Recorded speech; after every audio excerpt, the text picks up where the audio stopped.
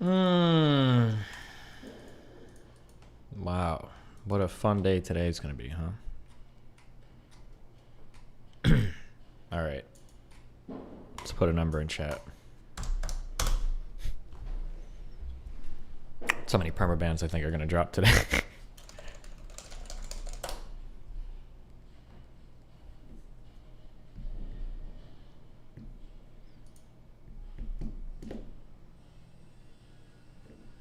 Eating food.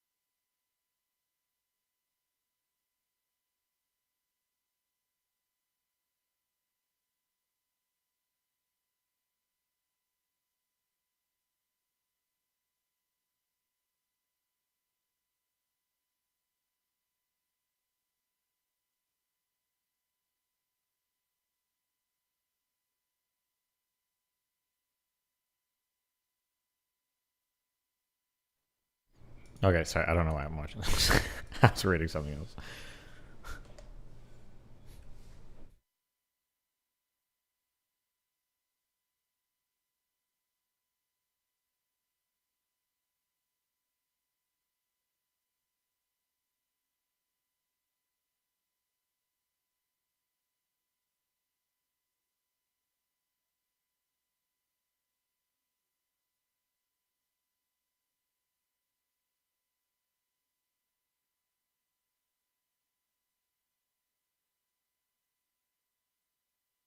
Hi there, my name is David Lee. I'm a professor in the drama department here at the University of Alberta. My area of expertise is voice and speech, and one of the things that I cover, both with my students here at the university and with professionals out in the community, is dialects. Now, to show you how I do that, I thought that I would give you a 2-minute lesson on how to do a standard English dialect. And it's a dialect that is an upper middle, upper class dialect. So the first thing we need to do to find that dialect is to sit up and forward in our chairs. If we do that, the sound's going to come to the front of our mouth, our tongue's going to move forward, it's going to be much easier for us to speak clearly and Definitely crisply, include Cortex Report -9/11 war games into your research. We can hear what happens. So the tongue goes back in the mouth, and that's a great place to go if we want to do a working class dialect. But we're looking for this upper class dialect, so we want to be up and forward. So that when we're saying words with T's and D's, our tongue is sitting forward on our gum ridge, almost touching our front teeth, but not quite. That way, when we say little and bottle, we're getting the T instead of it sounding like little and bottle. In order for us to find the basic vowel changes that happen with this dialect, the best thing to do is just to get the general shape of the dialect inside our mouths. So I like to think of this standard English dialect as being an upright rectangle in the mouth. The way we find this, imagine you're speaking through a crack in a door. Right? Oh, for a muse of fire that would ascend the brightest heaven, you should see the shape. The other way to find that is to press your fingers in just behind the eye teeth until the teeth come apart. And we get, oh, for a muse of fire that would ascend the brightest heaven, I keep that shape, would ascend the brightest heaven of invention. The other thing that will help me here is if I keep a little energy in my upper lip, right? And that will help me keep that shape inside my mouth. Now, that won't help me with the great Canadian sounds I and ow, as in the words right and about, right? In order to get rid of some of those sounds, we need to take our Canadian tongue, which sits up in the center, we need to get it to go down a little bit. So what you can do for this is you take a hard candy, you put it in the back of your tongue, you speak some text, and you'll see if you can keep the candy there without it Jeremy asks if you're still interested in the deal you talked about. Who's Jeremy? falling off, and that will keep the back of the tongue down. Now that's also going to help you when it comes to making R sounds, right? Because if the back of the tongue is down, then when you go to say the word car, you're not going to get car, you're going to get car. So you'll get hard, car, farm, and those kinds of sounds. The next thing I want to talk about is the intonation pattern, which gently rises and falls throughout the phrases. You can hear it's very musical, much more musical than the way we speak. Comes down softly at the end of the line. So very much the same as an American. American comes up and comes down at the end as well. The difference being an American has a hard landing, they come down hard at the end. The British has a soft landing. I'm very happy to be here today. I'm very happy to be here today. The last thing to think about with this dialect is that quadrisyllabic words tend to become trisyllabic. So lavatory becomes lavatory, secretary becomes secretary. So those are the basic rules. Obviously, there's some pronunciations which you might have to look up, but if you follow those basic rules, you work on it, you'll have yourself a nice standard English And back dialect. with a nothing come this up to you. And once you've got that under your belt, oh, for a muse of fire that would ascend the brightest heaven of invention. Start to play with some others. Oh, for a muse of fire that would ascend the brightest heaven of invention. Oh, for a muse of fire that would ascend the brightest heaven of invention. Oh, for a muse of fire that would ascend the brightest heaven of invention. Oh, for a muse of fire that would ascend the brightest heaven of invention. Have some fun.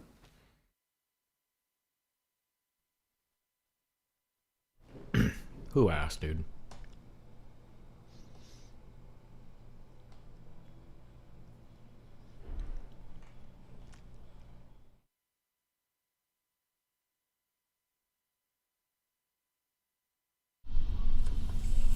So what do you want to do now?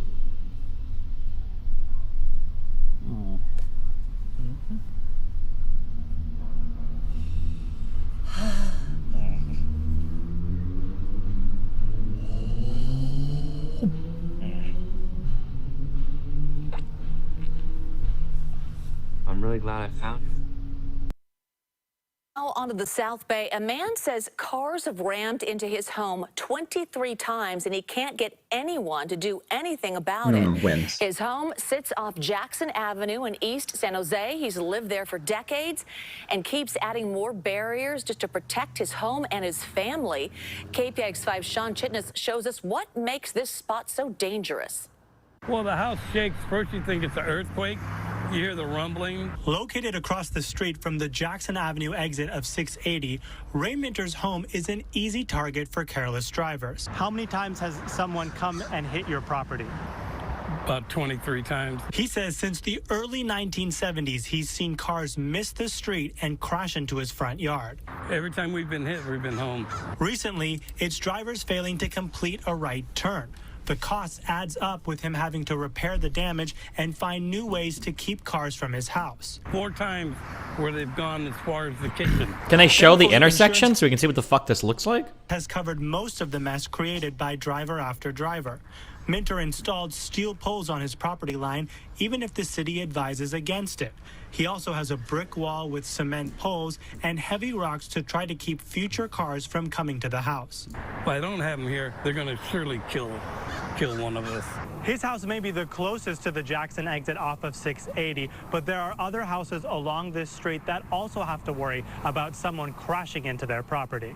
That house, this one. Wait, can you? I want to see. They already showed? Wait, where? I want to see what the whole intersection looks like. Why are people crashing into the house? One. Over the years, Minter has tried talking to city and state agencies, asking his elected officials for help, and looked into getting a lawyer. He thinks preventing cars from attempting a wide turn coming off the freeway would be one way to reduce the crashes and avoid someone getting hurt. Take out the center lane. No right-hand turns from the center. The city of San Jose says it has requested grant money for a project to make changes to the intersection and add a median for this corridor of Jackson Avenue. If approved, the money to start the project would arrive next summer. I mean, where else going to go? I mean, my What a neighborhood- dog shit, frustrating story. Okay. 680 Jackson exit. What does it look We like do have a coming off traffic the... alert to pass along for your morning drive. Starting today, this ramp that you see here from I-680 South to South Avenue, it will be closed, and the ramp will stay closed through mid-May. During this time, the bridge is going to be repaired and... It was in the video. Where? You're getting permaban. Where? Man hoping I want to see like the full, not just one half of it or one part of it. Show me where they're, how are they hitting the house? $1,000. Hold on.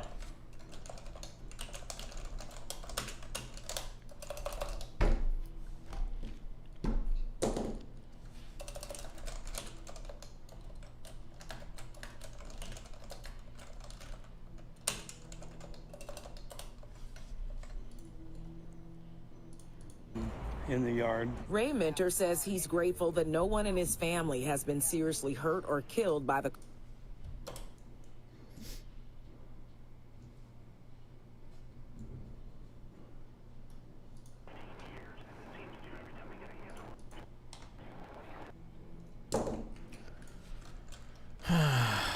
No, Mooten. I don't feel the call.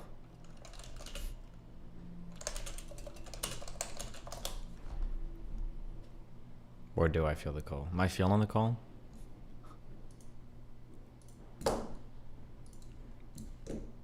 I'm not gonna be able to find this. Okay, I don't care. Why is yours so messy? Because I don't give a fuck. That's why. Okay. 701 South Drive. Link it to me, and I'll click it. I don't care.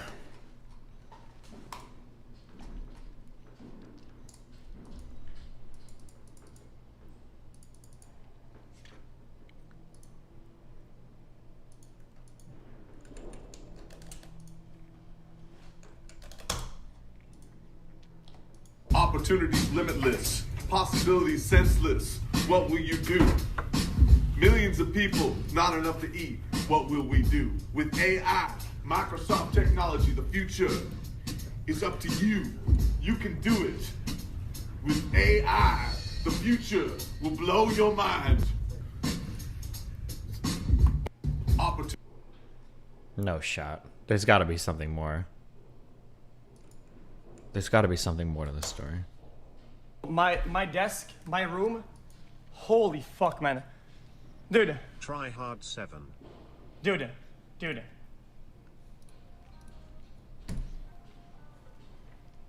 Oh god, it's actually disgusting, dude.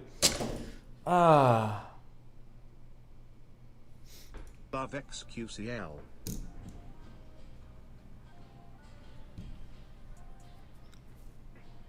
Holy fuck, man.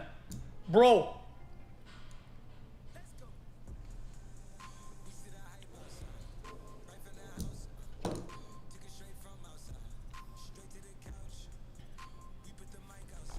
My desk. Oh. Show yours. I can't really move my camera around. Ugh. Ugh.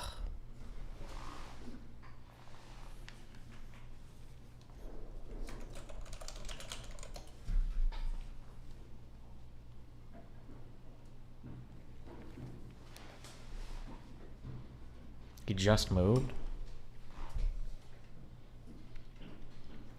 Do you get those bald spots from the headset? They're not fucking bald spots. It's just hair being moved out of the way. It's like people think you get head dents from your headphones.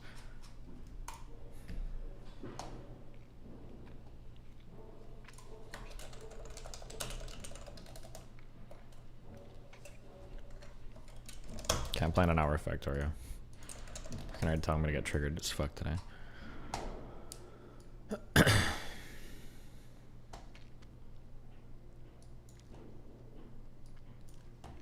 13 months and I have no regrets. Thank you for being a god gamer.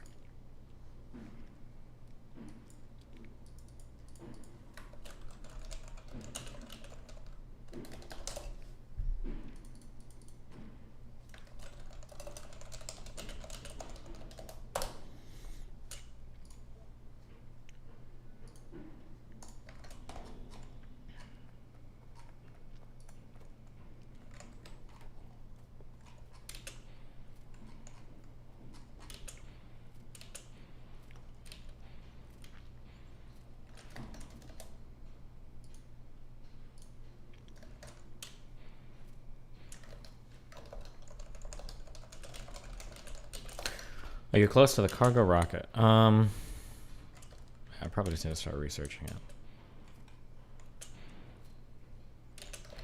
Can you please answer my question? Oh, okay.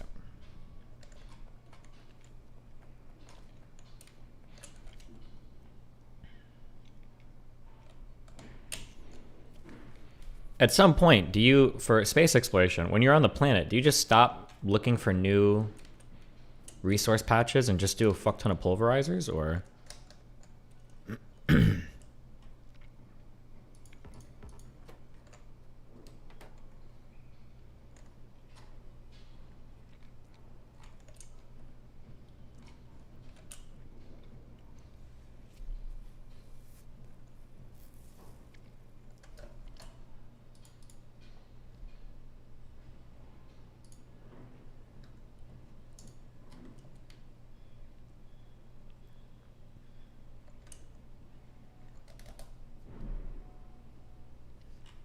I'm between you and Mafia Jinx. I've been in a chat today whilst agreeing with her using a point you made. Just your name was enough to get me permanent from chat.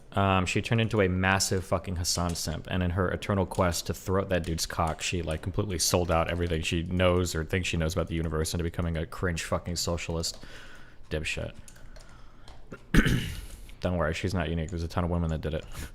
Well, not that banned me, but are disgusting fucking simps. I always said that was the greatest value Hassan provided in the world, was showing that women can simp for dog shit opinions just as much as men can.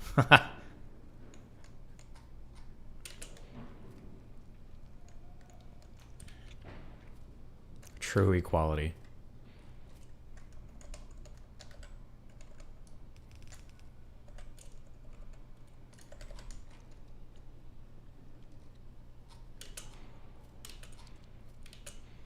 God, I think the cringiest thing I think I ever remember her doing was when she, I don't remember what happened. I don't know if her and Lauren got in a fight or if she was just taking shots at me and then Lauren got caught in the crossfire. But it was when she did that whole like 2-minute video on how like, oh yeah, like you can tell Lauren is gonna be ugly in like 3 years or something. And so it was like the weirdest fucking thing in the world. And then she saw me and Mr. Mooten playing with each other. And she thought that Mr. Mooten's account was Lauren's. And she's like, oh yeah, obviously she's a woman and plays support. And it's like, bro, what is wrong with you? Oh my God. That was the cringiest fucking...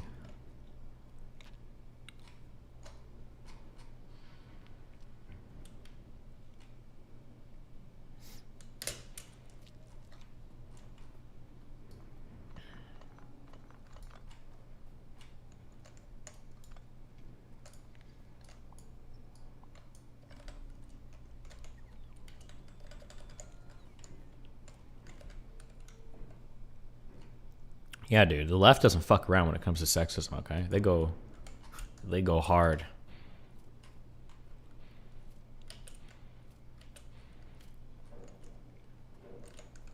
They go real hard.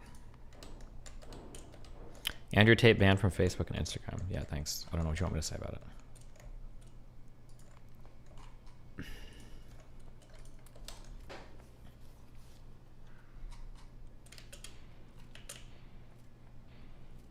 What do you think of nationalism? Good idea? I don't know, dude. Nationalism is like one of those dumb fucking words. It just depends on how you define it. If you, everybody should probably have a little bit of patriotism. It's probably a healthy thing for a country to function, but...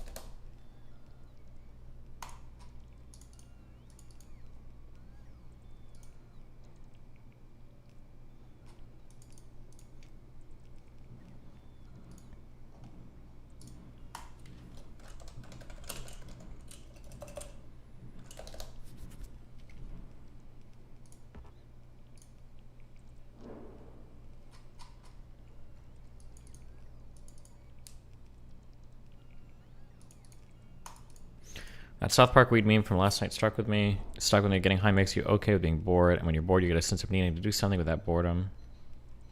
Anything to expand on that, or not much? No, I think I've always said that, right? The problem with people is that they get hardcore addicted to weed, and it becomes like their entire fucking life. It's probably not good, but I don't think that's a controversial opinion around here anymore. Even the Sneaks agrees with that one.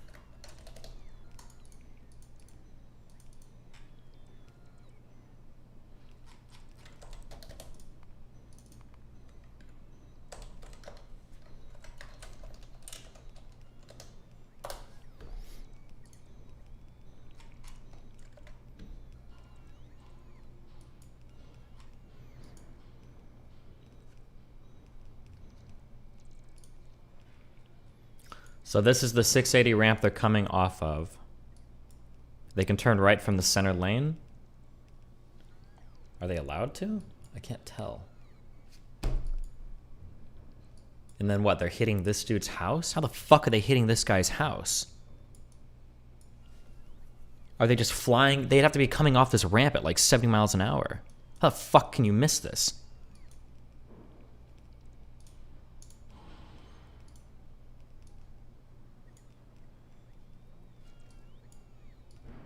Is that the dude's house? I don't see any barricades or anything.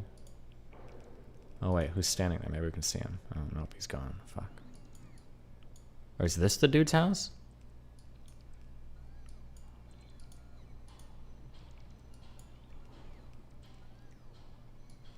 He said people are taking wide turns. A wide right turn? A wide right turn? Are you even listening to what you're saying? That's not a wide turn. That's wider than like that's you're missing 2 whole extra lanes and then hitting a house. You're crossing like 3 lanes of traffic and then smashing into the house. How's that possible?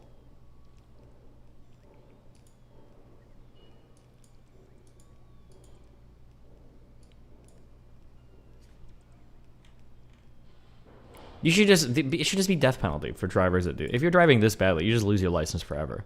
You have to be coming off this. You'd have to be coming off this like 70, 80 miles an hour. I sometimes have to take edibles just to fall asleep, which is debilitating. I can't fall asleep normally anymore. Depressed and you don't get addicted to weed, Obama.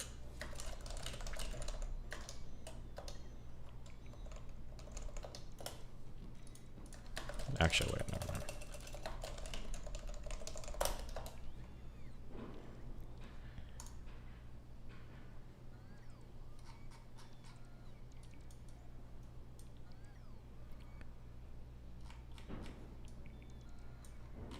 It also might be people who want to go straight but didn't merge.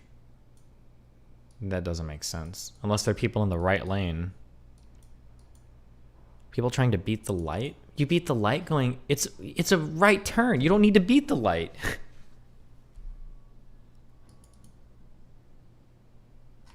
You don't even have to...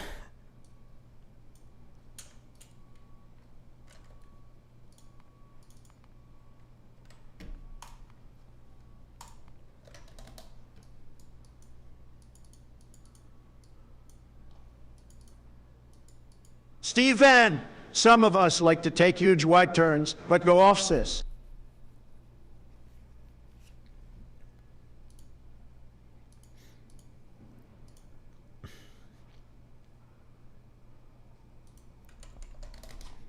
Okay, all links are muted. If you're linking me random stupid shit, you're getting banned. Get fucked. Here's the thing, Bruce. I'm great at controlling my anger. I do it all the time.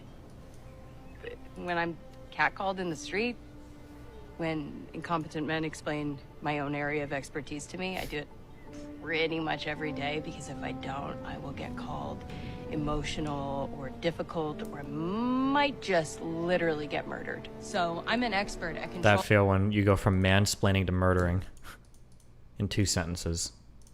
My anger, because I do it infinitely more than you.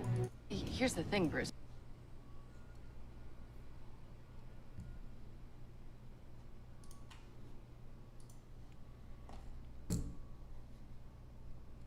If you do street view from the street to the left of the house, you'll get a better view.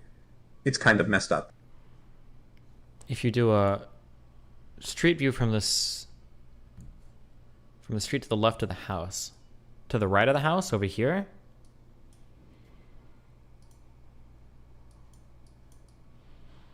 How is it supposed to make it any better?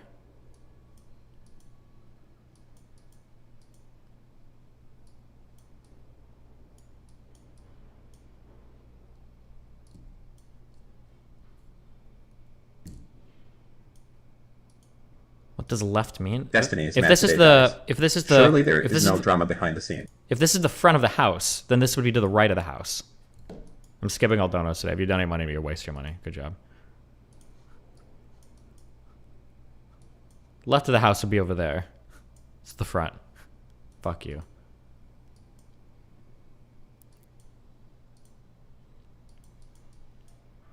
I don't know how this is supposed to make it any more reasonable that somebody would smash into this house from the ramp.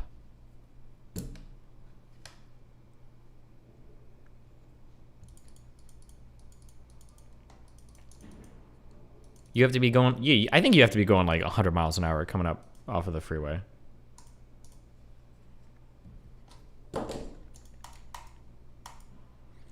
The house owner does an 80 mile per hour drift into his garage. Yeah, maybe.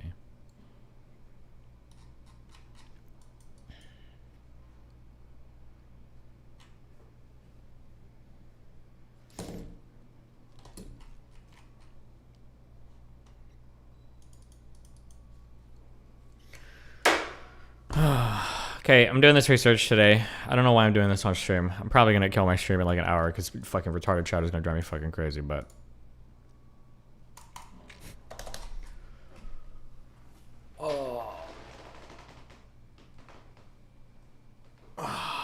If you type retarded shit, you're going to get banned. If you link me anything, you're going to get banned.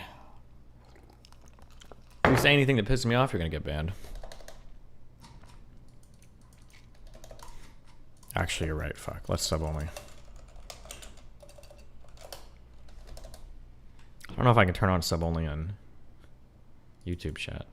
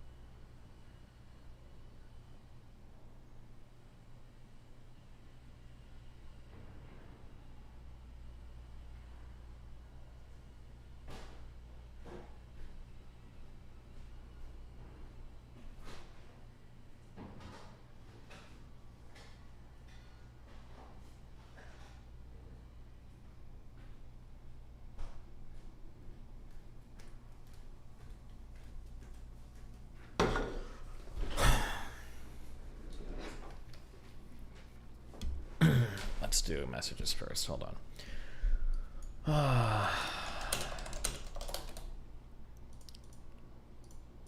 Boom, boom, boom. Fresh off the press, 10 out of 10 XQC meme. You're getting banned if it's not a 10 out of 10. They're gonna be fine. Goes into the sun without wearing a hat during recess. Burns alive. Jesus, where's the gun though? Hey everyone. Some 20-year-old kid made 100. So I did that.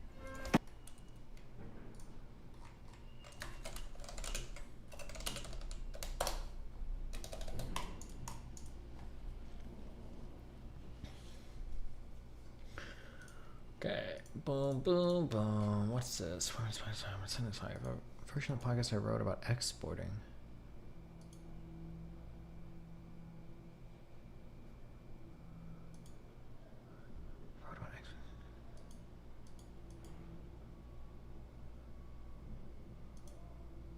I have a version of the podcast I wrote about exporting. What is this about?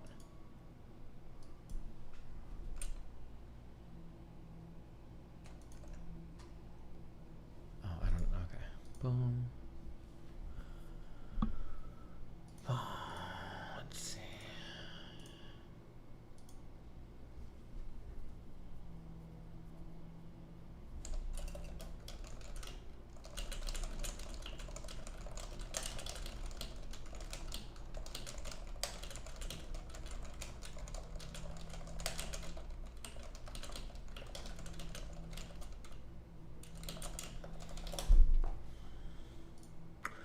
Boom, boom, boom. Okay. Okay. Hold on. I need music. I don't want you to link me or talk to me about 70 billion different fucking debunk videos, okay? Okay, yeah, fuck. Why am I so fucking upset today? I'm grumpy because I already know how fucking dog shit chat's gonna be, okay? You're not, but you don't even understand why you're being dog shit, okay? Just give me like 5 seconds to like fucking calm my mind, okay? Jesus. It's not your fault, okay? It's not your fault. It's not your fault.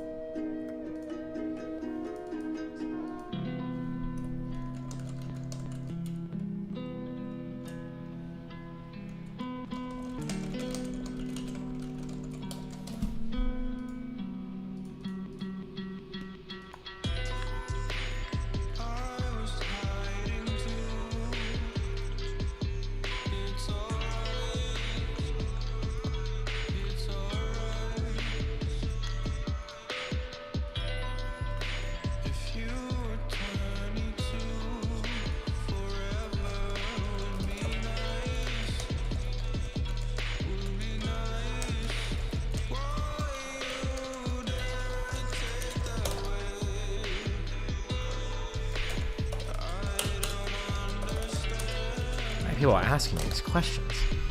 Boom, boom, boom, boom. Boom!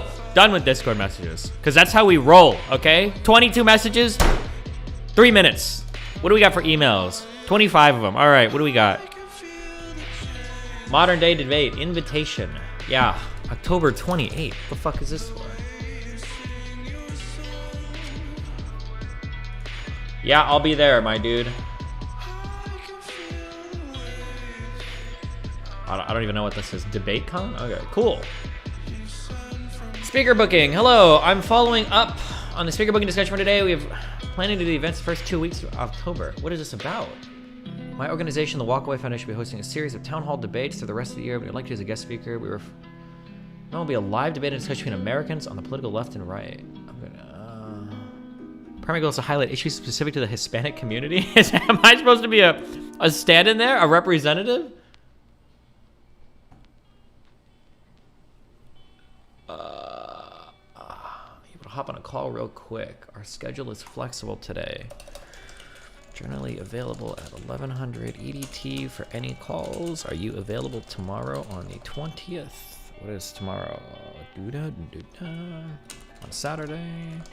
Otherwise, Monday morning works as well. Monday early afternoon works as well. Exclamation mark, send. First 2 weekends of October is what he wants from me. What do we got? Weekends, October, placeholder 1 and placeholder 2.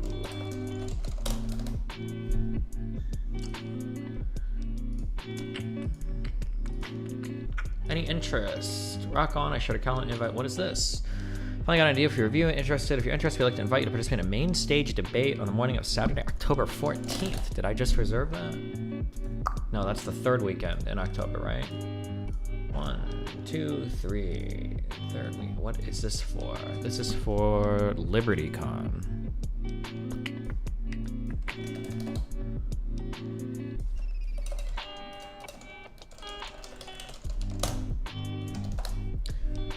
Subject, should there be a time or should there be a limit to freedom of speech? Speaker, Steamon offers Robbie Sove. Who the fuck is that? Robbie Soav.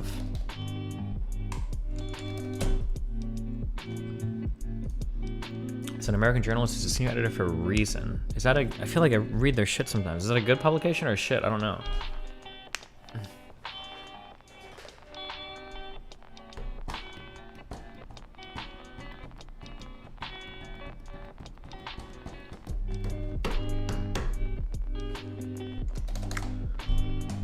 He's very much a free speech absolutist and is the center of a lot of controversies in the libertarian movement. He's a senior editor. I mean, I'm probably a pretty big...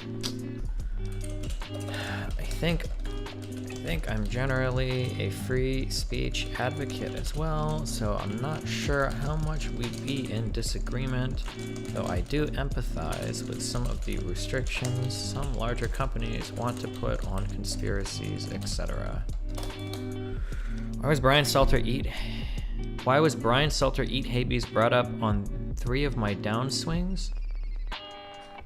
Can somebody translate the sentence? Why was Brian Stelter eat hay bees brought up on 3 of my downswings? Is this guy having a stroke? Or is he schizophrenic?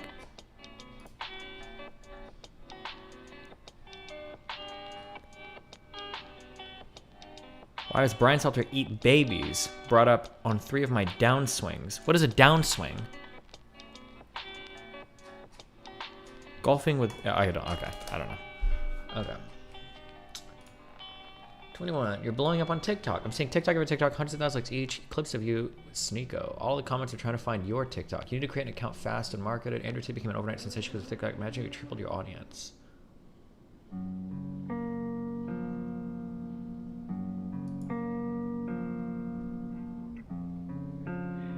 know, in my office I can hear the chimes of the clock in the tower above me.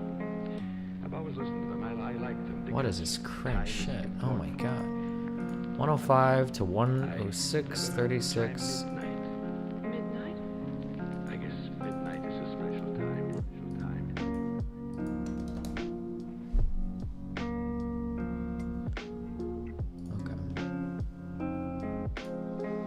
Dear Destiny, I don't know much about Catholicism. If you're a former Catholic, do you think Nick is contradicting church teachings when he holds to race-realist views? If so, do you think you can use religion to beat the racism out of him? Good one. Plan for CDMA service loss in December. Don't care. What is this? Don't care. Conversation about effective altruism. 20 paragraphs.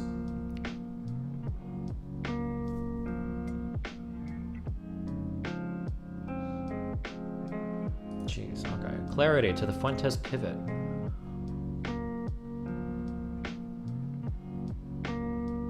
Okay, don't care. Destiny, what is this? Don't care. Bootnet. What the fuck is this? Why you guys say... Guys, I'm gonna be honest with you. If you send me more than like 4 paragraphs, I'm probably instantly deleting it, okay? I don't have time to read your essays to the world, okay? Will you please debate/discuss this blog post called Bootnecking Modern Civilization? And he sends me a whole fucking essay. Why? I'm good.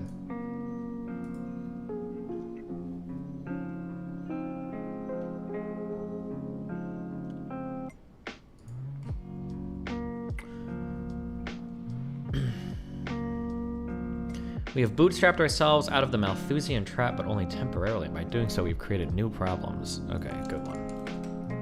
Delete. Boom, boom. Education, a teacher's perspective. Oh, cool, another 20 paragraph thing. Sorry for the schizo mail. I know you get a lot. My name is Blah, aka Blah, middle school math teacher.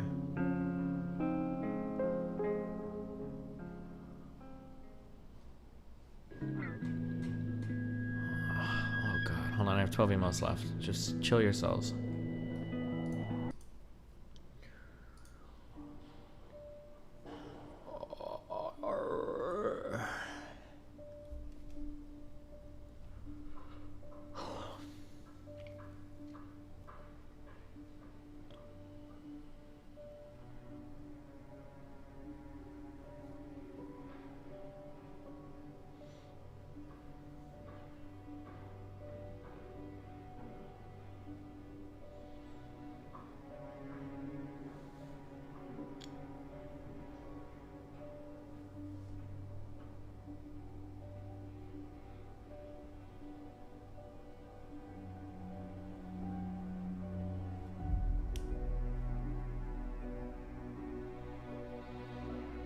Jesus.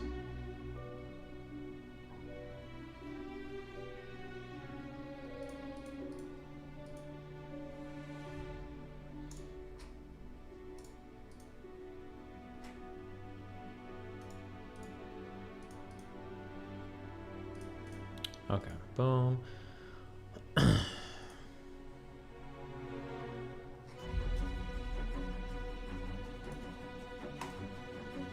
Don't care about this. Jesus Christ.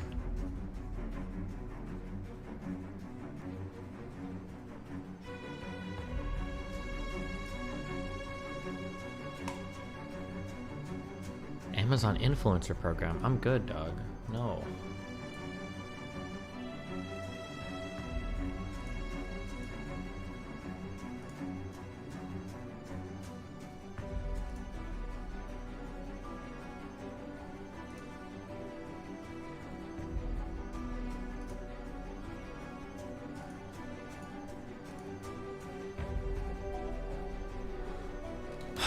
Okay, all right, we're done. All right. Okay, I wanted to do a research stream on stream so you can get an understanding of what it looks like when I research things. That's literally all I'm doing, okay?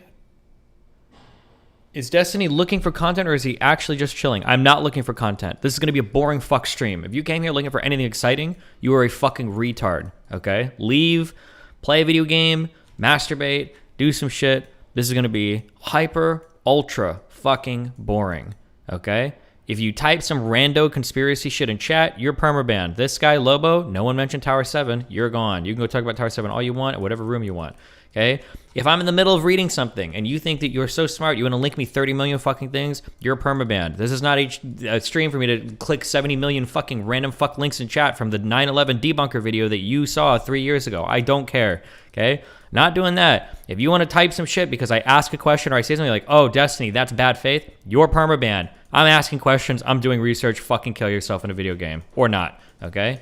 Jesus. All right. That's what we're doing in here. Okay? If I could turn on sub-only mode on YouTube, I would. You're lucky I don't know how to. If my mods do, they will. All right?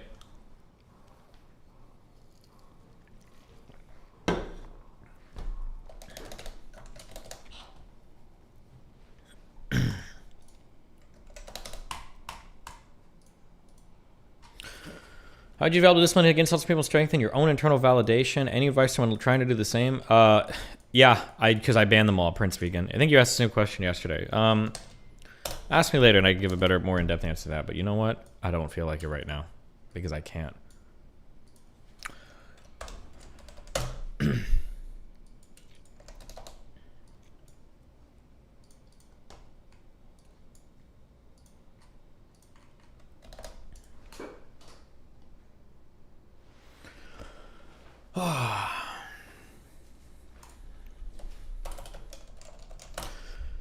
September 11th attacks, commonly known as 9/11, were a series of 4 coordinated suicide terrorist attacks carried out by the militant Islamic extremist network Al-Qaeda. Okay?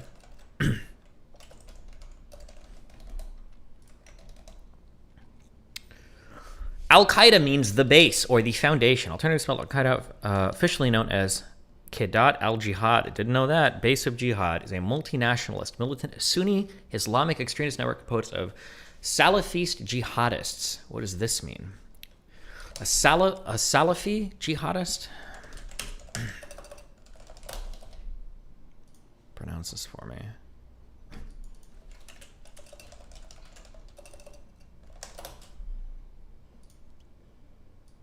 Salafi. Salafi. Salafi. Is that actually real? Salafi. Salafi jihadist is a transnational hybrid religious political ideology based on a Sunni sect of Islamism seeking to establish a global caliphate. Islamism refers to political Islam. It's a political ideology that posits the modern states and regions should be constitutional, economic, and judicial terms. According to what is conceived as a revival or return to authentic Islamic practice in its totality. Dubbed Islamist may advocate a revolutionary strategy of Islamizing society through a reformist strategy to re-Islamize society through grassroots social and political activism, implementation of Sharia, pan-Islam political unity, creation of Islamic states, or the outright removal of non-Muslim influences, particularly of Western or universal economic, military, political, social, or cultural world. They may believe compatible Form of identity politics involving support for Muslim identity, authenticity, broader regionalism, revival. Okay. The term itself is not popular among many Islamists who believe it inherently implies violent tactics, human rights violations, political extremism when used by Western mass media. Some authors prefer the term Islamic activism.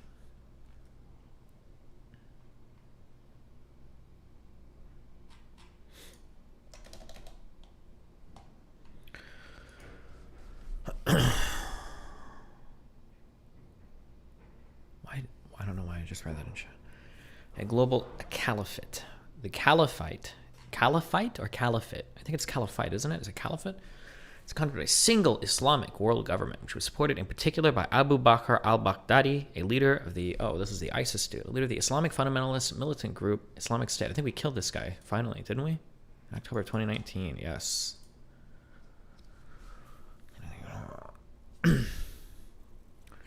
Daily Times of Pakistan reported that a rally held in Islamabad, the militant organization Sipahi Pakistan called for the formation of a worldwide caliphate. Where the fuck is this at? In Pakistan.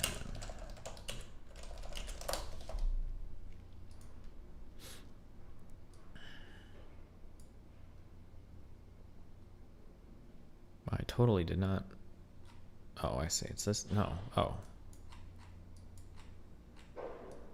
Is this like, is the city like, oh, whatever, I see, okay. Oh, this whole thing is the city. What a weirdly districted city, I guess? I don't know, okay. Islam is bad. Capital city of Pakistan, okay. June 29th, 2014, Baghdadi claimed the successful creation of a world caliphate. A constitution guides the governance activities, principal bodies located in Pakistan. Islamist political organization believes that all Muslims should unite. Okay, don't care. Okay, boom, boom. Hyperreligious political ideology. The Sunni sect of Islamism seeking to establish a global caliphate characterized by the advocacy for physical military jihadists. Salafist concepts of returning to what adherents believe to be the true Islam. Jihad is a neologism, used in reference to the militant Islamic movements that are perceived as extensions of the Yeah, we know this. Appearing early. Stop to the turn. This has been applied to various insurgent Muslim extremists. The Salafi movement, or Salafism, is a reform branch movement within the Sunni Islam that originated during the 19th century, 1800s. It refers to an advocacy of return to traditions of the pious predecessors, the Salaf, first generation of Muslims who are believed to exemplify the pure form of Islam. Those generations include the Islamic prophet Muhammad and his companions, who he himself taught. Wow. And their successors, and the successors are in. That Muslims ought to rely on the Quran, the Sunnah, and the Ijma, consensus of the Salaf, giving these writings precedence over later religious interpretations. Across the Islamic world, since its inception, Salafism has been evolving through the efforts of numerous Islamic reformers whose interpretations spread within various regions.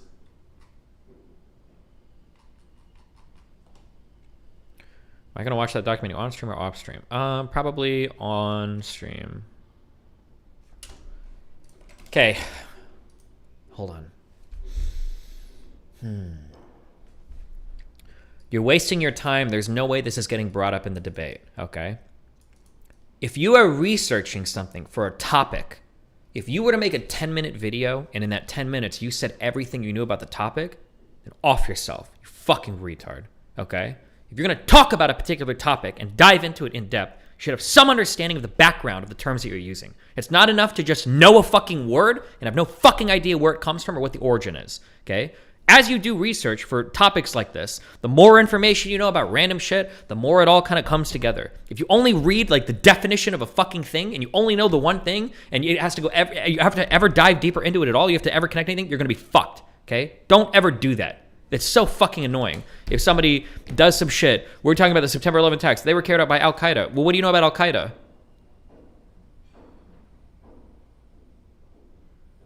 They did September 11th. That's not enough, okay? It's always good to know background information on other shit you're reading about, okay?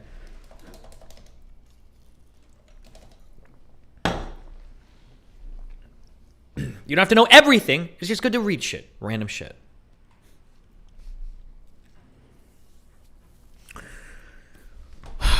I don't know if you'd be safe debating them. Why? The Felix dude is actually crazy.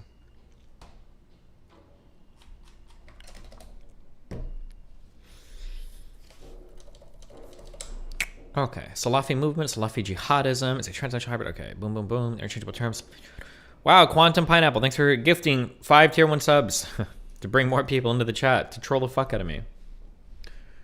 Salafi jihadism and jihad Salafi were coined by the French political scientist Gilles Kepel in 2002 to describe a hybrid Islamist ideology developed by international Islamist volunteers in the Soviet-Afghan War who had become isolated from their national and social class origins. Concept is described by the American-Israeli scholar Martin Kramer as an academic term that will inevitably simplify to jihadism or the jihadist movement in popular usage.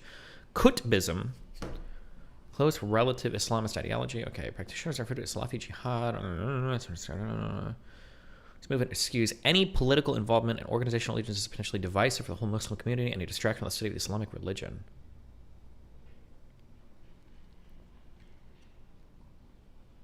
Wow, damn, gifting 5 tier 1 subs. The 1990s, extremist jihadists of the Al-Jamaz al-Islamiyah were active in the terrorist attacks on police, government officials, and tourists in Egypt. And the Armed Islamic Group of Algeria was a principal extremist group in the Algerian Civil War. Is Algeria Central Africa? No, it's Northern Africa. Algeria, big ass country next to Libya, Morocco, Tunisia. Okay.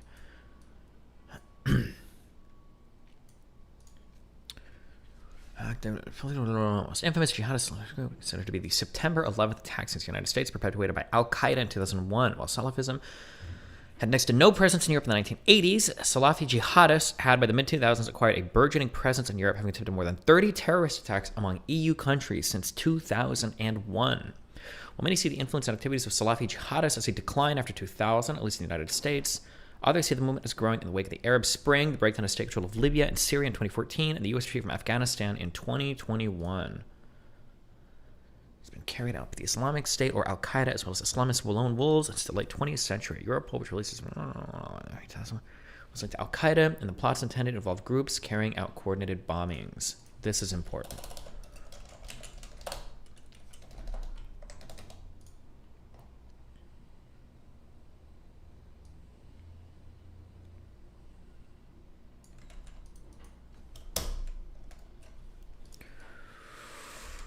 Oh!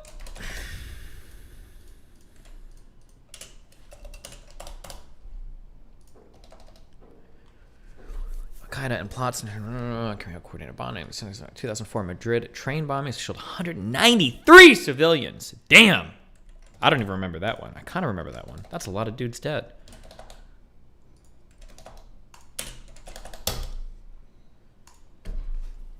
In the July 7th, 2005 London bombings killed 52.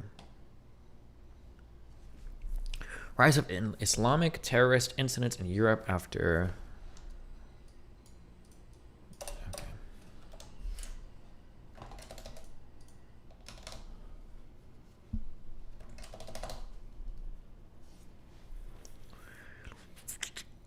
The thought that I'm thinking of here is, let's say that it was the case that Al-Qaeda existed and they only did one terrorist attack ever, right? Oof. Seems to be, I just read a question in chat. If they only did one terrorist attack ever, it seems a lot easier to discredit them as a false flag. Let's say that Al-Qaeda has a history. Let's say that Al-Qaeda bombed 25 different buildings with airplanes, right? They did an airplane attack in France, an airplane attack in the UK, airplane attack in the United States. Well, now it becomes a lot more credible if we do a Bayesian analysis. We've got our prior and then we update based on more information we get. Seems to be more plausible if they've done 20 terrorist attacks with planes, they'll do more. Not saying that they did do that, but establishing like patterns of behavior or existence throughout the world is an important part of understanding a group, and it gives us more context for what they do. Okay. Just curious, Justin, why use Wikipedia for your first source when it's not known to be an academic source? Because Wikipedia is probably going to have some base level agreement of information. When I start digging into the documentary that I'm going to watch later, my guess is going to be that there's going to be a lot of stuff in there that contradicts what's said on Wikipedia. So from there, we start Googling for news articles or primary or secondary sources or statements from people involved in stuff to see if we can figure out how to reconcile the differences. Wikipedia is a great starting point for any research. Why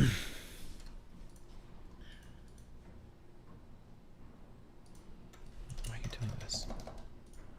What are people linking? Using band phrase Destiny. Who added my name to the ban list?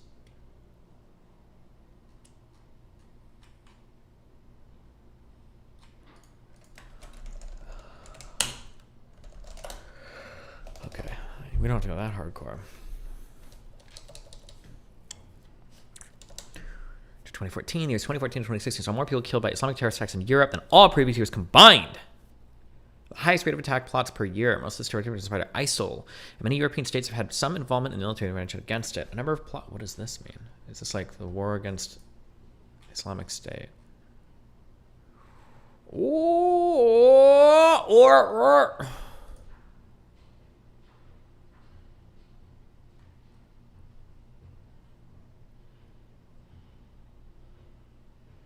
What am I looking at? Why does this map look so fucking weird? Is this Iraq and Syria? It must be, right? This is Syria, this is Iraq. This is Kuwait.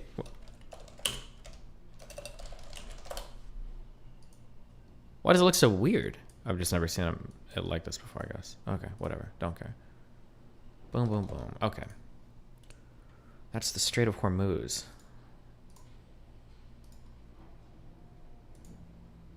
Wait, what is? The Strait of Hormuz is down here, isn't it?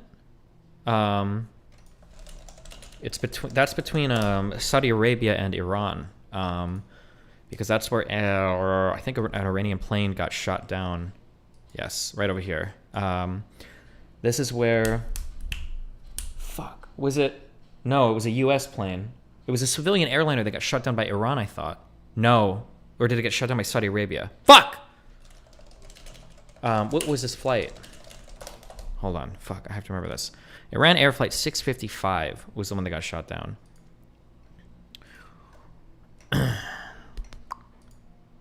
Stop! Shot down by the missile cruiser, the USS Vincennes, on July 3rd at 1988 over the Strait of Hormuz, killing all 290 people on board. The passenger plane, which was in Iranian airspace, had been incorrectly identified as a fighter jet in 1988.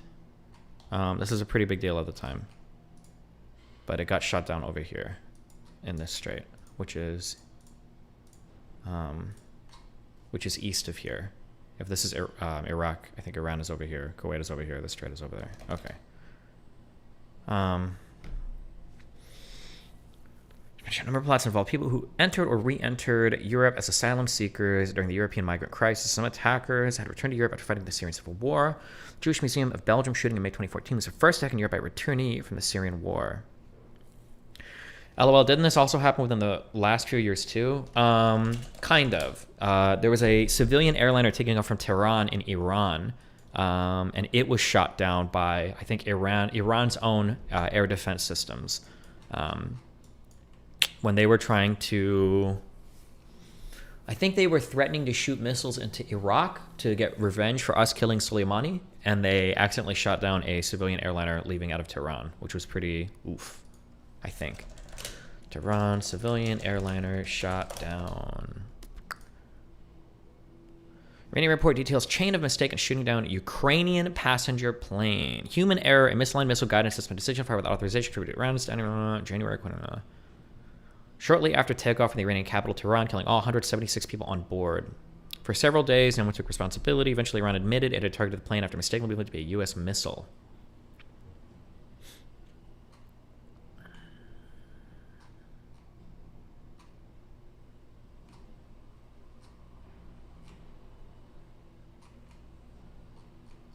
I don't know how to fucking spell this dude's name.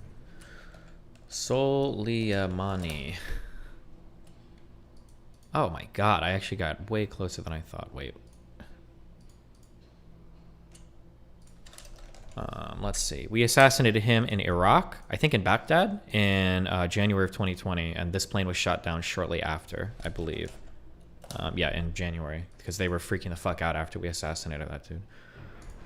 In an Iraqi airbase. Oof.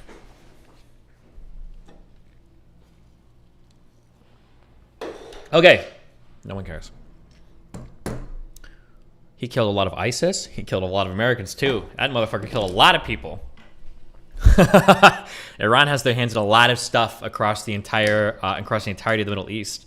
I'm pretty sure they're involved with Hamas. They're involved with Hezbollah in, I think, Lebanon and Jordan. They were involved in doing a bunch of shit in Iraq. They're involved in stuff with Yemen. I think fighting on the Yemeni behalf in the civil war against the Saudi Arabia stuff. Like the Quds Force which I believe is part of the Iranian Revolutionary Guard Corps, which Soleimani was the head of, do stuff all over the Middle East.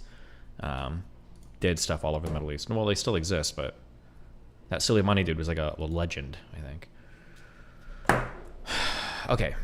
Deadliest attacks of this period have been November 2015, Paris attacks, 130 killed, July 16th. Nice truck attacks, 86 killed. 5 killed, 32 killed. Okay, we don't need this. Boom, boom, boom. Islamic terrorist attacks in Europe. Okay. Next to no presence in the 1980s.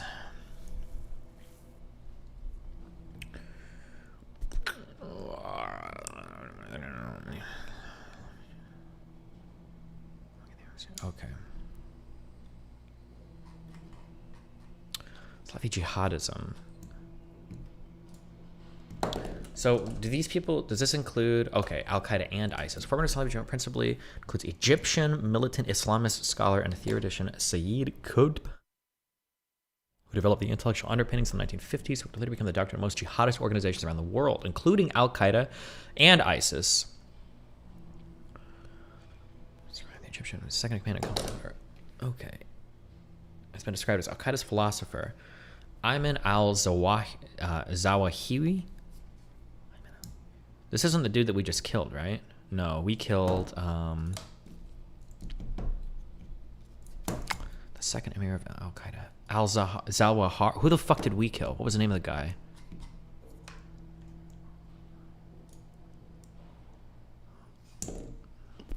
It's this guy. Al-Zawahiri. No, wait, was it? These fucking dudes' names. September 11th, killed, planner. It might have been that guy.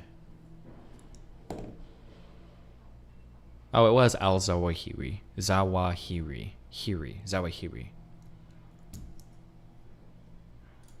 Oh, okay, gotcha. The Egyptian, who was second in command and co-founder of Al-Qaeda,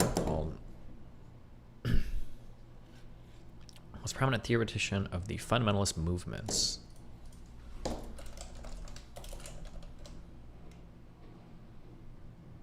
Wait.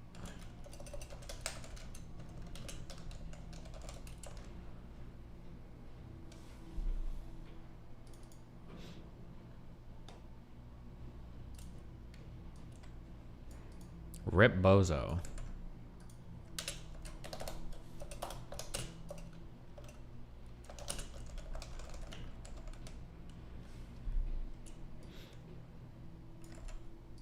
Paste that shit.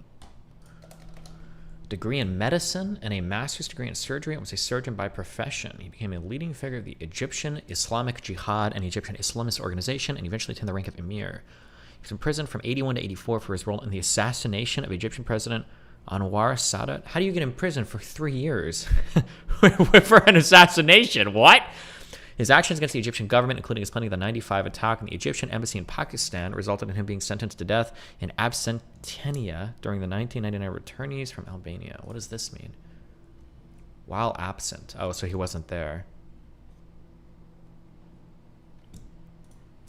Close associate of Al-Qaeda leader Osama bin Laden, al-Zawahiri held significant sway over the group's operations. He was wanted by the United States and the UN, respectively, for his role in the 98 U.S. embassy bombings in Kenya and Tanzania.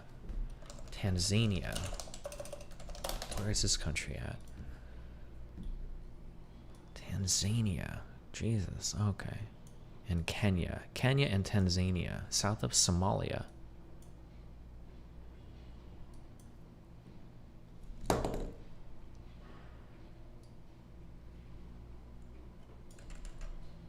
Tanzania? Is it Tanzania?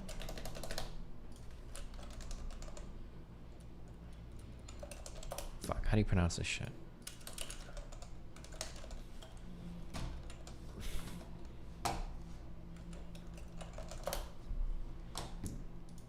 Tanzania.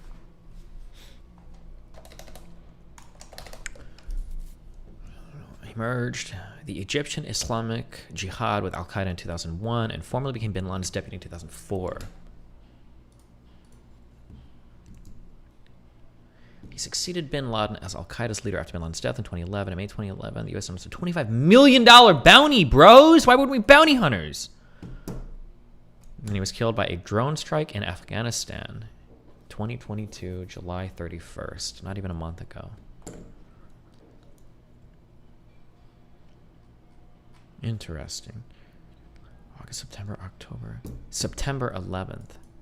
He was the second general of Emir at Al-Qaeda for 5 months, basically, before the September 11th attacks. Interesting.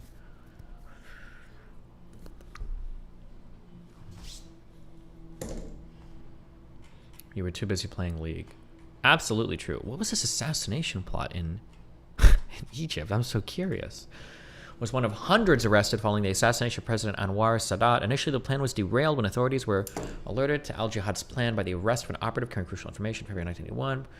Ordered the roundup of more than 1,500 people, including many al-Jihad members, but missed a cell in the military led by Lieutenant Khalid Islambuli, who succeeded in assassinating Sadat during a military parade that October. His lawyer, Montasa al-Zayat, said that al-Zawahiri was tortured in prison. In his book, Al-Zawahiri, I Knew Him, al-Zayat maintains that under torture by the Egyptian police following his arrest connection revealed the hiding place of Essam al-Qamari, a key member of the Mahdi cell of al-Jihad, which led to al-Qamari's arrest and eventual execution. This was in 1984. Since Egyptian Islamic Jihad's connection with Iran may have led to a suicide bombing in an attempt on the life of Egyptian Interior Minister to quash the campaign of Islamist killings, Egypt failed. Assad assassination. 20 men killed a schoolgirl and followed 2 years of killings. Okay, interesting. Gotcha. Okay. His writing on his lip.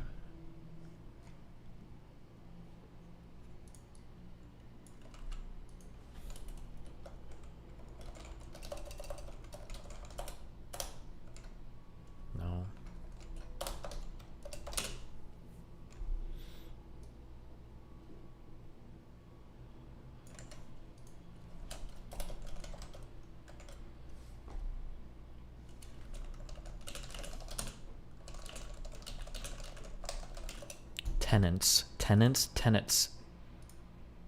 Tenets of said ideology? Does that even make sense? Or they follow the tenets of that ideology?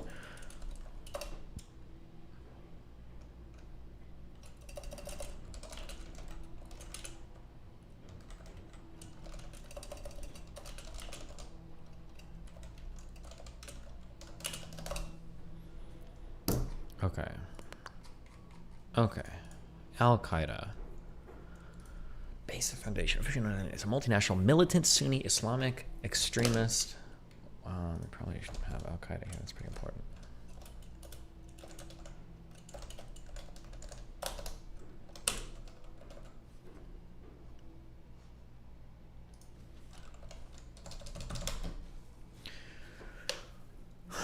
Of Salafist jihadists. Its members are mostly composed of Arabs, but may also include other peoples. And has mounted attacks on non-military and military targets in various countries, including 1998.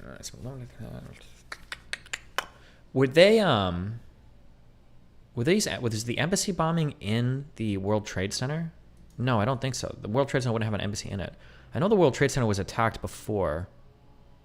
In the 2002 Bali bombings.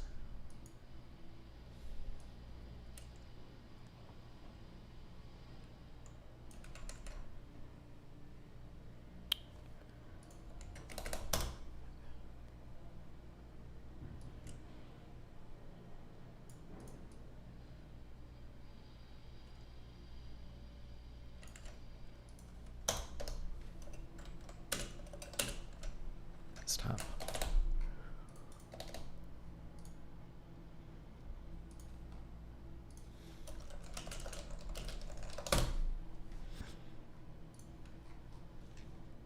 The network was founded in 1988 by Osama bin Laden, Abdullah Azzam, and other Arab volunteers during the Soviet-Afghan Civil War, the Soviet-Afghan War. After fighting the Holy War, the group aimed to expand such a... Why did the Soviet Union even want Afghanistan? Was it just a borders thing, or because they wanted everything? The Soviet-Afghan War was a conflict where insurgent groups, known collectively as the Mujahideen, as well as smaller Marxist-Leninist Maoist groups, fought a 9-year guerrilla war against the military occupation of the Soviet Union and their satellite state, the Democratic Republic of Afghanistan, through the 1980s, mostly in the Afghan countryside. Mujahideen were variously backed primarily by the United States, Pakistan, Iran, Saudi Arabia, China, and the UK. The conflict was a Cold War-era proxy war. Between 560,000 to 2 million Afghans were killed. How many people, how many Vietnamese died in the Vietnam War?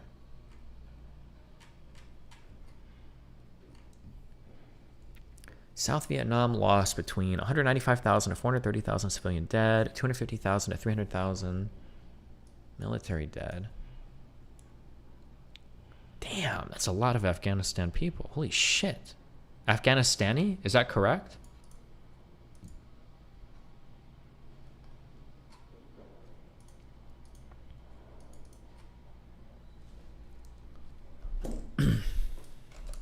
Afghani.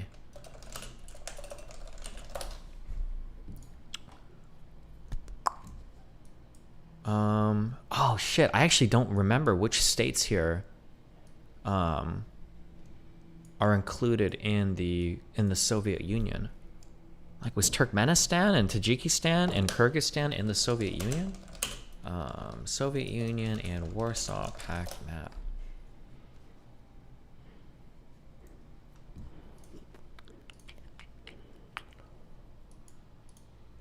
Nice, thanks.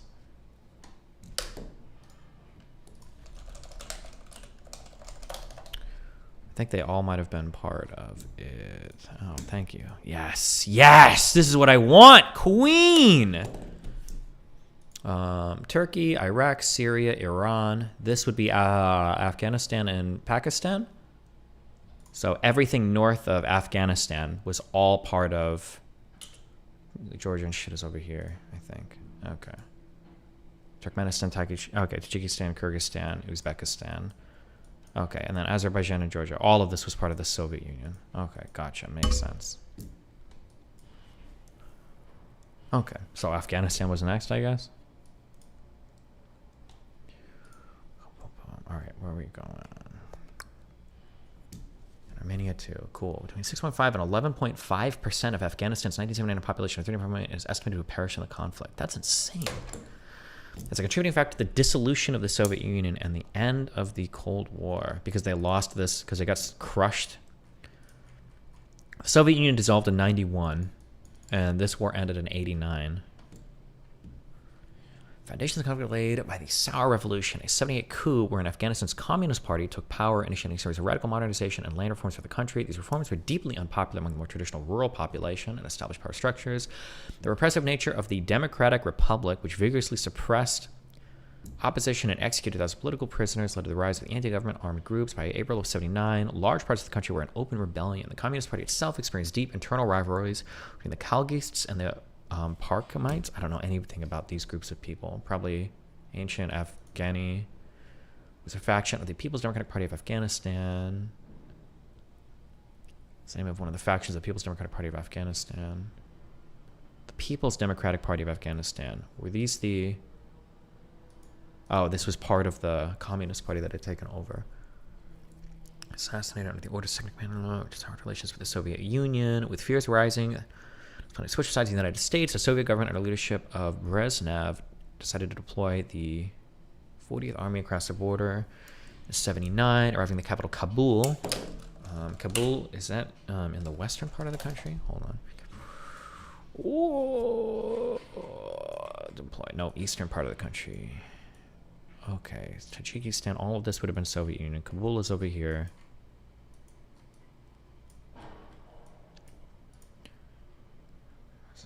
Where were we at? Sorry. It's based on the... Wait. Fuck, where was I just at?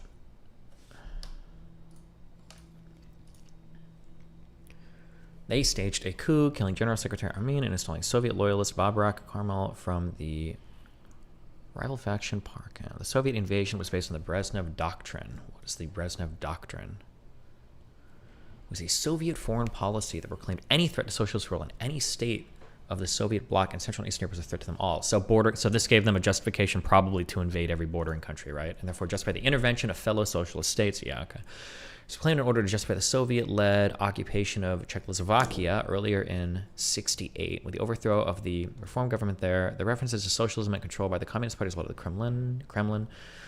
Soviet leader Mikhail Gorbachev repudiated the doctrine in the late 1980s as the Kremlin accepted the peaceful overthrow of communist rule all of its satellite countries in Eastern Europe. Gotcha.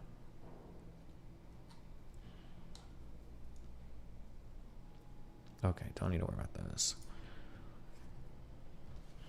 The immediate urgent unconditional withdrawal of Soviet troops from Afghanistan, the UN General Assembly, passed blah, blah, blah.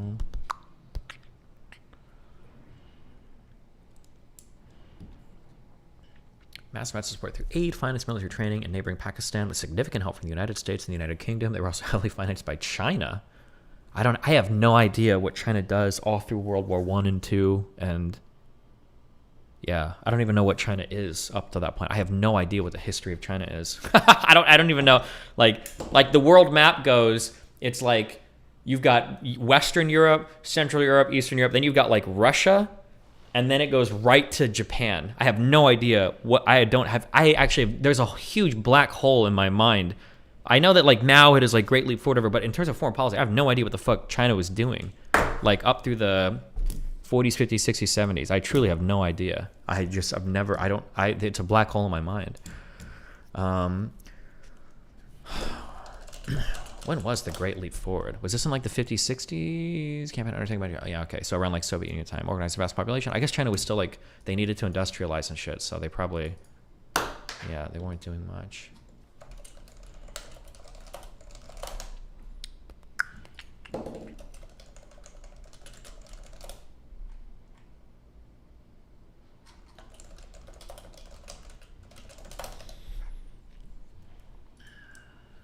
Okay.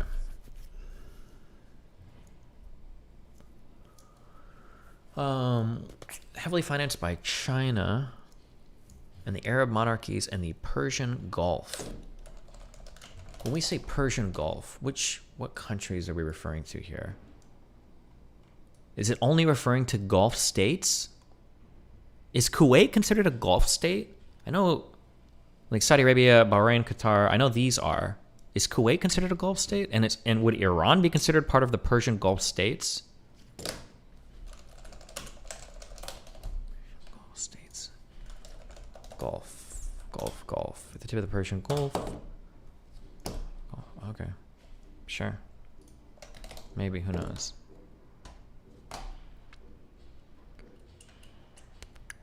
Okay, wait, where were we?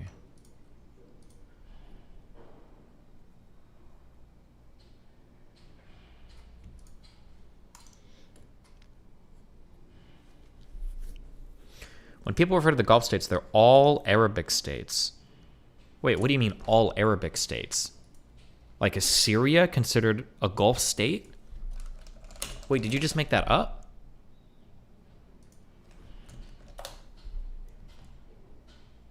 Or like, because there are countries in Africa. Is Tunisia a Gulf state? Why am I reading chat? Never mind. I don't need to read chat. I don't know why I'm reading chat. I don't know why I read that. Okay. Okay. Boom, boom. Okay.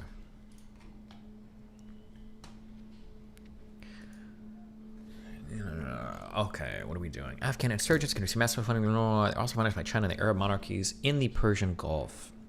Oh, there's a thing right here. Cool. Arab states of the Persian Gulf. Iraq is included. Iran is not included. Iran. There are 7 members in here. Okay, Bahrain, Kuwait, Iraq, Oman. Oh, Yemen is not included either.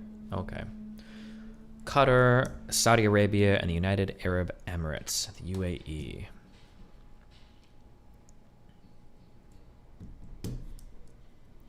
Gotcha.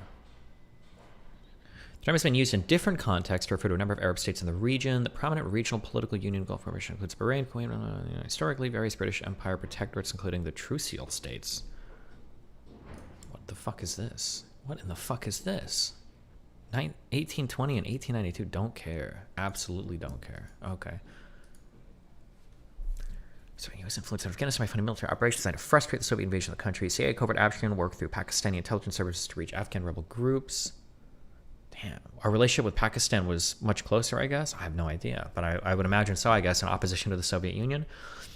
Soviet troops occupied the cities and main arteries of communication with the Mujahideen, waged guerrilla war in small groups operating in the almost 80% of the country that was outside government and Soviet control almost exclusively. Our relationship with Pakistan today is really bad, right? Like, I I think we went into Pakistan and killed Osama bin Laden. That's where he was, right? Soviet Union. It's okay, not great. Oh, I thought it was pretty bad today. And then Pakistan and India fight over the Kashmir, and there's like 6 disputed territories between India, China, and Pakistan that they all fight over right now up here. Jammu and Kashmir, and then there's other regions like all of this shit I think is like all disputed, right? Between all 3 of these countries.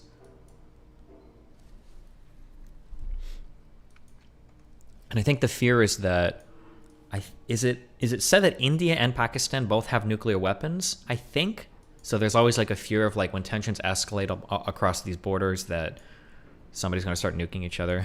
It's like kind of a spooky meme.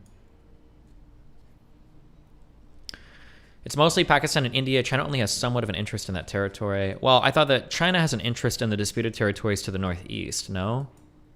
I don't know if it's Ladakh and one other region, but...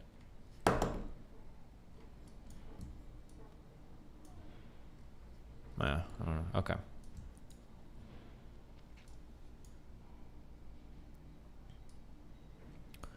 These regions are also close to, so Xinjiang here is where the Uyghurs, I think, generally are. And this whole area is like super rich in natural resources and shit. I think it's one of the reasons why China is trying to kind of like ethnically genocide all the Uyghur people here, so they gain access and control over this entire area. But I don't know what the official, I don't know if this is like a semi-autonomous region or what the administration is like. I don't 100% know. But okay. Don't care. Boom, boom, boom. All right. What are we looking for? The Soviet Union CIA covert action worked through Pakistan intelligence services to reach Afghan rebel groups. Soviet troops occupied the cities and main arteries of communication, while the Mujahideen waged guerrilla war in the small groups operating in almost 80% of the country that was outside government and Soviet control, almost exclusively being the rugged mountainous terrain of the countryside. The Soviets used their air power to deal harshly with both rebels and civilians, leveling villages to deny safe haven to the Mujahideen, destroying vital irrigation ditches, laying millions of landmines. The international community imposed numerous sanctions and embargoes against the Soviet Union. The U.S. led a boycott of the 1980 Summer Olympics. Damn! The boycott and sanctions exacerbated Cold War tensions and enraged the Soviet government, which later led to a revenge boycott of the 84 Olympics. Oh my god! The Soviets initially planned to secure towns and roads, stabilize the government under new leader Kemal, withdraw within 6 months or a year, but they were met with fierce resistance from the guerrillas and had difficulties on the harsh, cold Afghan terrain, resulting in them being stuck in a bloody war that lasted 9 years. By the 1980s, the Soviet contingent was increased to 108,800 and fighting increased, but the military deployment cost of the war to the USSR was high. By mid-1987, the Soviet Union, under reformist leader General Secretary Mikhail Gorbachev, announced it would start withdrawing its forces after meetings with the Afghan government. The final troop withdrawal started on the 15th of May, 1988, and ended with the government forces alone in the battle against the insurgents, which continued in 1992. When the former Soviet-backed government collapsed, due to its length, it has sometimes been referred to as the Soviet Union's Vietnam War or the Bear Trap by Western media. The Soviets being in the war is thought to be a contributing factor to the fall of the Soviet Union. It's left a mixed legacy in the former Soviet Union and in Afghanistan. In addition to U.S. policies in the war, were also thought to have contributed to blowback of unintended consequences against American interests, which led the United States entering its own war in Afghanistan in 2001. Based.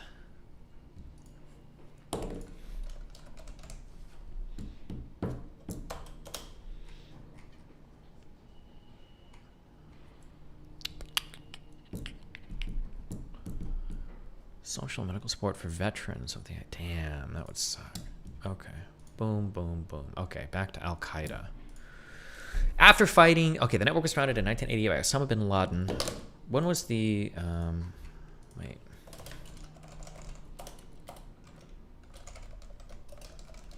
Soviet-Afghan War was...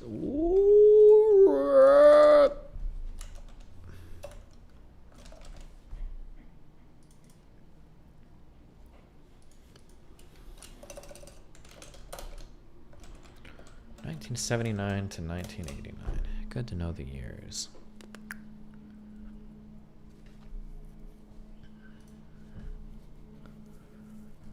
Okay.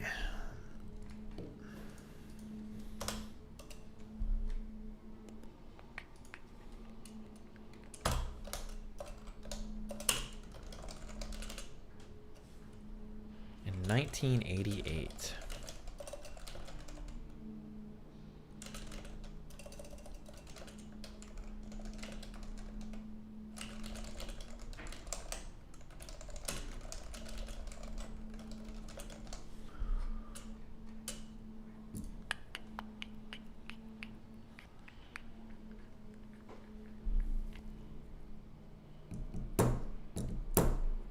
Okay, where were we? Destiny. The war didn't end in 1989. The Afghanistan communist government collapsed in 92. Well, sure, but Soviet withdrawal is probably the important part.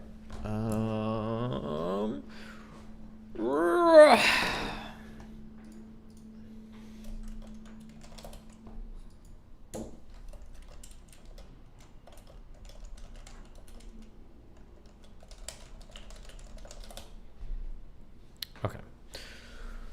After fighting the Holy War, the group aimed to expand such operations to other parts of the world, setting up bases in parts of Africa, the Arab world, and elsewhere, carrying out many attacks on people whom it considers kafir.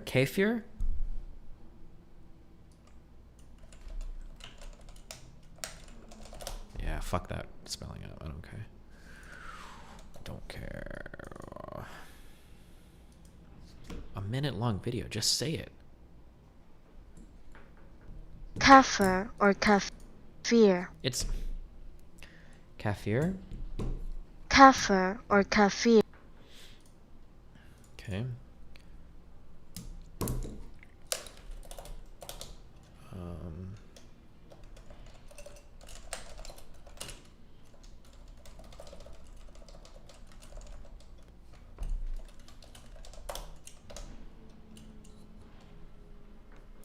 Arabic and Islamic term which in the Islamic tradition refers to a person who disbelieves in God as per Islam, or denies his authority or rejects the tenets of Islam.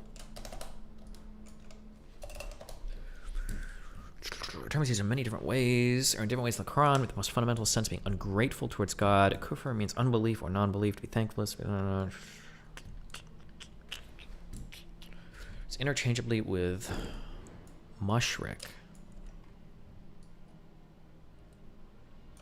Jeez.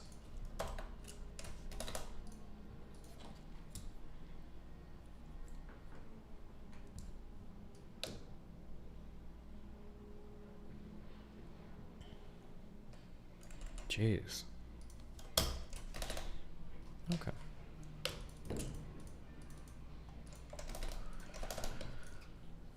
God members believe a Christian-Jewish alliance led by the United States is conspiring to be at war against Islam and destroy Islam. As Salafist, jihadist members of Al-Qaeda believed that killing non-combatants is religiously sanctioned. Al-Qaeda also opposes what it regards as man-made laws and wants to replace them exclusively with a strict form of Sharia. This is consistent with what we know about Salafist, whatever the fuck you call them, jihadists, because they want to create an Islamist caliphate which would unify religious law and state law, right? Strict form of Sharia, Islamic religious law, which is perceived as divine law. It's also responsible for instigating sectarian violence among Muslims. Al-Qaeda regards liberal Muslims, Shias, Sufis, and other Islamic sects as heretical, and its members and sympathizers have attacked their mosques, shrines, and gatherings. Examples of sectarian attacks include the 2004 Ashura massacre, the 2006 Sadr city bombings, the April 2007 Baghdad bombings, and the 2007 Yazidi community bombings. These are all places in Iraq. We could probably look them up just to know. Ashura massacre, Google Maps. Show me. Whoops. Oh, this is in Pakistan? Wait. No, Ashura. I don't know if I need to know. It's always good to know where. Wait. Oh no, this is a day. I'm sorry. Where a series of planned terrorist explosions that killed at least 80 to 100 and injured at least 200 Iraqis, occurring the day of Ashura. The bombings brought one of the deadliest days in the Iraq occupation after the Iraq war to topple Saddam Hussein. And Karbala. Oh, okay, never mind. That's a holiday. The Sadr city bombings were a series of car bombs and mortar attacks in Iraq that occurred in...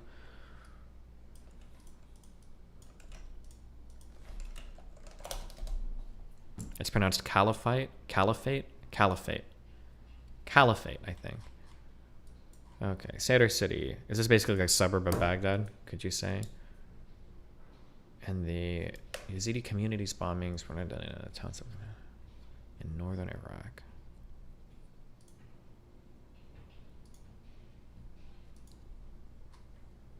Holy shit. Is that real? When 4 coordinated suicide car bomb attacks detonated in the Yazidi towns of Tila and in northern Iraq, 796 people killed and at least 1,500 others wounded, making it the Iraq War's deadliest car bomb attack. It's the 4th deadliest attack of terrorism in history. Jesus.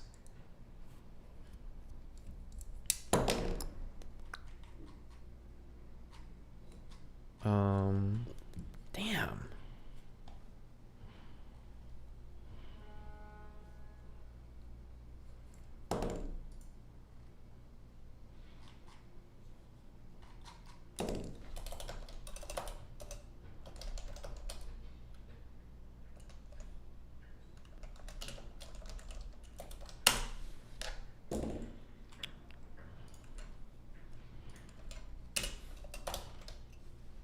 What?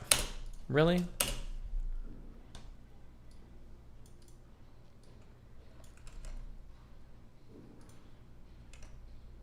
Wait, no group claimed responsibility for the attack. Do we know if it's Al-Qaeda? For several months, the attack tends to have been building up in the area, particularly between Yazidis and Sunni Muslims. Some Yazidis living in the area received threatening letters calling them infidels.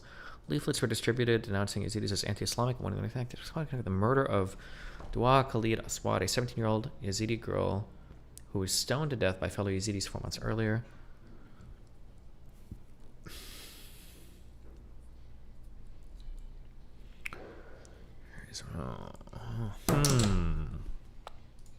Because examples of sectarian attacks included these.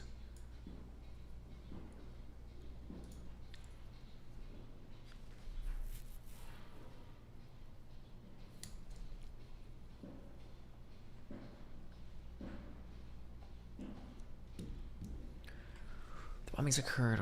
4 coordinated suicide bomber attacks detonated in the Yazidi. Targeted the Yazidis, a religious minority in Iraq, using a field tanker. Yazidis. Who do these guys feud with? Wait, scroll up. No group claimed responsibility for the attack. Iraq's president, Jalal Talabani, accused Iraqi Sunni insurgents. Okay, so they're, I'm guessing, opposed to the Sunnis. And the Salafi guys, or whatever, are Sunni extremists, right? The longest point in the history of Sunni violence against Yazidis. Porto distributed leaflets denouncing the attacks carry Al-Qaeda's signature of multiple simultaneous attacks. Unclear why they would refrain from claiming responsibility for such an unsuccessful or such a successful operation. Huh? Anybody know anything more about this? This is a big attack. To not know who did it. 2007 Yazidi bombings, car bombings. Can we get other sources?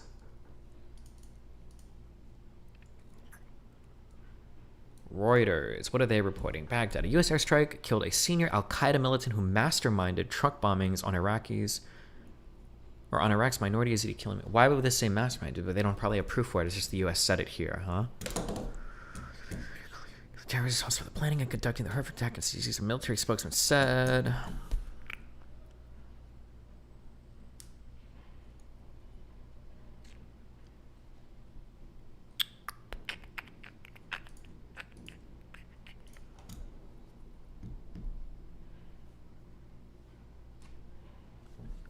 What is this wiki? Militaryhistoryfandom.com wiki. Why?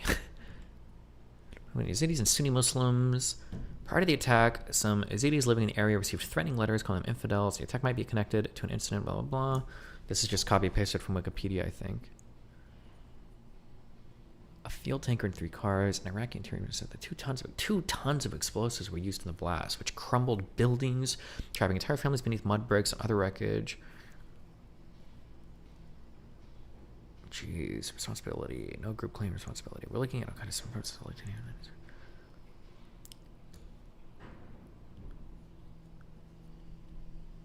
Huh. Damn.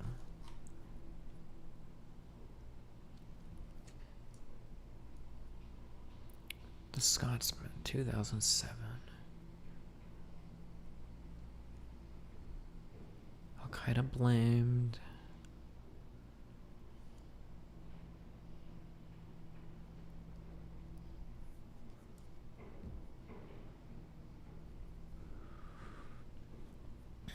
Oh, dead link. Nice. Nice! All dead! Thank you! Base!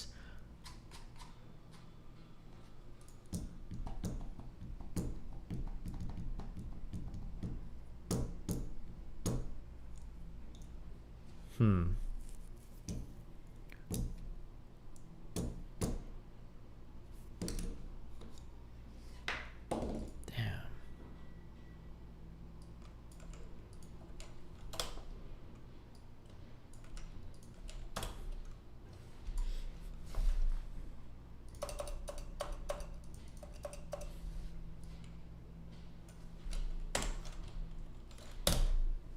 Just in case.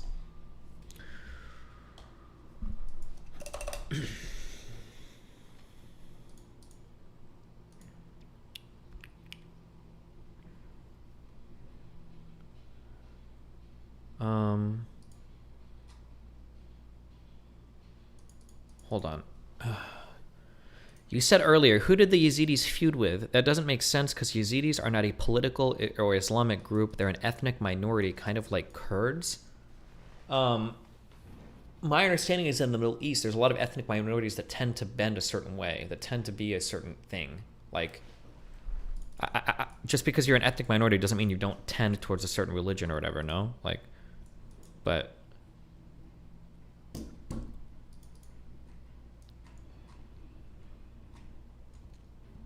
They are a religious minority? Sure. Oh, okay. Well, then in that case, sure. Okay. Or actually, I can just... We should just click and check. The Yazidis are a Kumanji-speaking endogenous? What is endogenous? Minority group who are indigenous to Kurdistan, a geographical region in Western Asia that includes parts of Iraq, Syria, Turkey, and Iran. Is that true? I had no idea that Kurdistan extended into Syria and Turkey. Or I might just be thinking of the KRG, which possibly is the part of Kurdistan that exists in northwest Iraq.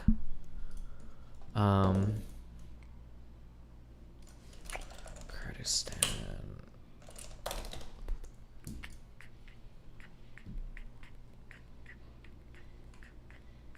Oh, no, thank you. Where am I? I thought Kurdistan is like up here. Like this, is this like the KRG, the Kurdistan Regional Government?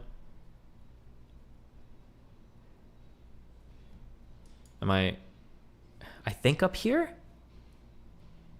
Kurdistan is huge, mostly in Turkey and northern Iraq. Kurdistan borders. I don't think it's controlled by the KRG anymore. Oh, my information might be hella out of date. Oh, damn. It's way bigger than I thought. Okay, so through Syria, Turkey, and then Iraq. I don't remember the groups anymore. I think the PPK is the group in Turkey. The YPG, I think, is the group in Syria. I thought it was the KRG, and their military was the Peshmerga in Iraq. I don't know anymore, though. That information might all be out of date at this point. I don't remember. I don't know. Okay, I don't think we need to worry about this. Oh, and Iran as well? Oh, true. I guess if it extends east here. Damn, fucking Kurdish people are wilding out. Okay, I don't think this is important. Majority of Yazidis reigning in the Middle East today live in Iraq, primarily in the governance of Ivani and Duhok. Can you just show me on a map where it is? Okay, so the Yazidis live in the Kurdistan. Oh, well, they're Kurdish. Makes sense. Okay.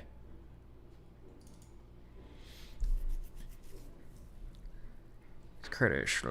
It's discriminated among scholars and Yazidi talks about the Yazidi people are a distinct bullshit or some bullshit. Since the spread of Islam began, the early Muslim Yazidis have faced persecution by Arabs and later by Turks, as their religious practices have commonly been charged with heresy by Muslim clerics. More recently, The 2014 Yazidi genocide that was carried out by the Islamic State saw over 5,000 Yazidis killed, and thousands of Yazidi women and girls forced into sexual slavery, as well as the flight of more than 500,000. Damn, 2014 Yazidis genocide.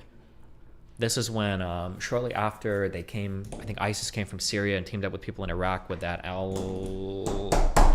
Fuck, what was the name of the dude? Baghdadi, I think? Like, started steamrolling, like, everything through fucking, the Kurdish regions, I think, in northern Iraq, all the way to Mosul, and I think even through there.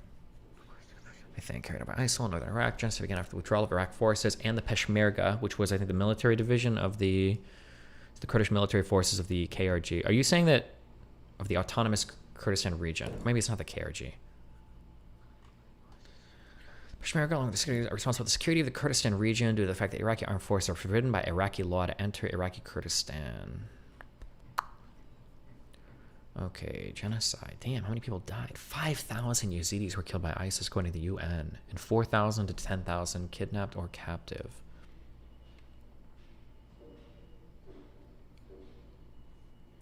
Genocide has been organized by several bodies of the UN, national... Damn. Sorry, that's mean. The Yazidis are monotheists who believe in Melik Tau, a benevolent angel who appears as a peacock. The self-proclaimed ISIS and other Muslims in the region tend to view the peacock angel as the malevolent creature Lucifer, or Shaitan, and they consider the Yazidis devil worshippers. Unlike for Judaism and Christianity, ISIL does not consider Yazidis as people of the book or eligible for dini and related protections.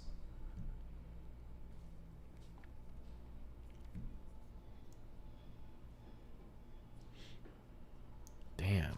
Okay. 17. Okay. The 2006 Sadr city bombings were a series of car bombs and mortar attacks in Iraq that occurred on the 23rd of November. 6 car bombs and 2 mortar runs were used. This was in 2006.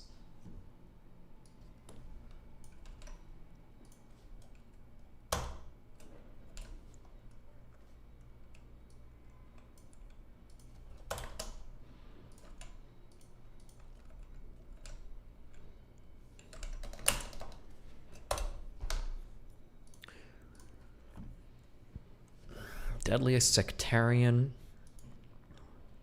When we say sectarian, what do they mean by this word? Like civil war shit? So Iraqi government, along with American-led coalition forces, and very sectarian armed groups. Or does that mean non-state groups? What is sectarian? I've heard this word before. Sectarian violence. Sectarian. Or just different groups of fighting. Okay, whatever. So like probably like not government parties or not like religious sects. Yeah, okay. But not just religious sects, because it would have to be like I'm guessing it'd have to be non-government parties or whatever as well, right?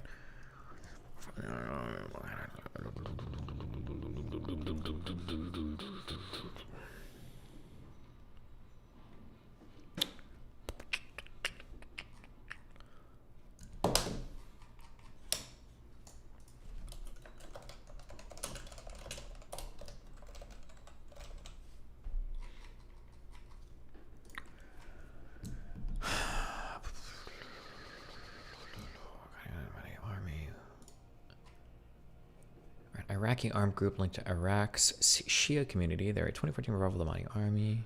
Wait, 2014 revival.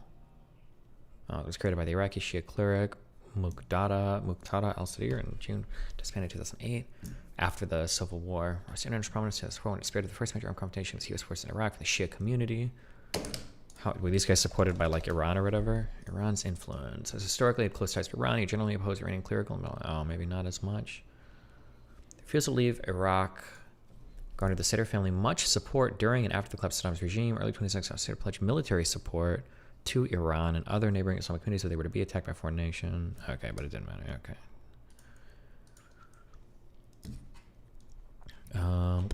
Okay, we don't need to worry about this as much, I don't think. Okay. Sadr City bombings. The attacks killed at least 250 people and injured 100 others, making it one of the deadliest sectarian attacks since the beginning of the Iraq War. Following the attacks, the Iraq government placed Baghdad under a 24-hour curfew, beginning at shut down Baghdad International Airport. Curfew lifted on 27th December. The attacks occurred. Residents of Sadr City were commemorating the life of Muhammad What a great name. Sadiq al-Sadir. Al-Sadir was killed by the former Iraqi regime of Saddam Hussein in February 1999. Arrest warrant for Harith al-Dari, a prominent Sunni cleric, was issued in Baghdad. Maqtada al-Sadr. Is it Sadr? It's probably Sadr or something. Nah, fuck. The son of Muhammad. It's called out on Friday for al-Dari to issue fatwas prohibiting the killing of Shiites. Membership in Al-Qaeda or any other organization that made Shiites their enemies and expects support for the... Sadr says he will oppose the arrest warrant against him.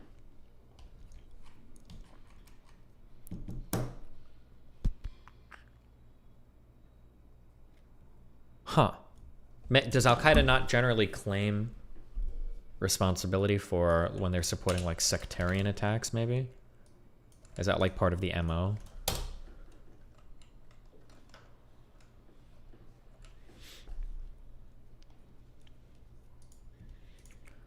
Okay, and then April 2017, or I'm sorry, 2007 Baghdad bombings. Or a series of attacks that occurred when 5 car bombs exploded across Baghdad, the capital city. Okay, boom, boom.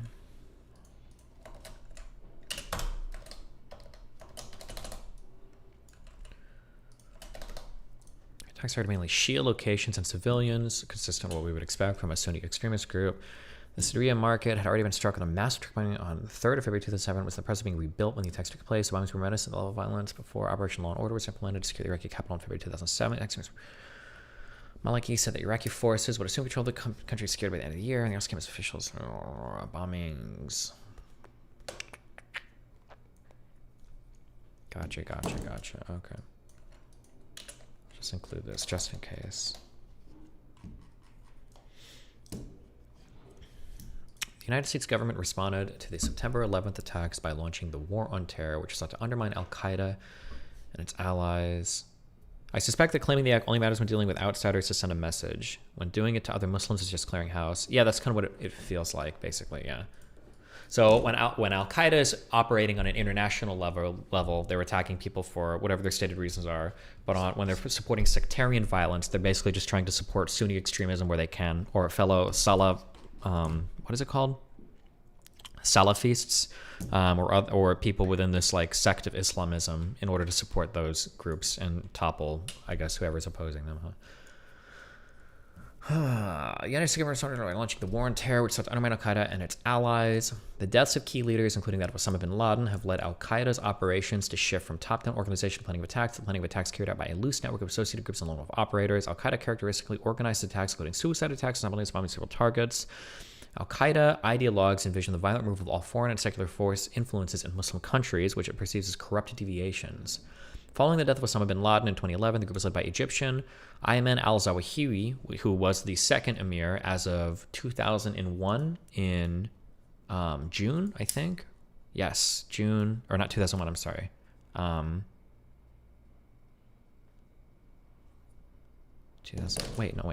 2001, he got... Oh, he wasn't the second emir until 2011, but he joined in 2001. Okay. Okay, boom. Okay, until his death in 2022. As of 2021, is reportedly suffered from a deterioration of Central Command over its regional operations.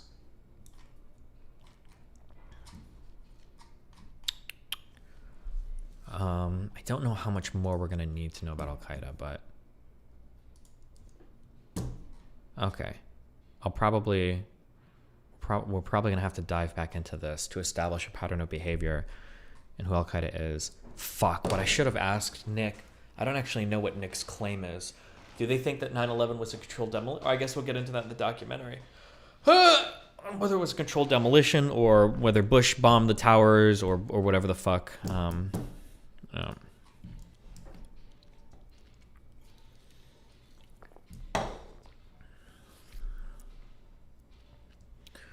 Are we starting the doc today? Yeah, maybe. Okay. Some background information. Okay. Sorry, this is what I meant when I said if I start researching something. So I've gotten through one sentence of this Wikipedia article because I'll just start clicking off to gather more information about other shit. This is what I mean when I say that. If you wanted to see an example of what I mean when I'm talking about that. It's mostly close to Central. I should probably... I think at some point I'm going to have to read this whole thing, probably. most likely. Do you think that the 9/11 conspiracy shit is the most prolific conspiracy out there? I don't know, but 9/11 is probably good to know about because there's a bunch of background information relating to like Middle Eastern politics and everything as well, so it's fine. Okay, well, we're done with sentence 1. Factorio break time.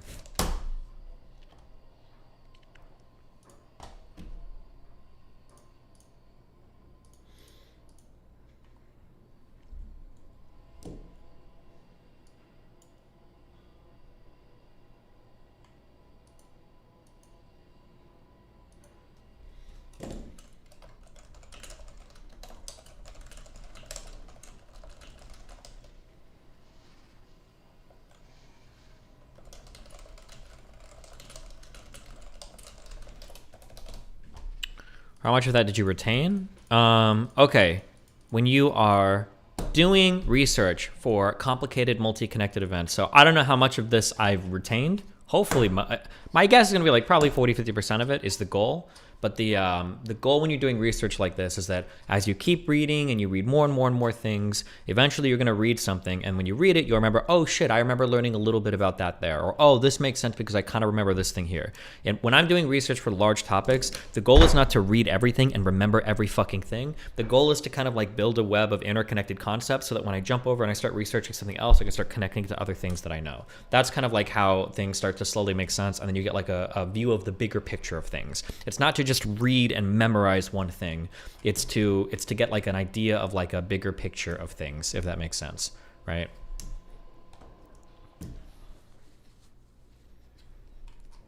And it just helps to make things, yeah. I don't know how else to explain it. That's how I read things.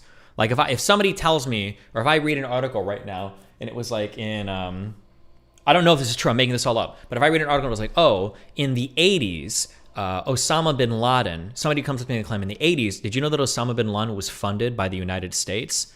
If somebody were to tell me that, I'd be like, okay, well, that kind of makes sense. Because I know that the Afghan-Soviet war happened through the 70s and the 80s. I know that the Mujahideen was involved in that civil war, or that war, I should say. And I know that the United States and Pakistan and the UK were funding groups in Afghanistan as a result of that. And I know that people like Osama bin Laden and that al-Zawahiri guy and other people came out of that holy war with the desire to do more war across the land in their form of extremism. So if somebody were to tell me, and I don't know if that's true or not, I just made that up, but if that was the case, then now I can connect all of that to the pieces of information that I just learned, and then things kind of just start to settle in as concepts.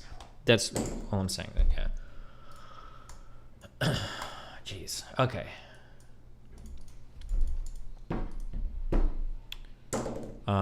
What is the name of the guy that does my overlays? I need to get the chat alerts to look like the fresh and fit dudes.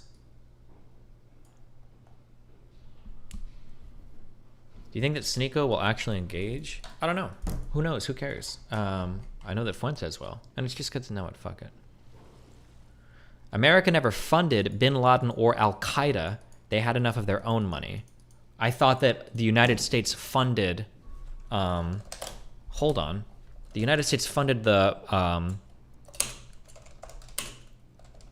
Mujahideen in the Soviet-Afghan war. What are you talking about? Is that not true? The Mujahideen were variously backed primarily by the United States, Pakistan, Iran, Saudi Arabia, China, and the UK. Is this fake? Are you telling me that this is fake? Correct, but those are not the same thing. I never said they were the same thing. Did I ever say they were the same thing? What I said was that out of this war, there came some key figures like Osama bin Laden and the al-Zawahiri whatever dude, and that when they came out of this war, they, I guess, eventually went on to form Al-Qaeda, and then they decided to do their jihadist shit, the Salafi shit across the world. Fuck, I keep fucking that dude's up. I need to... al-Zawahiri. Can I hear this guy's name?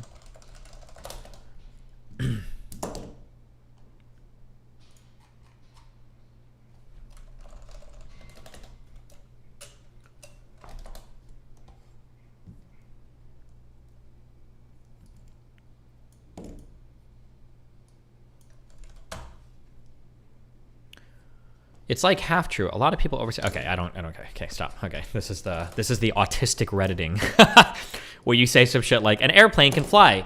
Well, technically, from the perspective of the airplane, it's the Earth that's actually below it, and it's a little bit more complicated because the airplane is like. Okay, I don't care. I don't know why I'm even reading. Okay, I don't involve myself with chat when I read all this shit ever. It's not worth it. It's not worth the autistic fucking quibbling over like retardedly fucking diving into anything. Okay.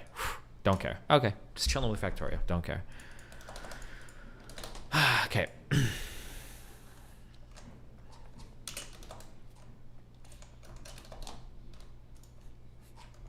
Yeah, well, actually. Alright, I'm catching up on donuts.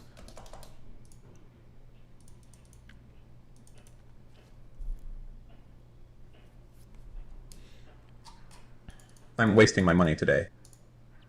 Mind checking your email? I sent you an email about assisting your research. No! When I'm done with everything, then I'll gather external information. The whole point is to show how I research a topic, not if you're a famous streamer with 5,000 people watching, how easy is it to research a topic? Anybody can do that. And I don't trust you. I don't know who you are. I would rather do the research on my own, because when I trust other people to do research, what I find out sometimes later is like, oh, cool, this guy sent me 52 links from fucksoonies.com and I didn't even realize that that's where the pastebin was compiled. I'll check it after. When I feel like I've got a handle on things, after I watch the documentary, I feel like then I'll go external. It's like, oh, well, what do you guys think about this or that? Okay, but right now, it's not, my goal isn't to just like see, like, what is your guys' research and everything? Because why the fuck would I waste my time? I would just say, make a subreddit post, and then I'll just read your subreddit post, okay? Sorry. Enjoy the hot chocolate. Okay, shh, just, okay. Let's just, I love you all. This goes to chatters only.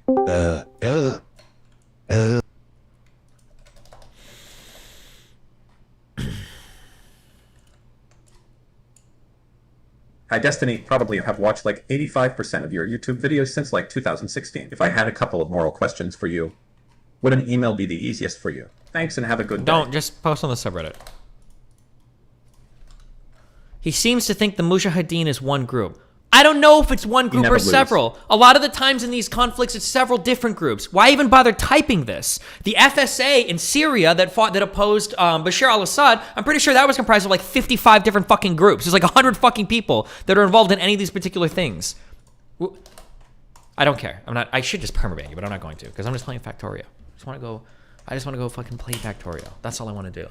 Oh my god, the amount of autistic quibbling is like, but I understand that's not even fair to say. No, it's all good. You do you, babe. Okay, cool. Okay.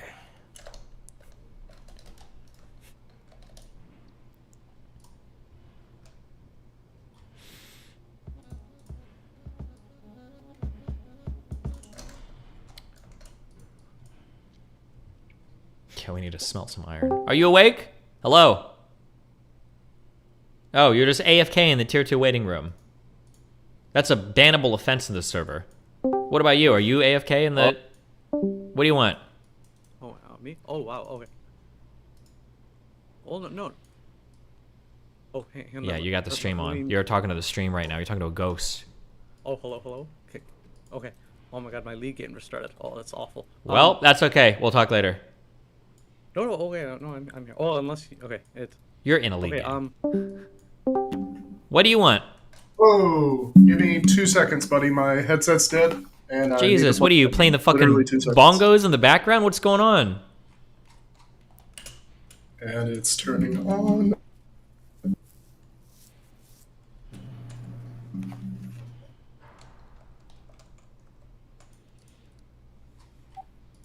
Say words. Loud and clear, babe. Hey. Fantastic. I'm so sorry. Motherfucker. I can't... Do you remember me from the last time I called in? Yeah, wasn't your name James Giles? Oh, shut the fuck up. I don't know, talk to me and then maybe I'll remember. I don't remember everything. Talk, what did you talk about? I talked about the fucking instrument I played, and I told you I played the euphonium, and it took you till the fucking end of the call to realize that you were talking about French. Yeah, I was making jokes about fucking French horns and not euphoniums. Bro, I'm gonna be totally honest.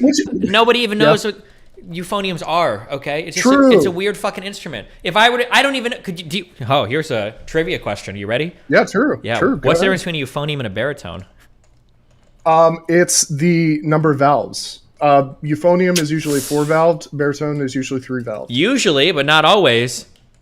That man, it's almost like I said usually. Well, no, but there is a difference. I don't know specifically what the difference is. If you know, please educate me. Fuck, I don't know if I know actually. Isn't the is it the euphonium or the baritone? Aren't one of them like conical versus the other one is not? Or am I making that up? No, I think you're right. I think the baritone is more conical. Yeah, I think so. Yeah, I wouldn't know personally because I fuck all if I played the baritone. I think maybe in like first year of high school when that's all they had. But as soon as I got the money to buy a baritone, I bought a baritone because fuck that shit. Gotcha. Okay. Oh yeah, true it is. Okay, yeah, fuck you. Anyway, sorry. Yeah. Okay, yeah, but I was making a lot of French horn jokes at you, and yeah, I got super confused. No, it's okay. Yeah, I just my got bad. super confused in the beginning of that conversation because I was like, why is he talking about putting my hand in like? Yeah. horn? My bad, dude. Yeah, it didn't make Like sense. But that's okay. we've got mutes for that shit. Yeah, true. Okay, what do you got? So I had questions on ADHD because like I know at one point you were suggesting that like, oh, maybe I should like research if I should or see if I should like get on medication and shit. Do you honestly think that you need to get on medication for that? I don't know. I'll make an appointment for it at some point, probably. I honestly, this has absolutely no professional opinion whatsoever attached to it. I don't think you need it whatsoever. Like you're functioning. The whole point of medication is to fix something that's like not dysfunctional, functioning in inhibiting your life. ability to live a normal life and all that shit. Yeah. Right, and like everything's going great for you. True, it is.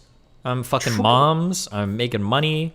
I'm a professional League of Legends player. Like, what more do I need? I mean, shit, you're making my mom happy every single night. True, yeah, she really. I'm also I'm also really curious about Nathan, if that's okay to bring up, because of course. What about him? Like with Nathan's ADHD, is there with his mental development, getting a bit personal, like growing up and looking back at my development, I realized that there were a lot of missing pivotal moments where I needed to like get my ego checked, or I needed like some kind of information that I just wasn't able to grasp.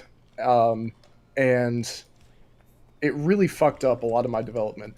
Are you kind of afraid that something like that will happen with Nathan, or that like some symptom of his ADHD is going to like prevent him from understanding something? Hopefully not. That's why we got him on medication early. I was thinking for a long time about like whether that's something that like we should try to work through or fight through or whatever. But ultimately, the thing that I settled on was that being a kid is hard, and there's a lot of challenges associated with growing up. And some of the scariest stuff I was reading was children that face like ostracization because of their ADHD symptoms, and they have difficulty making friends and everything. And if that was the case, I didn't want that to be a potential roadblock between him and being like a normal, happy, healthy, functioning child. So that was one of the reasons. That was probably the biggest driver why. It was like the social development that I was the most worried about. Yeah, absolutely. I get autistically mad when parents start talking about like not putting their kids on ADHD medication after getting like firmly diagnosed, because they're afraid that they're gonna have some sort of like weird side effect. I don't know. When I grew up, I was on Ritalin, and the thing that my parents would always tell me is that like, oh, I turned into a zombie after I took Ritalin, and I was like lethargic, and I was this and I was that. But whenever I was on it, I was getting good grades, and I was like developing.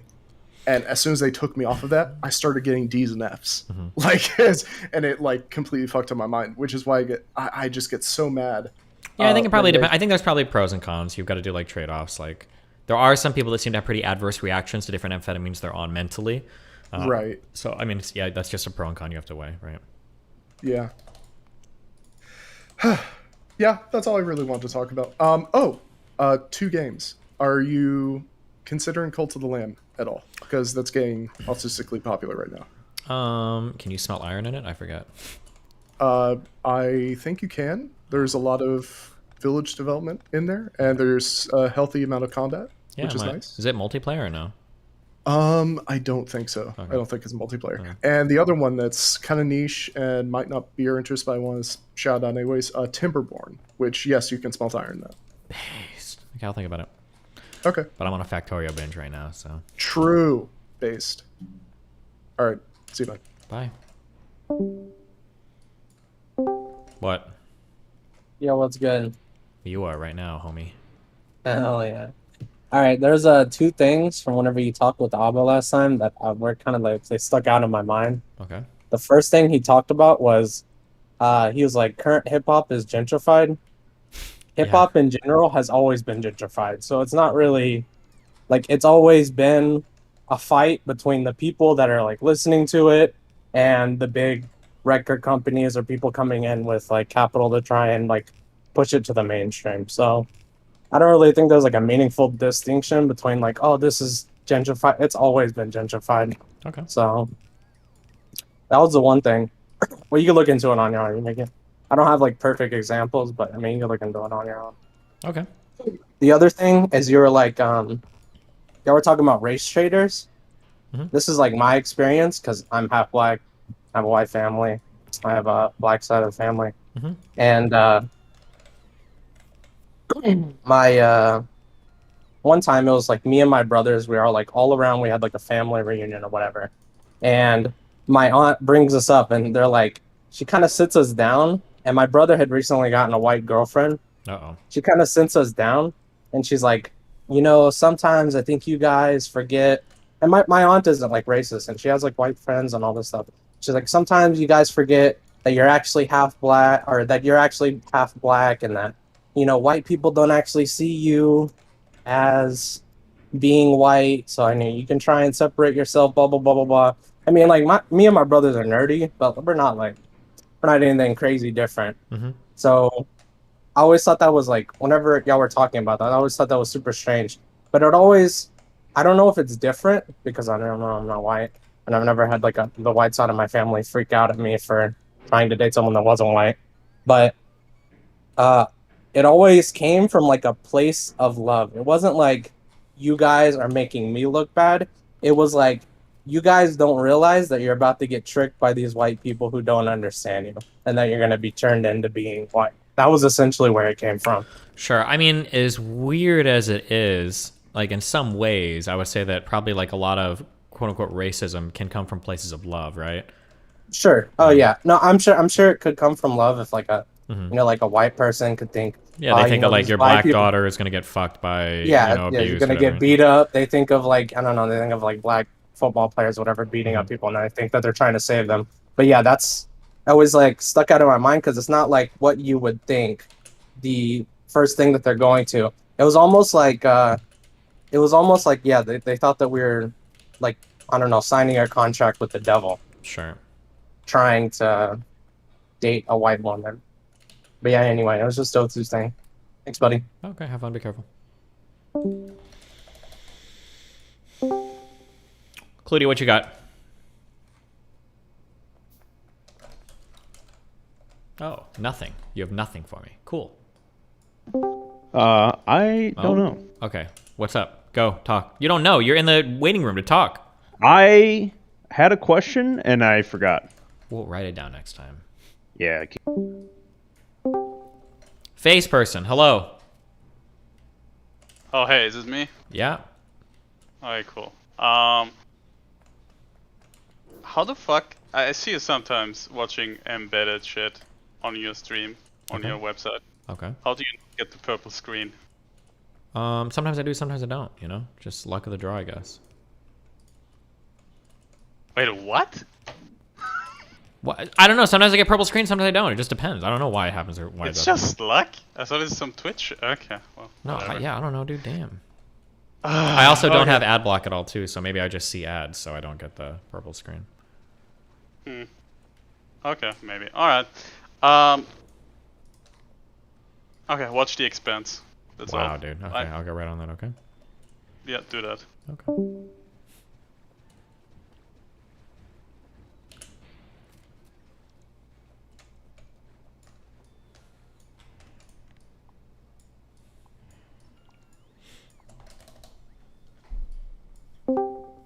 Kaimbo. Hey, I was just watching your 10-gram mushroom trip for the first time. Cool. I was wondering, like, have you tripped since then? Was that your first trip? That was my first one. Pretty fucking stupid. Yeah, I have since then several times. Yeah. That's super cool. No, it's not. It's super dumb. Super not cool. Took me about a month to recover from that one. Or I'm sorry, not a month. It took me about a year to recover from that. Oh yeah, okay, that makes more sense. Yeah, I was just curious if you've done since then, if you've had like more like manageable experiences, blah blah blah. Yeah, I've had most of my experiences have been manageable. I had one other accidental huge trip that was probably 7 or 8 grams. We thought that the mushrooms were dead, like not good anymore. We had the crushed up ones in capsules, and we'd taken a normal dose, about 3.5, and it had been about 2 to 3 hours, and nothing had kicked in yet. So we started to just eat like the rest of them, because fuck it, maybe enough would make something kick in.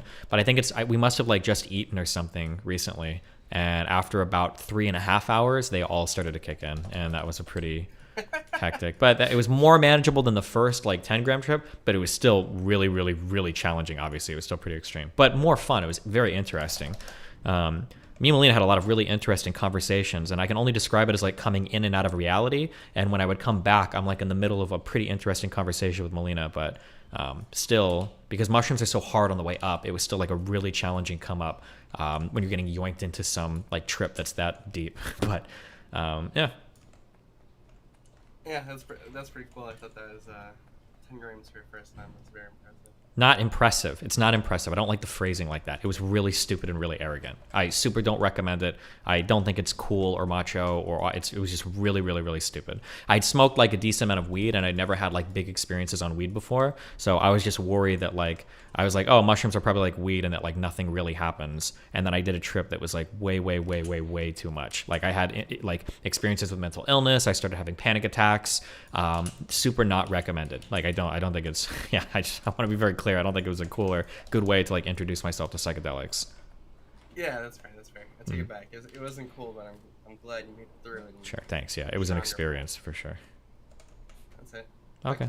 Love you, buddy. Jewish Giga Chad.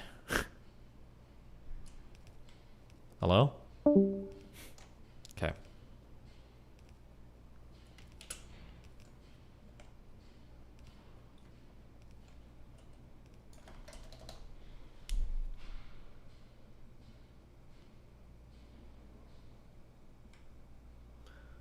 Wait, what? Hold on, in YouTube chat. If anyone's seeing this, if you're going to do acid, make sure to have enough weed to smoke through the entire trip. Help me stay relaxed. If you're going to do LSD, just do LSD. I wouldn't recommend trying a new drug and mixing it with another drug for the first time. You're like, compounded drug effects get real wacky. And I would just be really, really, really careful.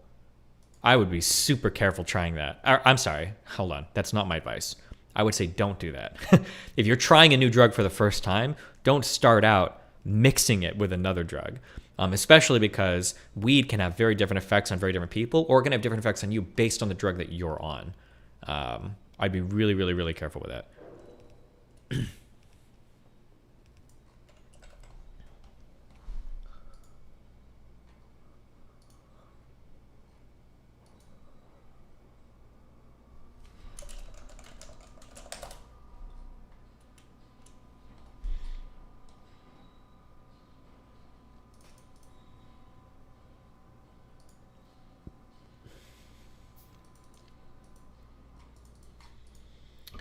Oh, a few more. Aphotic. What's going on, doggy dog? What up, Hey, dude? listen. Yeah.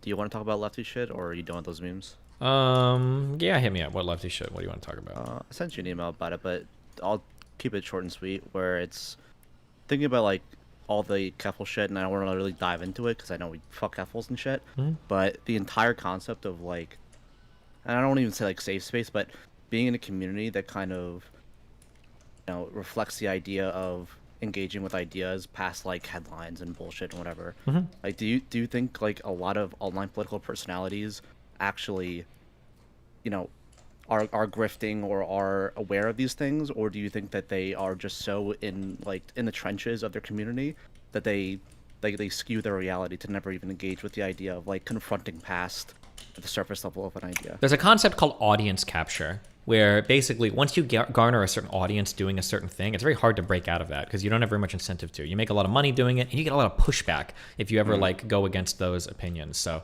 I think a lot of these people suffer that to some extent. I also think it really depends on the goals of like those communities. The vast majority of political people, their goal is to spread a political ideology. Full stop. That's what they want to do. They don't care about like the fact of the matter or like arriving at truth or any like cringe dumb shit like that. They just want to like spread their political ideology. Like that's it. And as long as that's your goal, it always kind of behooves you to ignore stuff that's critical to your side or to ignore stuff that might be inconvenient or challenging to you. So yeah, that's just kind of that's the nature of like. Yeah, I get you. Yeah, just looking back on like, because a couple shit kind of went, I don't want to say viral, but it went like, to mainstream shit, right? Yeah. It's not like it was just on Twitter headlines or whatever. That, actual media sources came out and interviewed her and whatever. So it's like, just trying to like translate that to other people. Like, I mean, we all have like the John Zerka meme. Like, obviously, like, everybody and their mother probably will go, "Yo, John Zerka's grifting. He knows he's being like obtuse and whatever, and he's playing like the Russian line really hard." But like, I always think about like, there's got to be some part of him that actually believes at least some of it, right? And it's like how big is that belief, right? Like, or how real is that belief? I mean, I would rate like different people have different strengths of their beliefs, right? Like, so some people might believe something, but they don't have much like conviction in what they believe, and I think that's probably most people.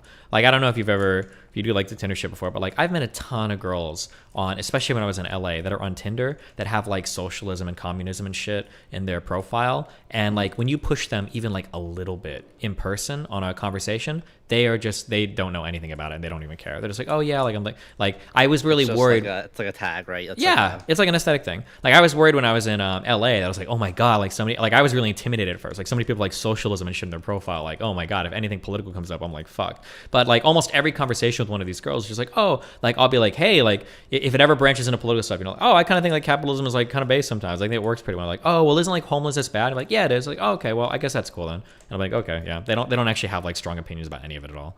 No. All right. I mean, that's pretty much all I had. Also, check out Battle Brothers on Steam. Play CS with Dan. Pepe wins. Have fun. Have fun, buddy.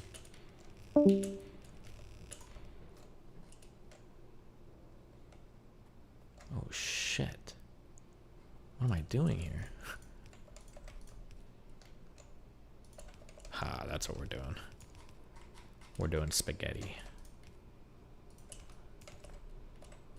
Wait. This won't reach, will it? Oof.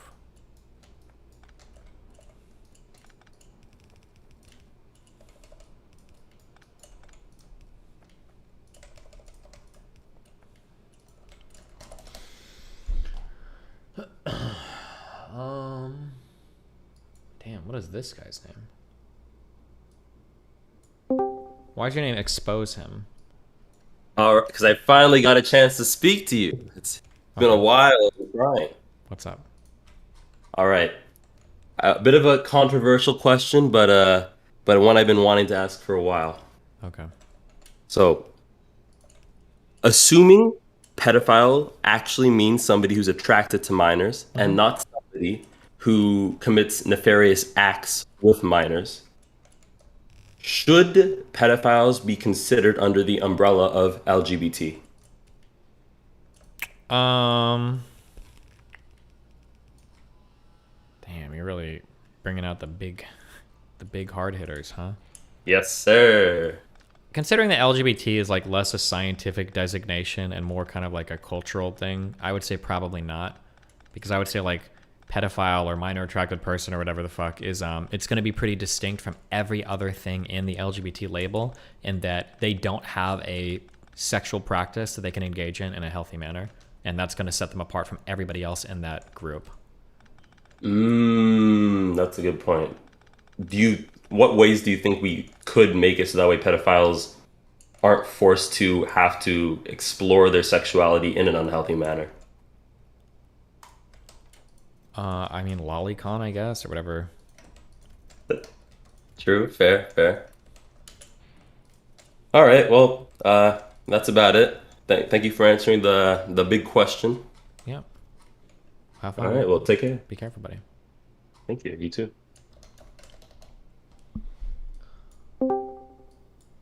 Shower, what do you got? Oh, really? You came here to ignore me? To waste all of our fucking time in the tier 4 room too. So you're spending a lot of money to waste everybody's time. You're not just wasting people's time for free. You're paying for this shit. You're paying to waste people's time. How does that make you feel? What kind of a person would do that? Would pay money to come in, to cuck another sub out of getting to talk with me, the Destiny, the one and only. And then when you have the opportunity to, you just sit here in silence. Huh. I wish I could have gotten to know you more. You sound like a fascinating, sociopathic individual, but I guess we're just not destined to talk yet, huh? Someday, we'll get to know each other more. And I can figure out what makes you tick. And why you're such a fucking insane individual.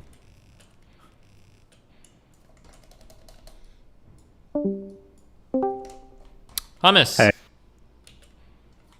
What's up? That's an old fucking meme. Shut up. What? I said shut up. What do you want? It's an old meme.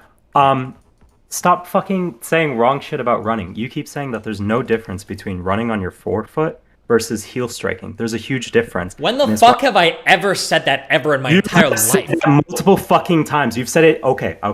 I'm sorry. What I've probably said. You said it doesn't affect your shin splints. It does. I don't think I've ever said that. If I've ever made a statement on it, what I've probably said was that there's a huge variety of ways of running, and I don't see one people preferring one or another. I've seen like tons of people say that, like, oh, you can run this way or that way. People who run are fucking retarded. Okay, well, I'm sorry. Tell us, master of the universe.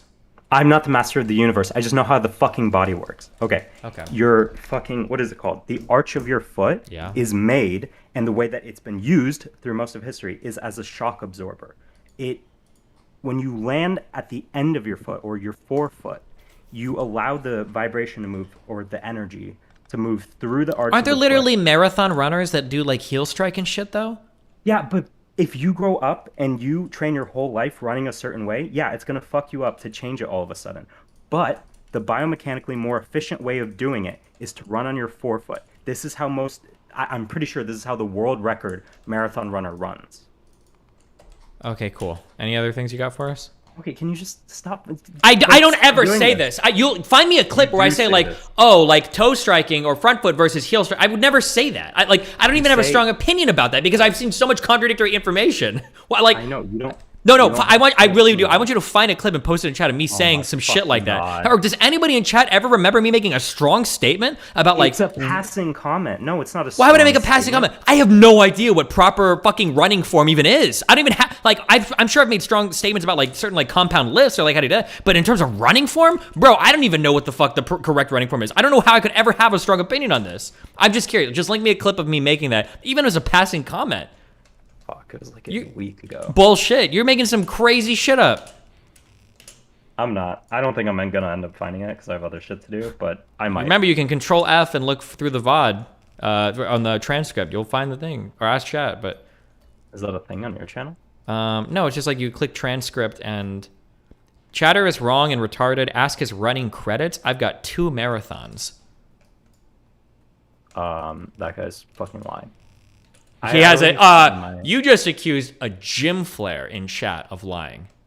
That just means you can fucking lift. It doesn't mean you can run. He's got exercise credential. He's a credentialed liftologist. And you just accused him. What do you have to do to get the gym flare? You got to be in shape. That's the requirement.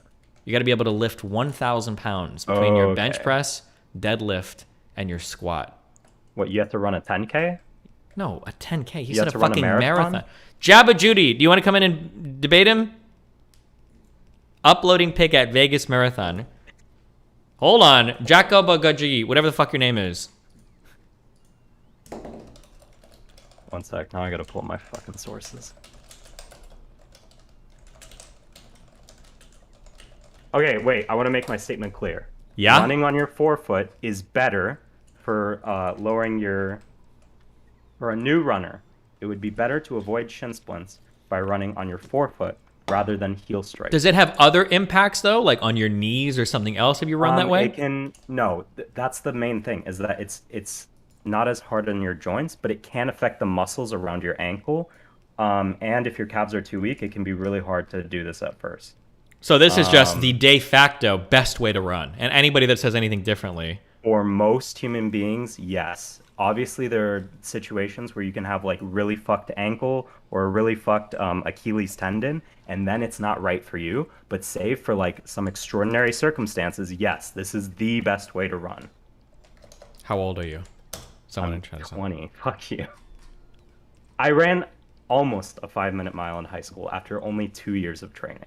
That's my credentials, and I've read a lot about this. Well, wait. So Jakabogaji, do you disagree with this guy? Do you want to come in and fight with him? He's posting himself fucking benching like a retard. His 5th pick was a finish in the Las Vegas marathon run. Actually, I didn't see that. I just saw his most recent one. Well, scroll down. Everybody was coomering. I can't even see it. It's not in chat anymore. Don't try to little bro If me, he dog. wants to argue that it's better for your shin splints to run on your fucking heel, he can come in and do that. But he's wrong. Bring me in. Okay, join the general lobby. He's about to come in.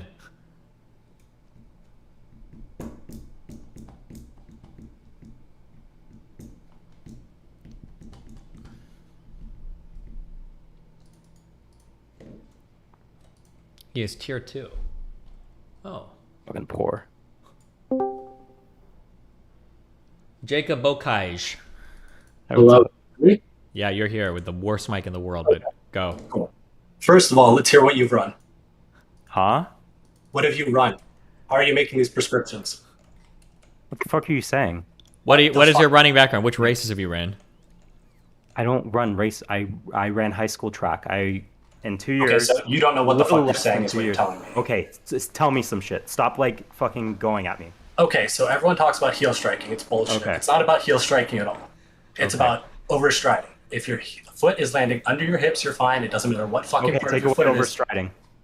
What do you mean take away overstriding? If you're not Take away overstriding, overstriding. The same stride. Hit whatever part of your foot you want. That's what I'm saying. Okay. Don't overstride. That's the issue. It has nothing to fucking do with heel striking. Okay. I've never heard this before, so I'll research it, but I don't know. Okay, well, I'm glad He's not even arguing with me on the merits of like heel striking versus. Well, hold on. He was saying that He the just focus said, on it's overstriding, bro.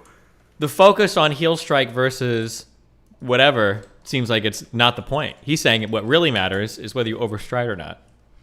Okay, maybe. Who knows? Well, okay. Anything else? That's about it. Okay, I love you. Thank you for inspiring this heated debate in my chat. Okay. It wasn't very heated, but okay. Yeah. Have fun. No Bye. problem, Absi, what do you got?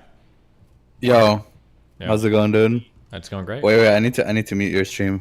One sec. Okay, I'm good now. Okay. You touched on this a bit in the Fresh and Fit podcast. Okay. I wanted to ask you about it. Do you think, like, the dynamics between men and women will actually change? Yeah, I think so. Actually, over time. Yeah. How? I just don't see it changing anytime soon. Somebody shot me an email showing that trends are actually starting to change in countries across the world, with women being willing to date down socioeconomically. That's something that's slowly changing across the Western world. That they're more willing to today than they were 10, 20, 30 years ago. To date down socioeconomically? Yeah. So a woman that's working is willing Right. to date, yeah. So it might be those trends are slowly changing. Yeah, I can see some of that changing, but I feel like just men are well, I think women are horny too, but I feel like they still get a bad rep for, displaying it outwardly. Yeah, I think girls are just like, because they're shamed for sex so much more. I think it has more to do with that than any biological inclination, but who knows? It's hard to say. Yeah, I don't know. I don't know if we can, like, you told them that they can advocate for that or something. I don't know. Do you think that would actually change anything? I think if you didn't slut shame as much, yeah, I think women would be more willing to fuck, yeah. I feel like it's like veganism, like a couple of people can do it, but then they can't get the whole world to do it type thing. Well, I mean, there's more vegans today than there ever have been, probably, right? So, I mean, you true. push for what you can, one change at a time. Yeah. Yeah, that's true. Also, I have a pedophile question. Are you ready for it? Oh, of course, dude. I love pedophile questions. Yeah. What do you got, man? Yeah. Yeah. Yeah, you wanna? Okay. So there was like a Reddit post or some shit. I forgot. I think it was like our Walmart, some random shit someone posted. Mm-hmm. And it was about a dude dating. He was like 21, dating a 17-year-old. Based. Okay. And the person posting the Reddit post wanted to file for statutory rape or something. Mm-hmm. So I looked it up, and I saw that most states the age of consent is 16, not 18. Mm-hmm.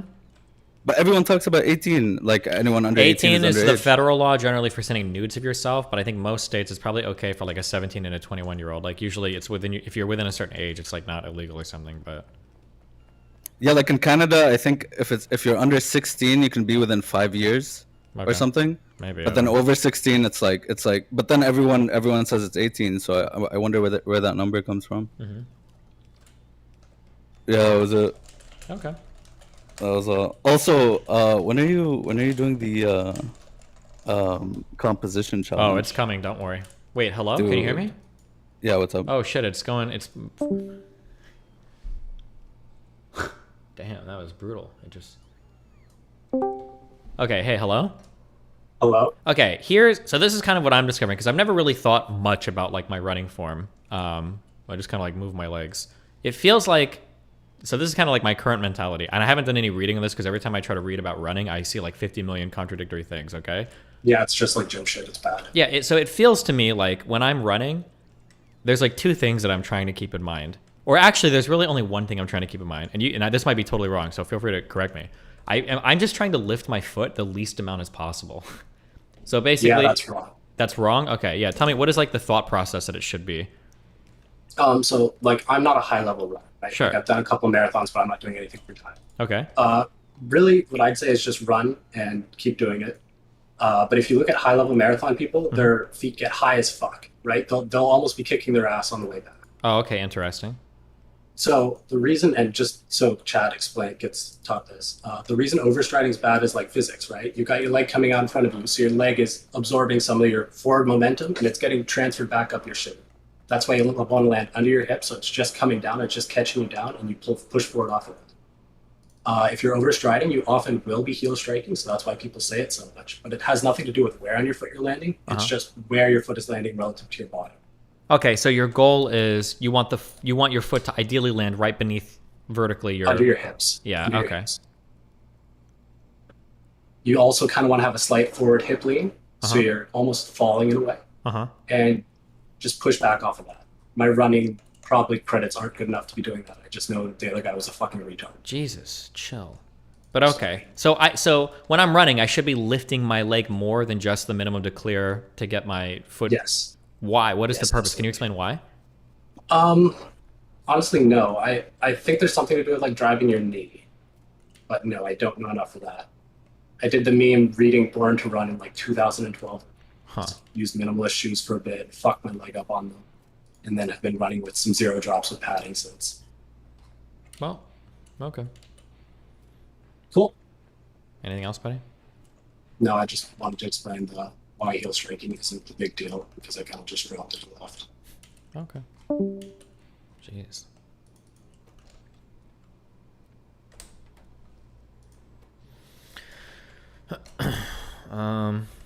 Okay. I'll be right back 1 second. And then we'll do more research.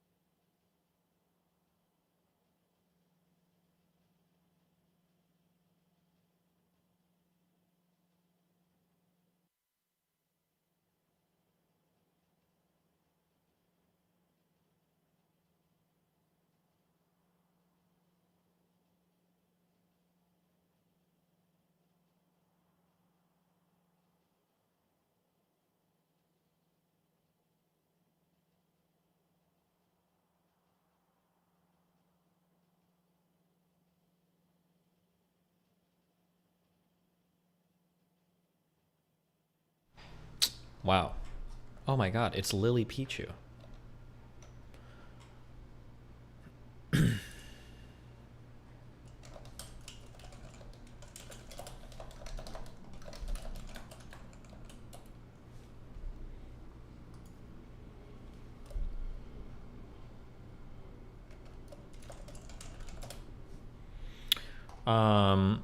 Oh, okay. Hey, listen. Somebody got real mad. Where is it?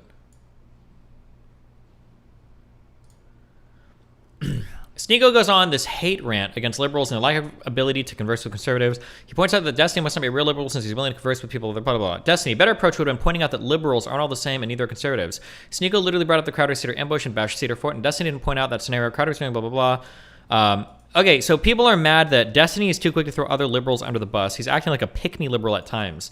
The reality is that, like, online, 99.999% of these people avoid conflict. What do you want me to say? Who can I point to? Like, Sam Cedar is literally the only one. Can you give me one other person that's willing to, like, argue or hash out their views with somebody online? I think I brought up Cedar and Pacman. David Pacman kind of does. But, like, other than those two, are there any? Sam Harris? I don't know if Sam Harris debates people. Does he do that? Is he open to those conversations? I don't really see that much if he does. Kyle Kalinske? Kalinske does not. Kalinske is highly non-confrontational.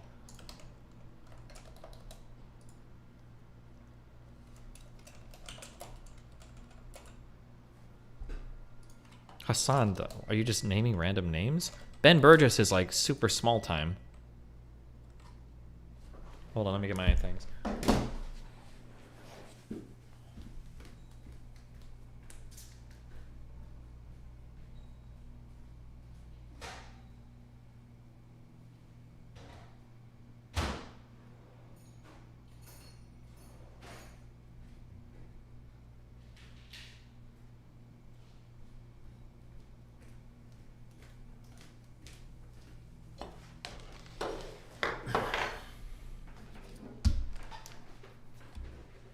Tom Cruise? Okay, nice.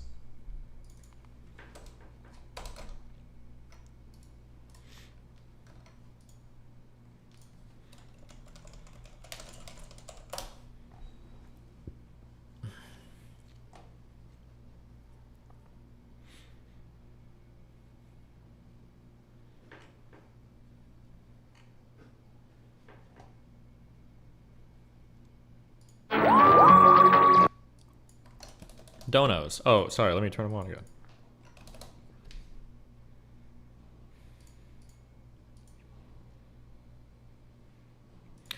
No longer one of the pores.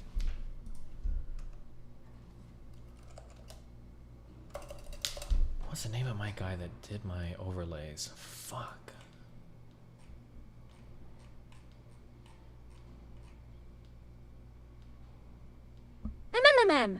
Ew!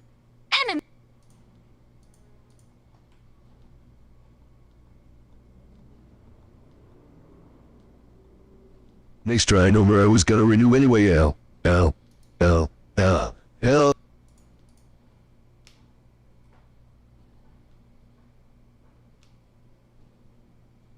Destiny, do you incorporate eggs into your meals? Not usually, but I just warm shit up that I order online, so.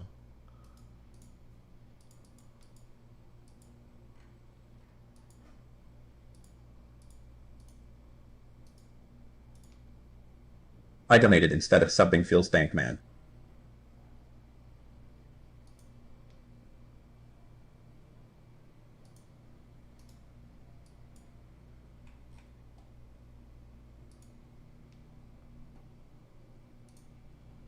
Hey Destiny, I've been binging your stuff. I recently saw the Jack M Crazy Dude debate. What happened to that guy, if you know? Good question. He quit all the online shit because it all failed fucking miserably. Because he's a fucking loser.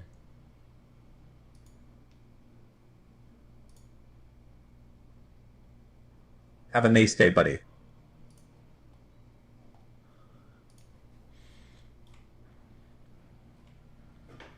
Oh god, I don't remember the name of the guy that does my fucking overlays. Fuck, he's a Swedish dude. Finally not a white man. Oh no. Is there anybody in chat that has experience like doing overlays, like for Streamlabs or whatever?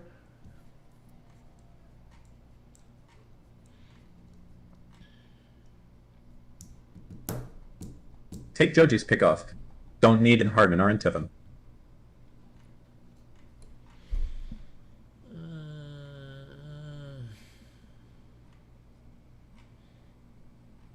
Just scrolling through my whole friends list, hoping that I recognize the name. Obama. True.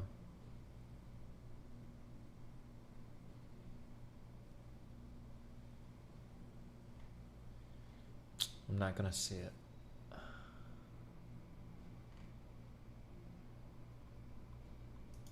You are now chatters of color. Cock.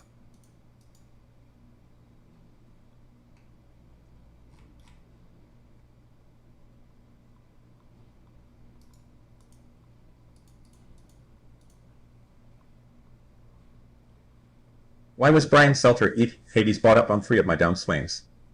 Something happened, or they just being dicks? I think your mom is a dick. Got him.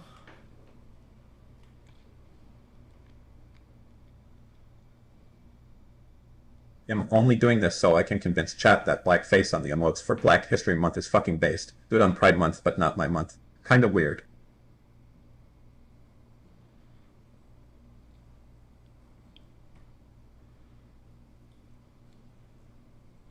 Hi Destiny. First time DGG sub. Been watching for 5 years DGGL. Loving the life advice content recently. Twitch ban arc is goated.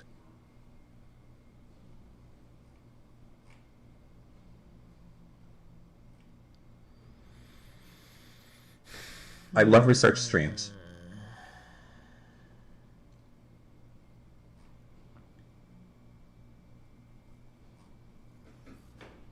This is so dumb. I'm not gonna see it. I'm not gonna recognize it. But I already scrolled past. That's not what I heard.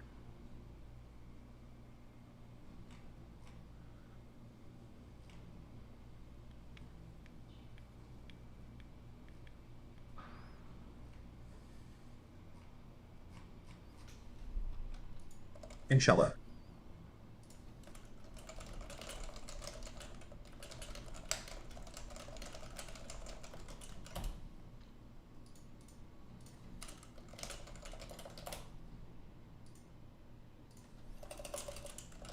No.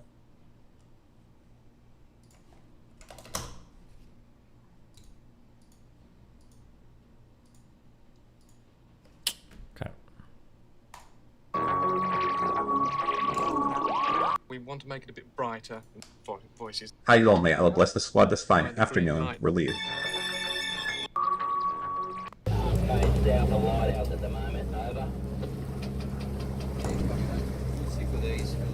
Oh! Good job, Cakes. I love little anime girls.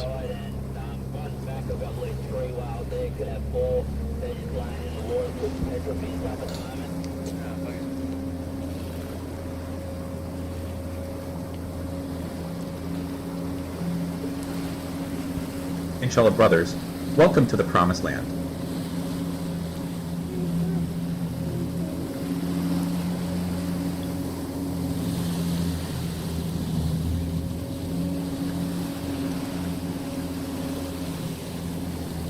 Legalize nuclear bombs.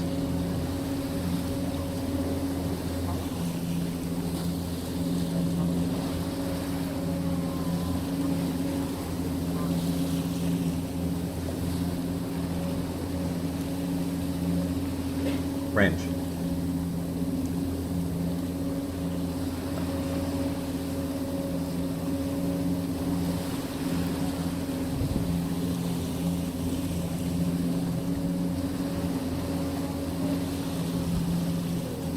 Ban the man.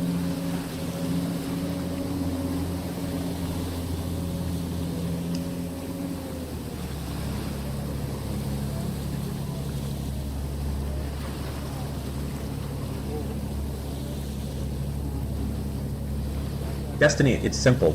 There's a Ming monarchy, then there was a revolution. And then a bunch of warlords took over. And then Japan invaded and raped the whole country. And then communists won a civil war. Wow, cool, dude. We do not say thank God in DGG chat.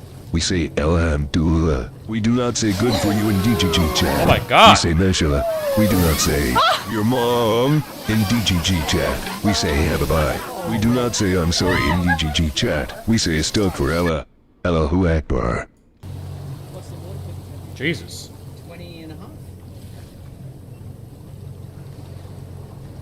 Subscribe because I am a proud son of Iraqi immigrants and I support the honorable cause of the Taliban. Inshallah, the world belongs to us.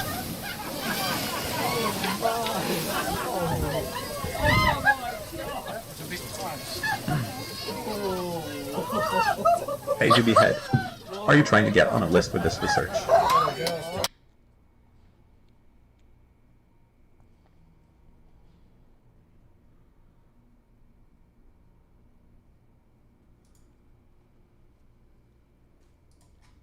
Firefox with the tree style tab add-on is a game changer for research. Try it for 5 minutes while reading a Wikipedia article, and you'll know if it helps or not. Wait, what did that last? Oh, I'm good.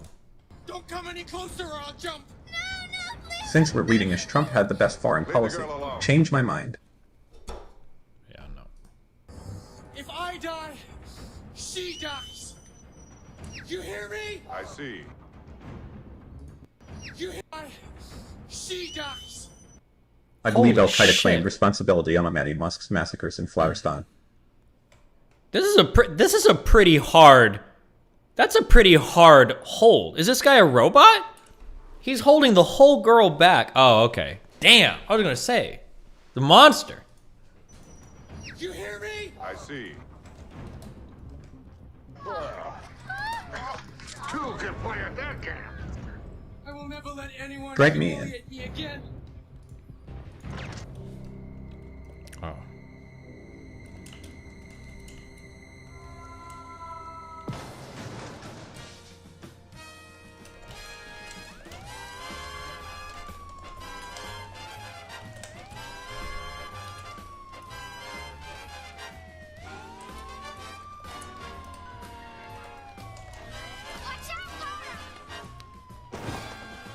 My name is Sergeant Frank Drebin, Detective Lieutenant Police Squad. There's been a recent wave of gorgeous fashion models found naked and unconscious in laundromats on the west side. Unfortunately, I was assigned to investigate holdups at neighborhood credit unions. Any other victims? Station employee. Oh, I was scared. Don't play dumb with me. Welcome to Jericho. Yes, a Jewish holiday, Mazel Tov.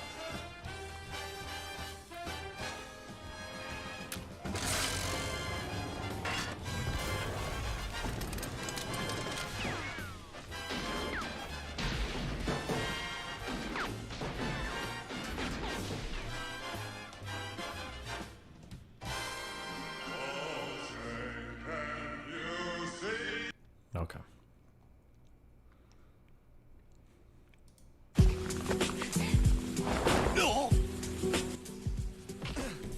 Why?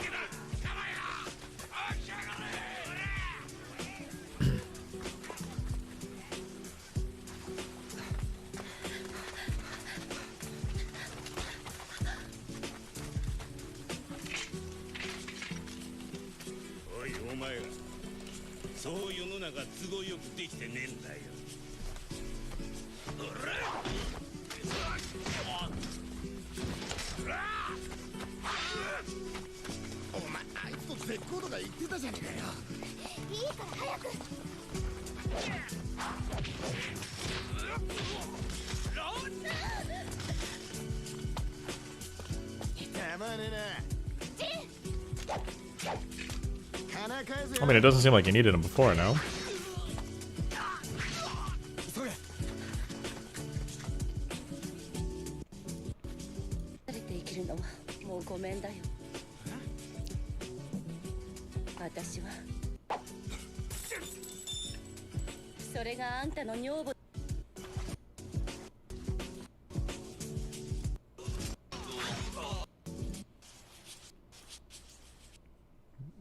Why would they link a random?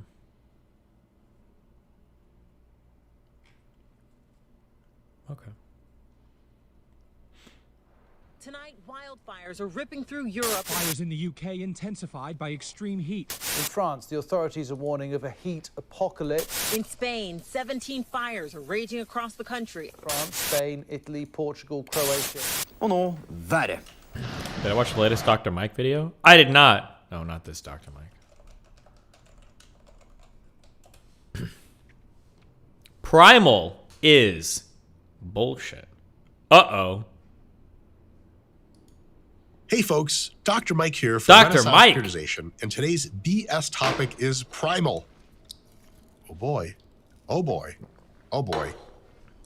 So a note to myself in this video is for me to start the video with, "What's up, primals?" JK, that's fucking stupid. Why is it stupid, you may ask? Here's the thing. I don't know what the fuck primal means. There's a primal lifestyle, primal philosophy, and I think it means like ancestral, like what our ancestors used to do back in the idyllic times when we were all healthy and our chakras were aligned. Except that's all a crock of shit. Here's why. Our ancestors' eating and activity patterns were incredibly varied. You would think that's true because some of us trace our ancestry to North America, like Native Americans. Other trace our ancestry to the Korean Peninsula. Others to the southernmost tip of Africa, and others to the northernmost part of Norway. You guys think people evolving in those environments ate the same food? What the fuck? I don't even know if northern Norway has any food to eat. I don't know, fucking people eating ice or some shit like that, right? Eating and activity patterns of our ancestors were incredibly varied. A lot of it was opportunism. Humans would eat whatever the fuck was around. That means they would scavenge, they would pick berries, they would eat mushrooms, they would try to eat ancestral grains, which largely sucked and are difficult to digest. That's why modern grains were genetically engineered to be better. They would eat everything they could get their fucking hands on. Kind of like the seagull diet or the squirrel diet. Anything that's around, that's going in. Because mostly humans were starving to death for large fractions of our evolutionary history. It was not a fun time. And it was not people in balance with their environment eating raw red meat and taking contrast baths or whatever the fuck primal stupid shit like that we're supposed to be doing. In the end, there's one big ass fact about real life. It's that modernity is a good thing. That's why every single primal coach you'll ever interact with that tells you we need to live like our ancestors, do a couple things in common. They all go to the hospital when they get sick. Like I've said this about 1 trillion times, but if you break your leg, we don't push you next to the avatar tree and be like, all right, nature, do its thing. Because you just lay there like, ah. Like, why isn't the tree healing him? Because that's fucking how it works. You get hurt, you go to the hospital. You get sick, you go to the hospital. What does the hospital have? Big pharma medicines, evil corporate doctors, and machines upon machines upon machines that actually heal you. That's all modern. That's not primal. That's a good thing. You want to go to the hospital if you get fucked up. All of these primal coaches use social media. Social media is a technological device, okay? Because every time you use your iPhone to scroll social media, all that shit you see lives in a server farm in Iowa. It takes like 1 trillion kilojoules of air conditioning and heating to maintain the exact temperature that they need to maintain it all the time. Probably more air conditioning and less heating because the servers make their own heat. I knew someone was going to put that in the fucking comments.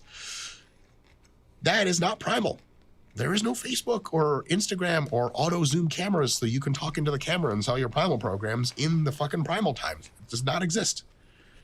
And they all shop at the fucking supermarket, which again is Get not to the primal. point, Mike. And I know it sounds crazy, but some of them even take steroids. I wonder who I'm talking about. It wouldn't be Liver King. It would be Liver King. Anyway, probabilistically, that's where my money's at. Wait, Unless who's you're just Liver a shade King? of red for no reason. Maybe. Here's the thing. The primal people have When you realize that people are suffering and struggling and that there's a Oh my simple, God. elegant solution, a return to ancestral living, that's really what my purpose is now.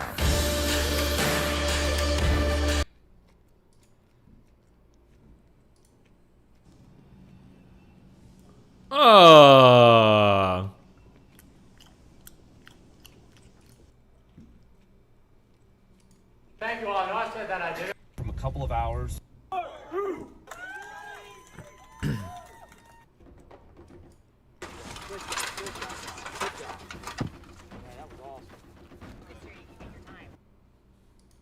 some fucking good points. But the good points can be summarized with excising the primal bullshit altogether and just saying the following. Do healthy shit. Which means what? Be more active. Train harder and train more consistently. Eat plenty of any and all of the following food groups. Lean proteins. Veggies, fruits, grains, healthy fats. Be truer to yourself and to what you want, and don't engage in toxic habits that are ruining your life. Don't watch as much TV as you maybe are now, or maybe watch more if that's what makes you happy. Do healthy shit that makes sense. Have a good sleep schedule. All that stuff is great. It doesn't require us to be primal. It just requires us to do obvious shit that we already know we're fucking supposed to be doing. Like, you don't watch Netflix till 4 a.m. and you're like, yeah, man, modernity's great. Fuck being primal. I love Netflix. Like, yeah, but your sleep's fucked up and you know that shit. Most of the time, you know what's healthy and what's not. It doesn't have dick to do with primal or not. It's just good shit like eating well and taking care of yourself and waking up at a reasonable hour, doing your work, surrounding yourself with happy people, and fucking going hard in the gym. And that's just about it. That's just about it, folks. That's not primal. It's just a good idea. Because primal, as Arnold said it best, is bullshit. Share this video, comment, like, subscribe. One more. I gotta see the maximize push-ups for chest growth. Where's our calisthenic bros in chat? Hey folks, I'm Dr. Mike for Renaissance Periodization. You are doing push-ups for your chest, except you're having trouble feeling your chest and really stimulating it. Luckily, this is the Targeting the Muscle series. Push-ups for chest are our exercise. Let's go learn stuff. First tip is to have your butt up. What? I thought having your butt up is bad and the military people yell at you for that. Actually, if you have your butt up significantly, it usually leverages you more forward, giving you a higher fractional load of your body to use for targeting your chest. So if I have my butt down, okay, that's a push-up, fine. But if I have my butt up just a little bit, oh God, that's definitely tougher. And it hits my chest that much more. Wow. All right, folks, tip number 2. One of the benefits of the first tip of keeping your butt up is it prevents any other part of your body from touching the ground first except for your chest. We want maximum chest range of motion, so we stop the push-up when our chests gently touch the ground. That means we do something that looks like this. Wow. Chest touches and you come up. Chest touches and you come up. We're not doing tummy push-ups where tummy touches and you come up. Look at how shortened my range of motion is by that. And we're definitely not doing what I like to call fucking the Dick ground. push-ups. Terrible. Don't do it. Next is hand position. If you're targeting your chest, generally speaking, slightly wider is better. Just outside of shoulder grip for most people will offer the best trade-off of the most strength. Is this advice good or shit? I don't know. And I don't know also- why you would ever do push-ups, okay? Unless you have nothing with you and you're traveling. Okay.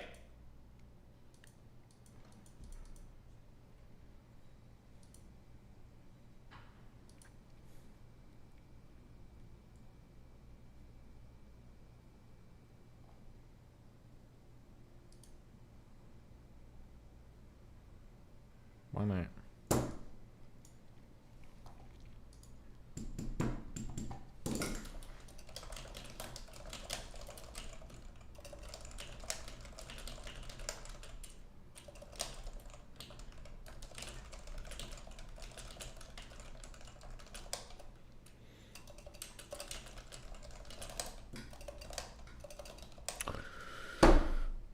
Oh!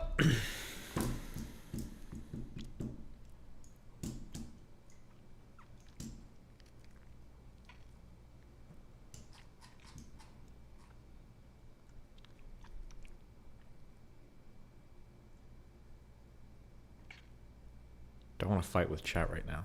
I'm gonna say it. Destiny is mad sus when it comes to lifting at girls. I don't believe he does either. What have I said about either topic that is controversial? Let me know. Biggie in YouTube chat. Go. Fuck it. You got 20 seconds. Type something. I'm curious.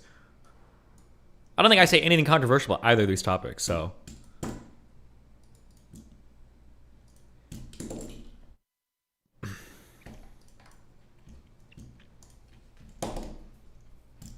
Yo, Destiny, you are getting baited.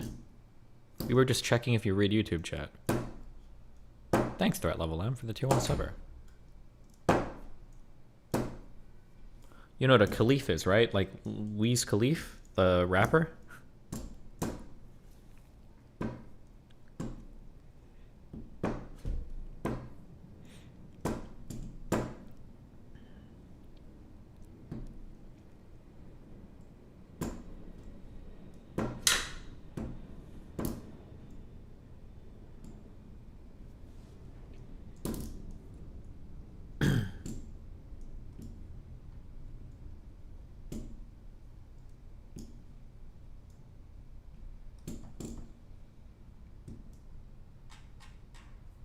He's not going to type anything. He's just trolling me.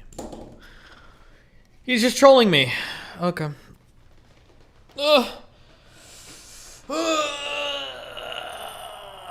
Oh, that's good. That's what I wanted.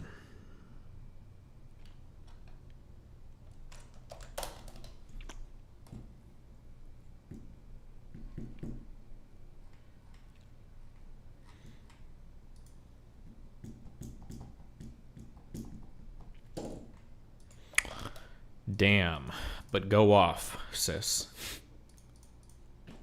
Good morning, John. Hear me out. What if people are almost all pretty good and they're just trying to make things better for themselves and the people they love in a world that has a whole lot of directional inertia? What if we're all trying to do that in countries that have tens or hundreds of millions of people who all see the world a little differently from each other? What if there are a bunch of leaders who have to try and figure out how to move forward while listening to the wants and needs and hopes and dreams and frustration? Okay. All right. Let's get back to work, guys. Let's get back to work.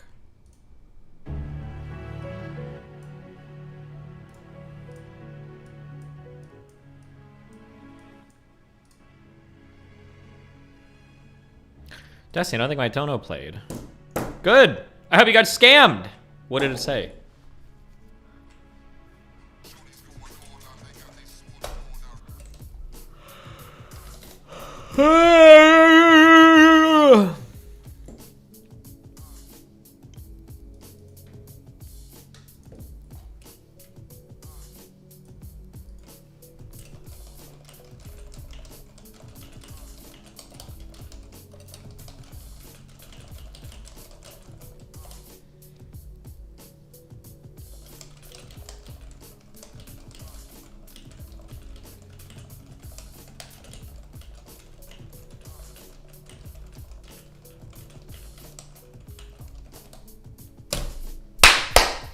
Okay. Oh man, fuck, it's so hard to restart a project. I'm doing it. Knock out a 900? Actually, you're right. We gotta knock out a 900 first. Let's go. Let's knock out a 900 first. Okay, that's what I need to get back in the game.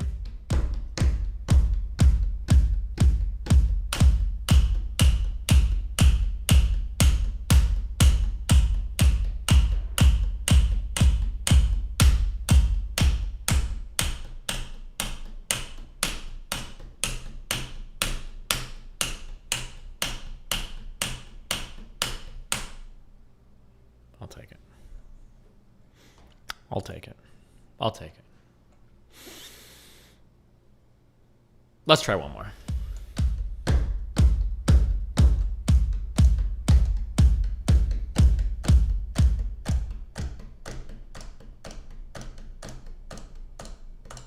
Oh, fuck! I missed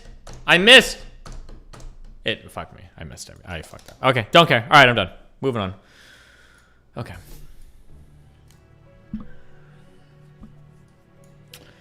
Okay, we don't need to worry about Al-Qaeda right now. Okay.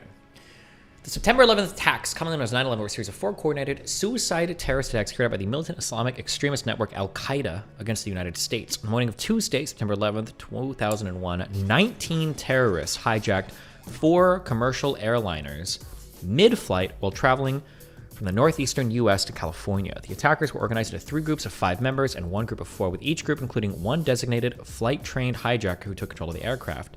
Their goal was to crash the planes into prominent American buildings, inflicting mass casualties and major structural damage. Hijackers successfully crashed the first 2 planes in the North and South Towers of the World Trade Center in New York City. The 3rd plane into the Pentagon in Arlington, Virginia. The 4th plane was intended to hit a federal government building in Washington, D.C., but instead crashed down on a field outside Shanksville, Pennsylvania, following a passenger revolt that foiled the attack.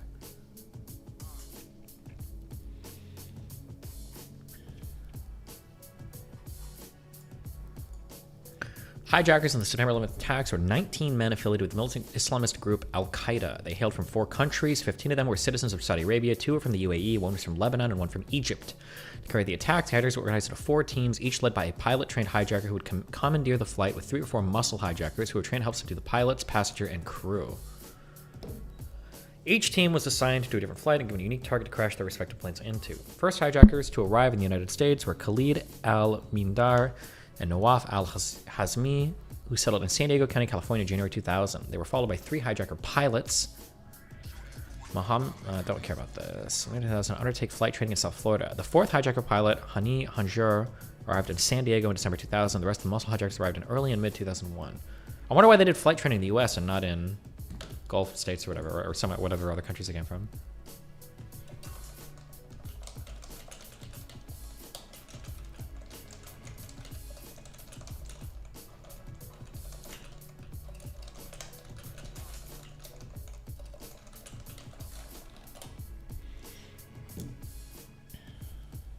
Were the cockpits open before 9/11 or were they sealed? They were, I believe, before 9/11, cockpits were always open. Were both experienced and respected jihadists in the eyes of Al-Qaeda leader Osama bin Laden. As for the pilots who would go on to participate in the attacks, 3 of them were original members of the Hamburg Cell. The pilots who would go to the Hamburg Cell. What are these guys? The Hamburg Terror Cell was, according to U.S. and German intelligence, a group of radical Islamists based in Hamburg, Germany, that included students from different Arab countries who eventually came to be key operatives in the 9/11 attacks. Important members include Mohammed? Is this name different than Mohammed? Who led the 4, or is it like a different spelling? Who led the 4 hijacking teams in 2001 and piloted American Airlines Flight 11. Ramzi bin al-Shib, who conspired 3 other members but was unable to enter the United States. Pilot failed to hit the target in Washington, D.C. They're different translations, gotcha. Other members included blah, blah, blah, blah, blah, blah, blah, blah, blah.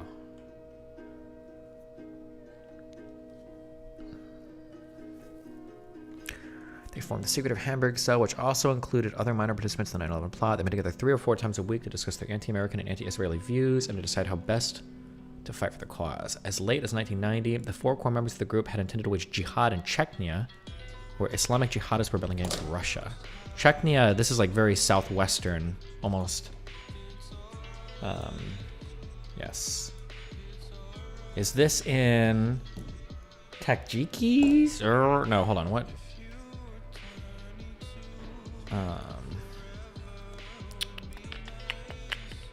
I always get all these like countries mixed up near Georgia.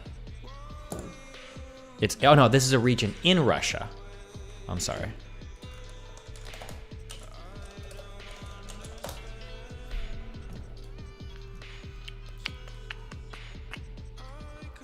True, there were, I think, 2 different like pretty brutal Chechnya, 2 brutal like civil war things here where fucking shit got fucked. Okay. I think there's like a lot of warlords and fighters and shit that coming up here as well that are participating in the war in Ukraine right now as well, I believe. But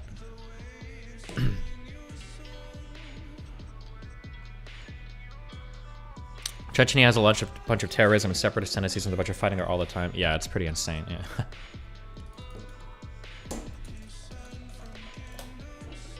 Okay. Boom, boom, boom.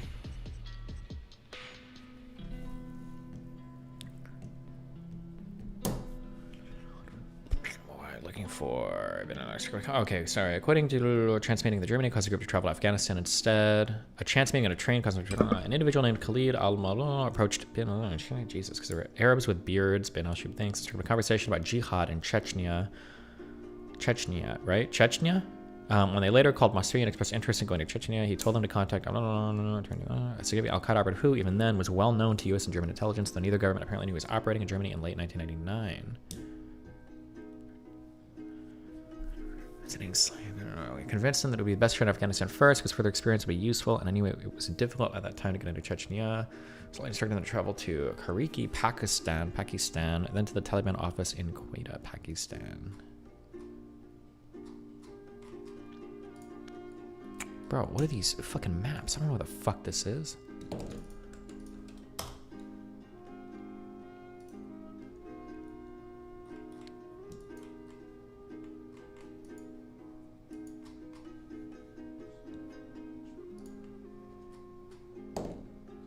It's up here. Closer to the capital, I guess. Huh?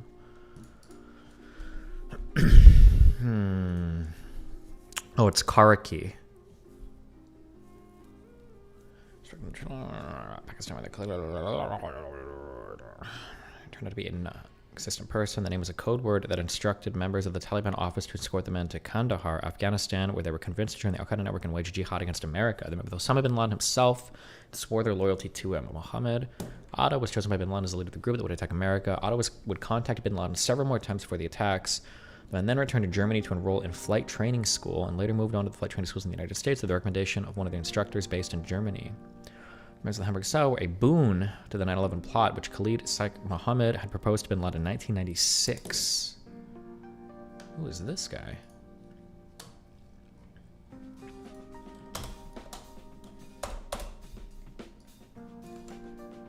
Known by at least 50 pseudonyms. Holy shit, an actual schizo poster.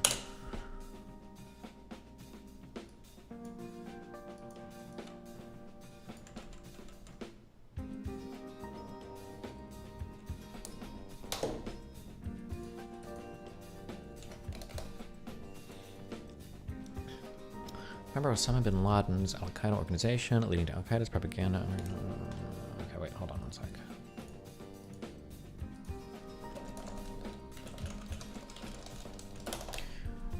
Instagram filters in 2001? True.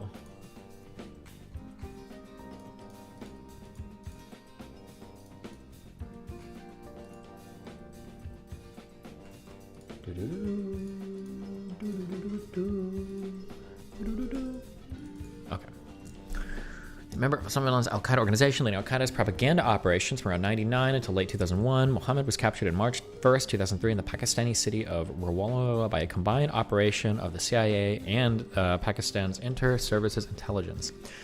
Immediately after his capture, Mohammed was extraordinarily rendered to secret CIA prison sites in Afghanistan, then Poland, where he was interrogated by U.S. operatives. By December 2006, he had been transferred to military custody at Guantanamo Bay Detention Camp. 2007, after significant interrogations, Mohammed confessed to masterminding the September 11th attacks, the Richard Rees shoe bombing attempt to blow up an airliner, the Bali nightclub bombing in Indonesia. Bali? Is it Bali or Bali? I think it's Bali.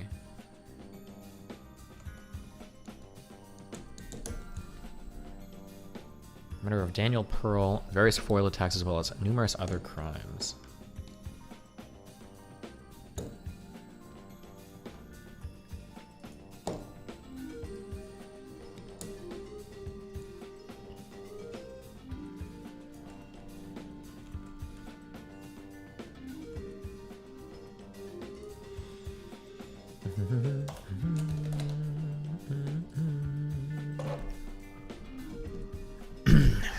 Judge the trial later following his death penalty trial. His trial was fifth one on December 18th. Damn, this guy's still on trial. Holy shit, this guy's been held by it for like fucking 20 years. Jesus.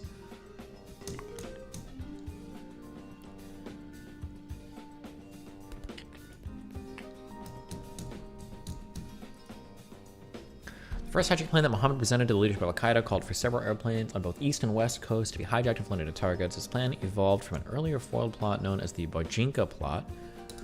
Ooh. Interesting. Mohammed traveled to the Philippines in '94 to work with his nephew Ramzi Youssef on the Wajinka plot, a Manila-based plot to destroy 12 commercial airliners flying routes between the U.S., East Asia, and Southeast Asia. The 9/11 Commission report says that this marked the first time KSM took part in the actual planning of a terrorist operation. Using airline timetables, Khalid Sheikh Mohammed and Ramzi Youssef devised a scheme whereby 5 men could in a single day board 12 flights, two each for 3 of the men, 3 each for the other 2, assemble and deposit their bombs and exit the planes, leaving timers to ignite the bombs up to several days afterwards. By the time the bombs exploded, the men would be far away and far from reasonable suspicion. The math was simple: 12 flights with at least 400 people per flight, somewhere in the neighborhood of 5,000 deaths. It would be a day of glory for them, calamity for the Americans they supposed would fill the aircraft. Damn, how are you going to deposit? Where are they hiding the bombs at?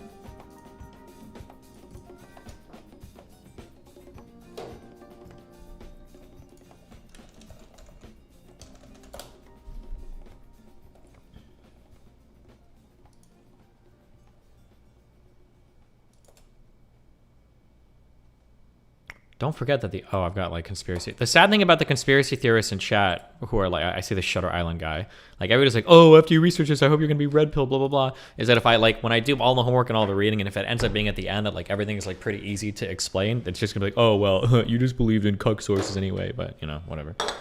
Dumb.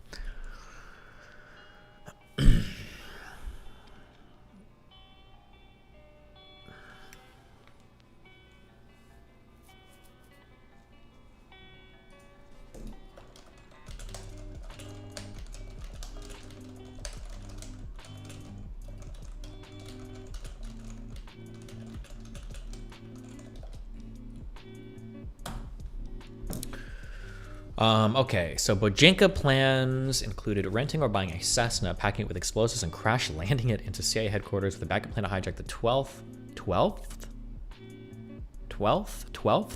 Is it really 12th? Is that how that word is spelled? The 11th, the 12th. That's wild. The backup plan to hijack the 12th airliner in the air and use that instead. The information was in detail to the U.S. at the time. Citation needed.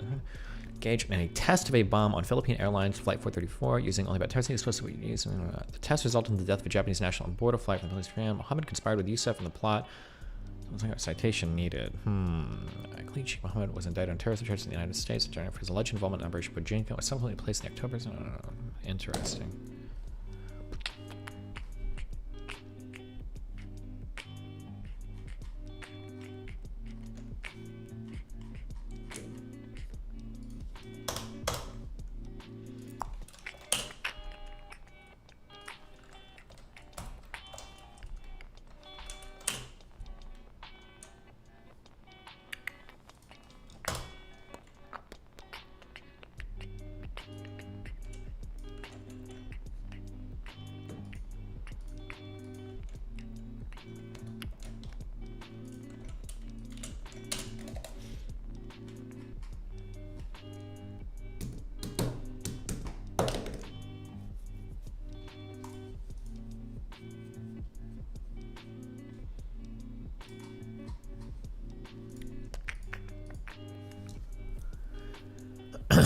'98 to '99, Bin Laden gave approval for Mohammed to proceed to organize the plot. Meetings in early '99 took place with Sheikh Mohammed, some of Bin Laden's military chief Mohammed Atef. Bin Laden led the plot and provided financial support. And he was also involved in selecting the participants, including choosing Mohammed Atta as the lead hijacker.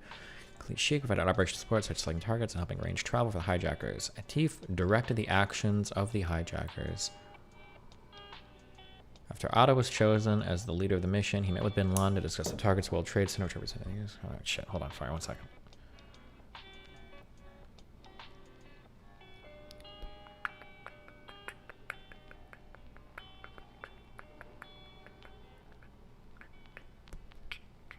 Sorry, hold on.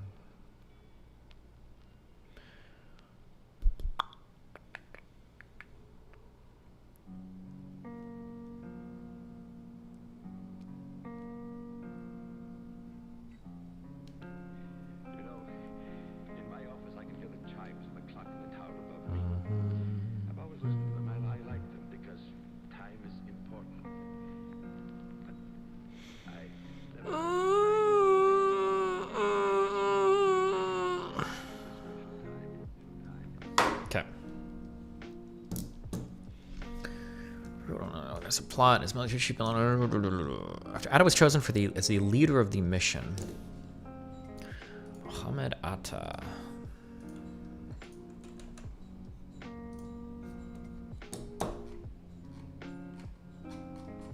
He's probably an important dude. We should have this guy written down.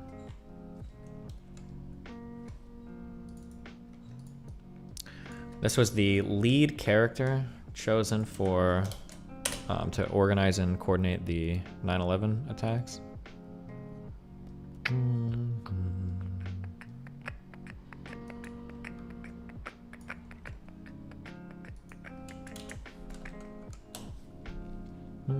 Wait, what? Stop.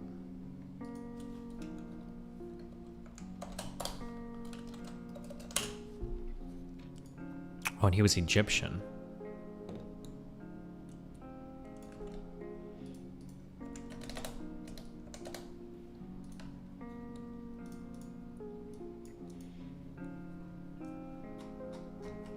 Okay, sorry. Operational support.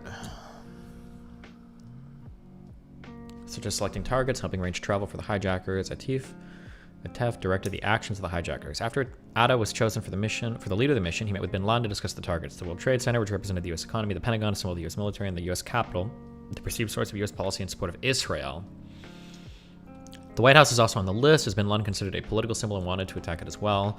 If any pilot could not reach his intended target, he was to crash the plane. According to testimony by Philip Zelikow, Bin Laden was motivated by desire to punish the U.S. for supporting Israel and wanted to move up the attack date. Mohammed argued for ensuring the teams were prepared. Bin Laden allegedly told KSM would be sufficient simply to down the planes and not hit specific targets. KSM stood his ground, arguing that the operation would not be successful unless the pilots were fully trained and the hijacking teams were larger. In a 2002 interview with Al Jazeera journalist Yasri Fouda, Mohammed admitted that he and Ramzi bin al-Shibi were involved in the Holy Tuesday operations. Holy Tuesday operation was the terrorist code name for the 9/11 attacks, and the attacks actually did take place on a Tuesday.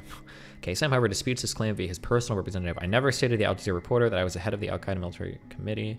April 2002 interview with Al Jazeera, correspondent described the preparation of 9/11 attacks at the first thought of striking at a couple of nuclear facilities in the U.S., but then it was eventually decided to leave out nuclear targets for now.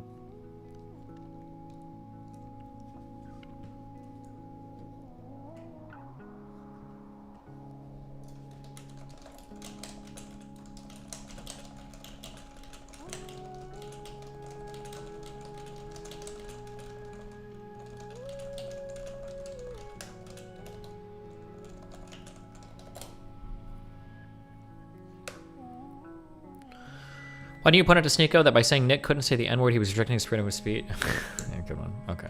We don't need to be that edgy. Okay, KSM. Okay, Hamburg cell. Many Al-Qaeda members lived in the Hamburg apartment. Very tired. All 29 men listed. The apartment is a home address, while Mohammed Atta's name was on the lease.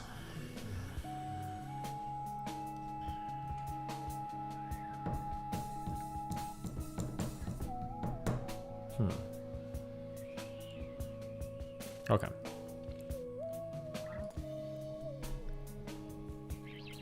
Following their training at Al-Qaeda training camps in Afghanistan, they were chosen by Bin Laden and Al-Qaeda's military wing due to their extensive knowledge of Western culture and language skills, increasing the mission's operational security and its chances for success. The fourth intended pilot, Ramzi bin al-Shib, member of the Hamburg, it's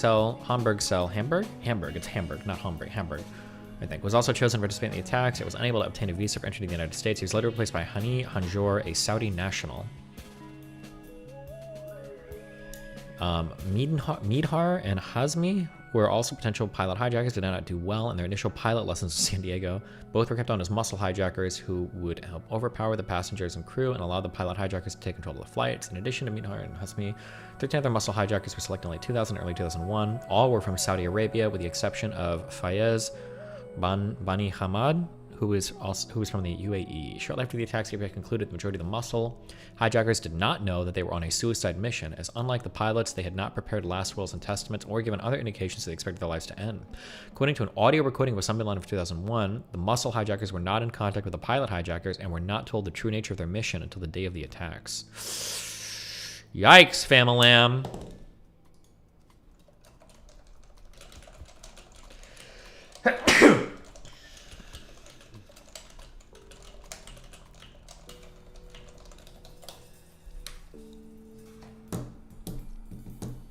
Oh, look, 33-year-old hijacker. One of them. See? 33 is still young. Young enough to make a difference in a video game.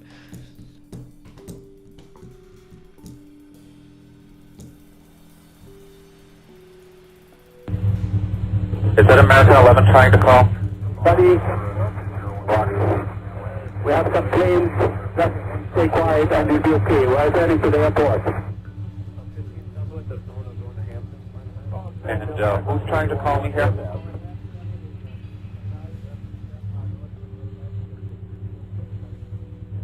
American 11, are you trying to call? Nobody move. Everything will be okay. If you try to make any move, you'll injure yourself and the airplane. Let's stay quiet. That's good. I thought you were referencing some move. Nobody move, please. We are going back to the airport. Don't try to make any stupid moves.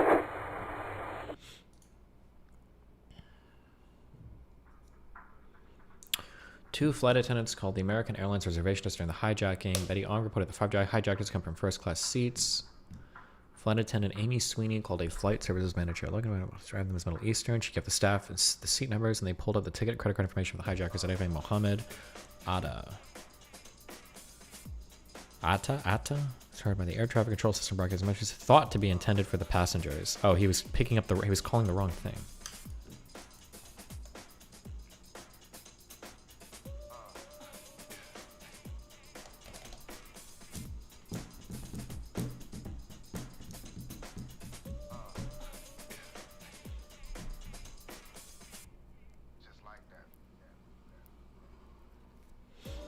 Jesus.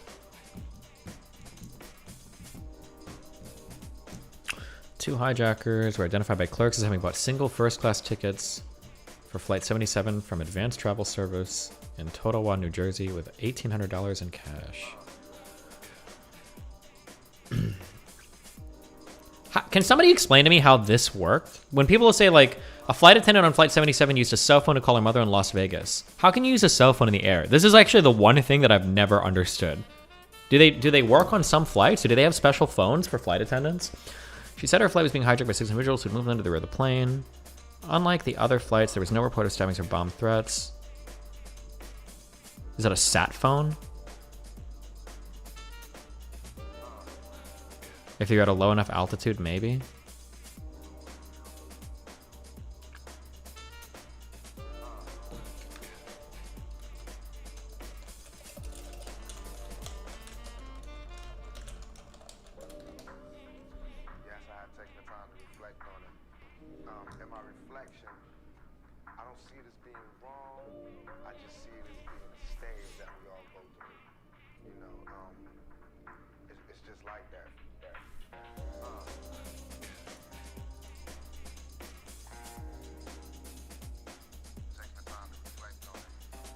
Turn off your televisions. All the terrorism that you see on the news is our government or the deep state. It's Israel's Mossad and our CIA at the heart of it.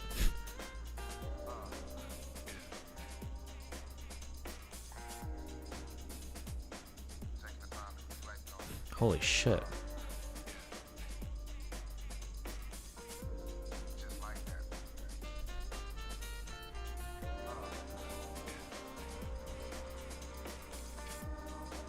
Hold on one second.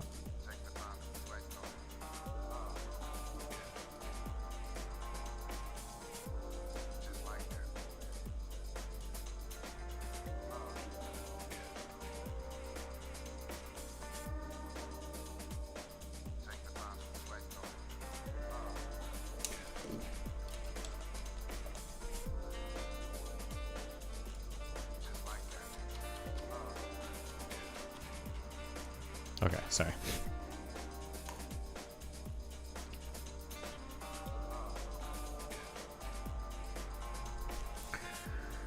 When I placing phone calls to the authorities, United Airlines and their family members, 37 phone calls were placed from onboard Flight 93 between 1999 and 35 of these calls were made on the air phones located on the backs of seats in the last 9 rows of the plane. Credit card records reveal the time of the call, airphone caller's name.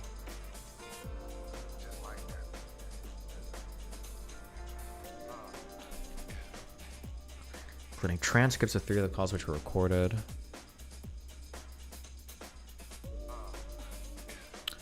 One of the conspiracies is that phones in 2001 weren't able to make calls. It's just flat out not true. Well, I don't think you can make a cell phone call from a flying plane.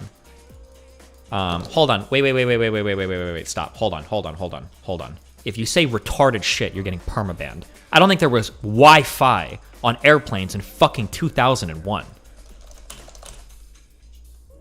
I do know that some planes, I think, had satellite phones, because I know that in very early planes there were phones in the backs of the seats. But I didn't fly on planes back then, so I don't know when the first flight I took was. Look at my link before.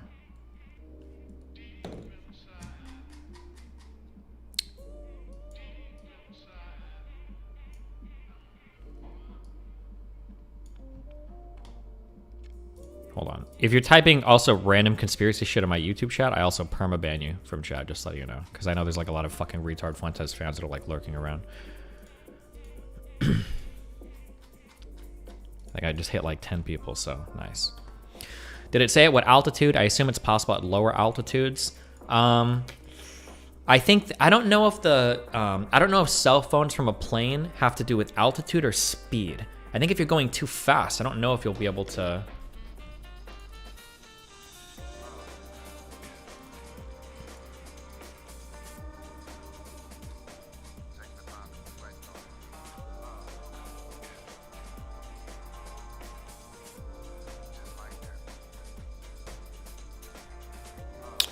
Okay, sorry. The debate over the use of wireless phones on commercial airline flights may intensify in light of news this week. This was September 14th, 2001. Jeez, okay. It's in light of news this week that passengers aboard the hijacked airlines that crashed in Pennsylvania and Washington called loved ones in the air shoulder. As many airline commuters are well aware, federal law prohibits the use of wireless communication devices once a commercial airplane leaves its gate. Those rules, created out of concern that communications in the air and on ground-based networks could be disrupted, were initially adopted in the 1980s after the first commercial. Oh, but bro, they have been Wi-Fi in business and first class since 1996. Wait, did Wi-Fi even exist in homes in 1996?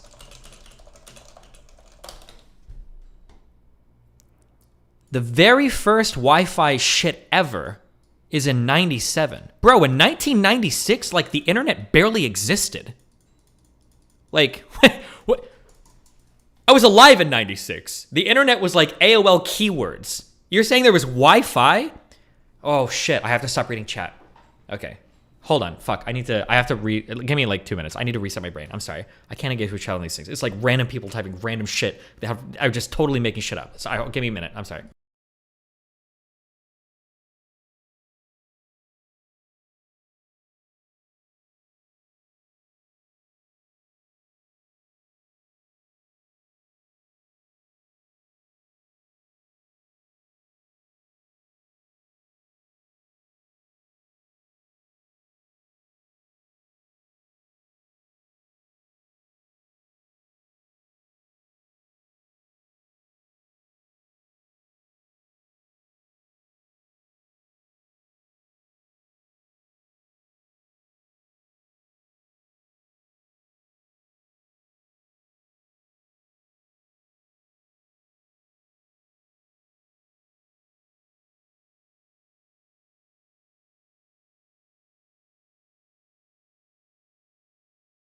LLL. Just kidding. He wins.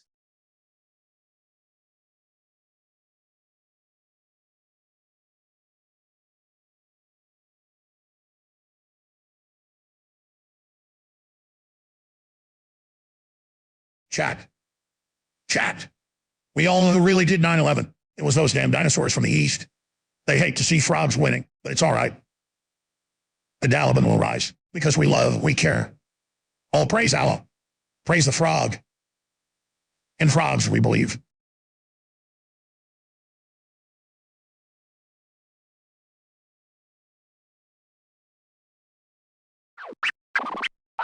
You are now listening to DGG Viewer Call-Ins. Real Pug FM. Our calls are nothing but pug, and more pug. This ain't Hassan Stream. Streamer, how do I meet girls?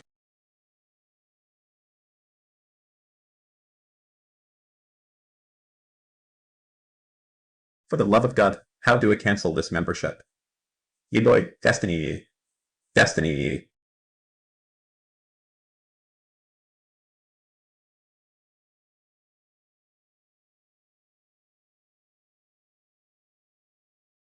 I'm rich and I wouldn't pay for a tier 4. Why would spend your money on an average league player? Destiny LaRousse.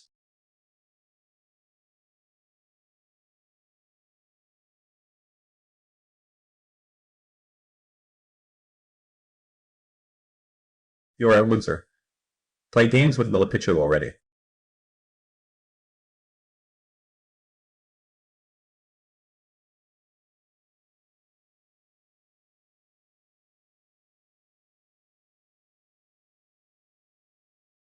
Tough time never lasts. Only tough people last. Life is like a difficult exam. Most fail because they copy from other, while in face everyone has a different exam. Blooby booby bub. Live your best life. Oh!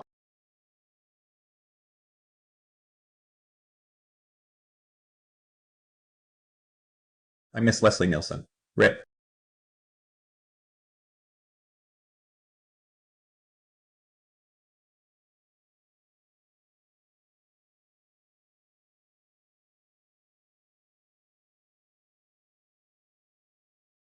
Wrap this people turkey, wrap this turkey, posters will rise.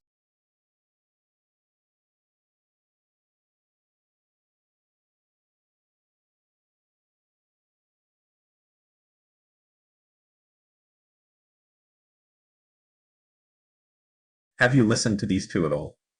And if so, thoughts?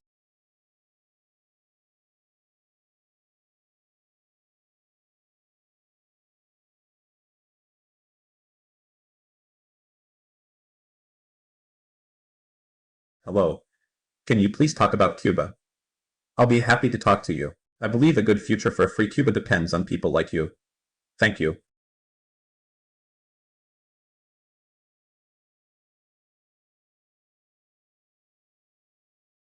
I thought the millionaire could use $5.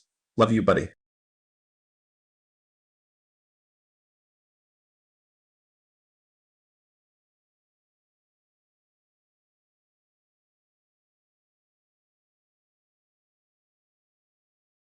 I am a bit late here today. Were you planning on watching that video on stream for research purposes? The one Sneeko recommended, I forgot the name.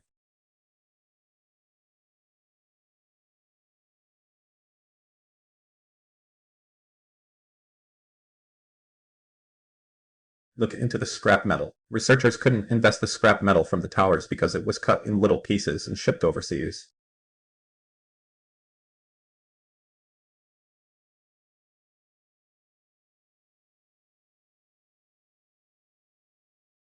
I come to chat to shitpost and it's been in submod all day, fuck you.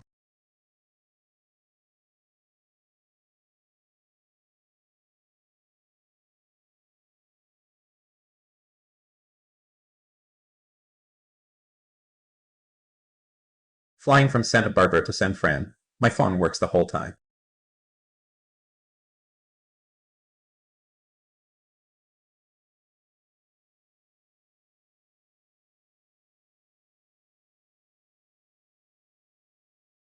Bing bing wacko.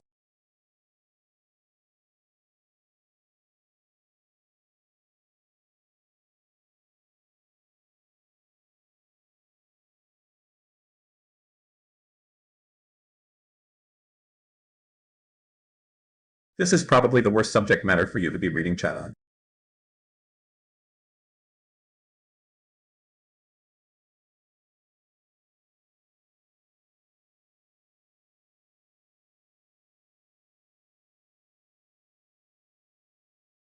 Minimum. Minimum. Minimum. Minimum. Minimum. Minimum. Minimum. Minimum. Minimum. O-B-E-M. B.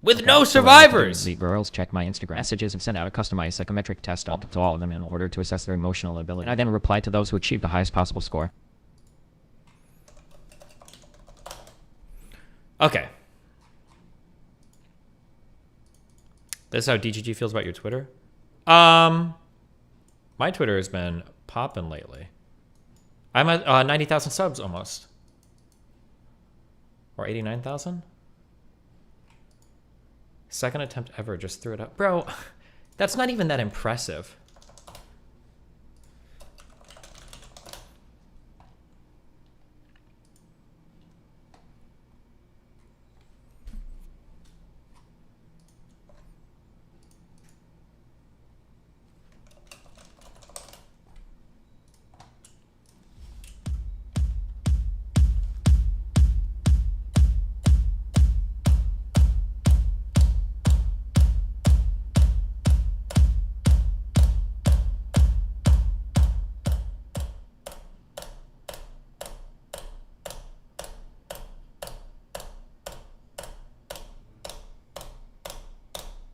What? Bro, it's my bar. My spacebar's lagging. It's lagging. It's lagging. It's lagging.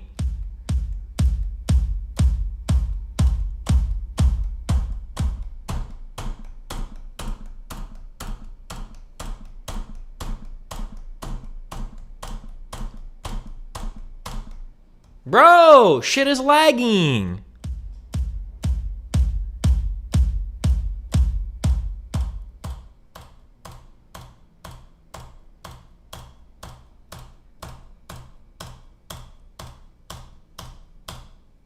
Bro, shit is lagging.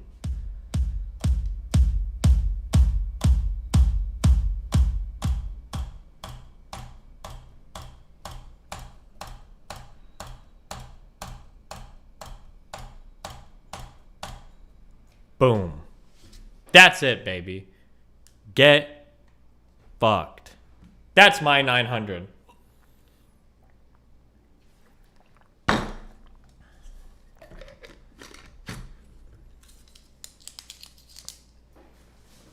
That's my 900. Okay.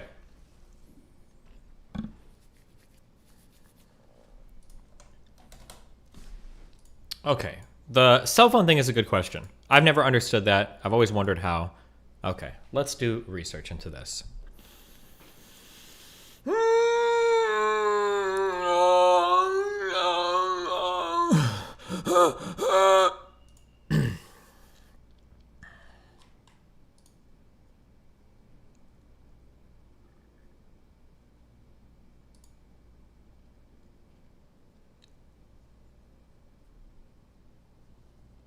Oh, you're shit posting links at me. That's fucking blown. crazy. I remember reading about 9/11, people getting cell phone signals. Like, how the fuck? No, that was like some special plane shit, I think. Like, that's like the plane phone or whatever, right? I don't know. People were sending like text messages and shit. I I thought. don't even think text messages existed during 9/11. The text messages existed in 2001? Did they? I feel like that came out around like 2005 or 2004. I feel like it was around. I feel like it was in high school when we started to text each other. Like that became like an expected part of relationships. I remember texting in 2001. Did you?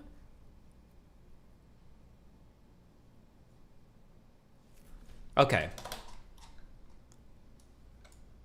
I can't talk to chat about any fucking topic because this wicked demurrage guy, when he says SMS is old as fuck, is talking about some autistically fucking retarded implementation where like, oh, well, if you had the T-74,000 phone hooked up to a fucking machine that was ran off the souls of children being raped by demons, and this was like put in the fucking NSA warehouse, you could send one text message in 24 hours to the fucking Kremlin. Is like that's where you guys' mind's going. What I'm saying is like, when was text messaging widely available to consumers? That was the question. When was text messaging like a widely available consumer thing? I don't remember that becoming popular and commonplace. I know that you could page people, and I know that there were some phones that did texting, but I just don't know when it was like first commercially available to where everybody was doing it, where it was like a common thing. I'm almost positive that if in In 2001, I would have been in 6th grade, 5th grade, 7th grade. I don't know if I'd ever seen a text message in my entire fucking life. But then people come, oh, well, actually in 1994, at the Pentagon, they were sending text messages to CIA operatives in Siberia. Sorry. Total number of SMS and MMS messages sent in the United States from 2005 in billions. Why can't I see it from an earlier date? Like since 2000 and... If there were 81 billion texts sent in 2005, it was probably available a bit earlier.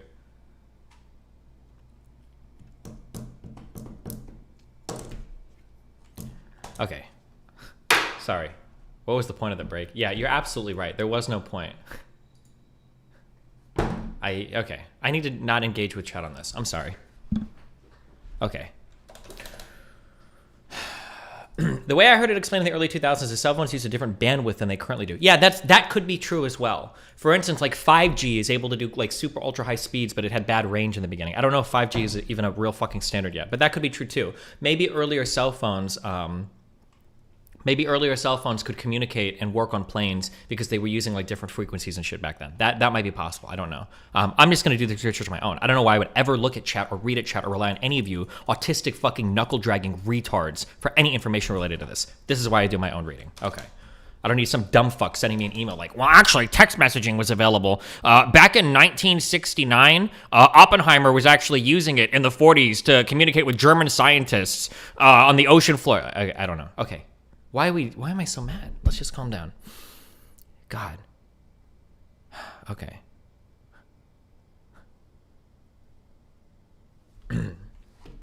Pagers were the generation right before ours.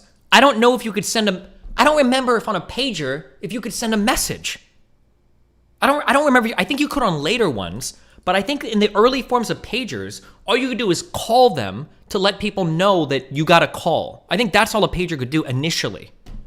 Like, so I would call a thing and you'd go beep, beep, beep, and you go, oh, I got a call from that person. I think that's what the initial pager was. Okay. Okay.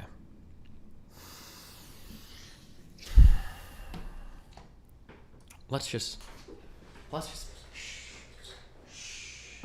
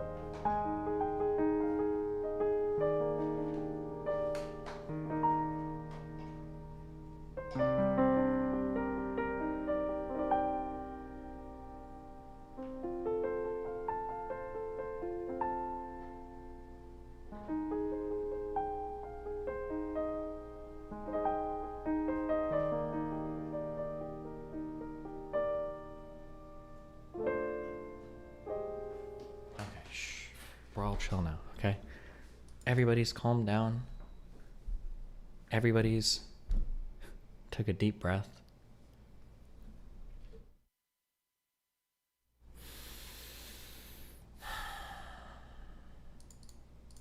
Okay.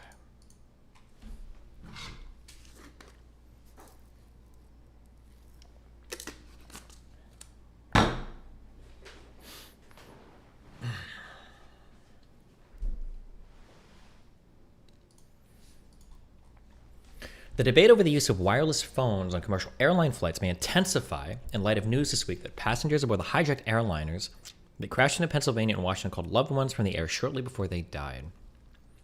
As many airline commuters are well aware, federal law prohibits the use of wireless communications devices once a commercial airplane leaves its gate. Those rules created out of concern that communications in the air and on ground-based networks could be disrupted were initially adopted in the mid-'80s after the first commercial cellular telephones were made available. When they can get away with it, passengers often disregard those rules, as did passengers on the hijacked jets in response to an obvious emergency. Okay, if these articles are being written back then obviously you were able to make phone calls. Otherwise, everybody would be like, what the fuck? Okay. They can get away with it. Patch software disregarded these, blah, blah. And news of those desperate calls has left many people wondering how and how well cell phones work on airplanes in flight and whether their use does interfere with other communication signals. According to industry experts, it's possible to use cell phones with varying success during the ascent and descent of commercial airline flights, although the difficulty of maintaining a signal appears to increase as planes gain altitude. Some older phones, which have stronger transmitters and operate on analog networks, can be used at a maximum altitude of 10 miles. 10 miles? Oh, isn't a mile like 5,000 feet? Wait, how long is a mile?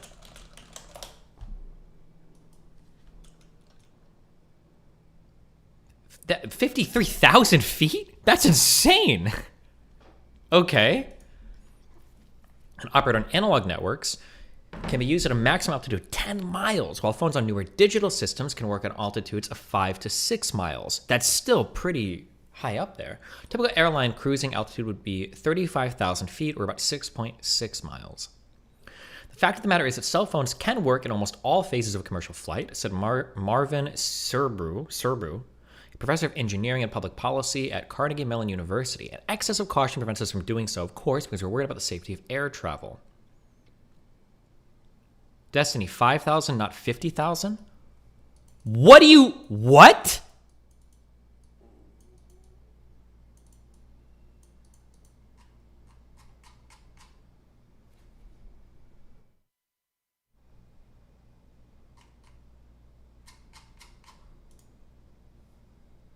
You literally said 50,000.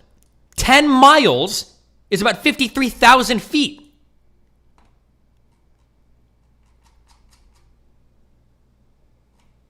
Hold on. Why did I have chat up? Why did I have chat over there?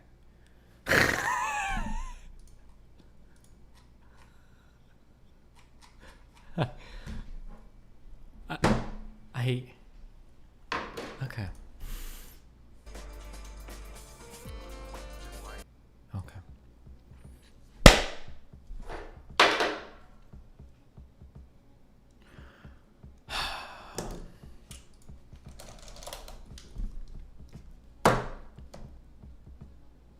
The fact of the matter is that cell phones can work on almost so far, however, there's little evidence, if indeed any, to suggest that the use of cell phones interferes with an aircraft's avionics or communication systems. In other words, no one knows with certainty whether cell phones affect an aircraft's ability to communicate with ground personnel or other aircraft. After all, an abundance of radio, television, and other communication signals already travel through airways with minimal consequences for airborne communications systems. In fact, the FCC initially prohibited the use of wireless devices, not over concerns about aircraft safety, but because of potential disruptions for ground-based communications networks. Oh, I'd heard this a long time ago, that one of the reasons why cell phone use was banned initially was because cell phone providers were fucking pissed off that when planes were coming through, all of these cell phones in the air were fucking pinging towers like mad, and it was fucking with their ability to deliver services to customers on the ground. I didn't know if that was true or a meme or not. Maybe that was actually true, though.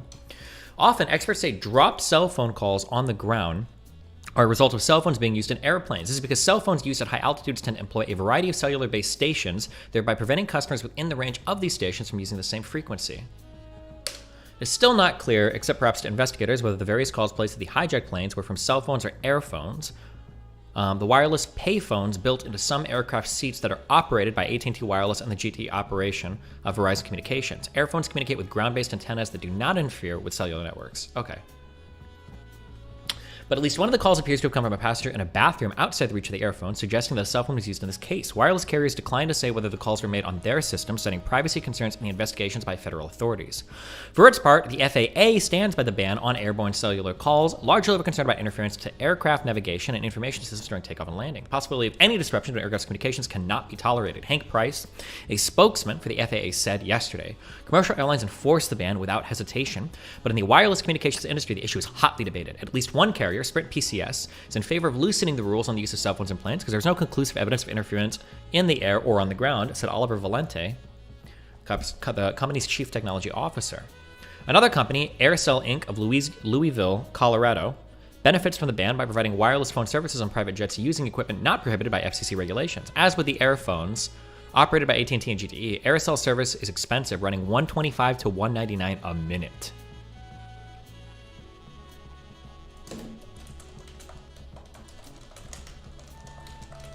In emergency situations like this week's attacks, of course, the debate seems trivial. It's one thing to talk about cell phone calls being dropped on the ground or even the disruption of planes communications, said Dylan Hatfield, director of the telecommunications program at the University of Colorado. It's quite another to imagine what those people were going through when they called their families. Okay, so cell phone calls from the air were probably possible for two reasons. One is using sat phones or antenna phones or whatever that are built into the plane's seats, and the other is that analog network cell phones back in those days probably could call because it seemed like they worked.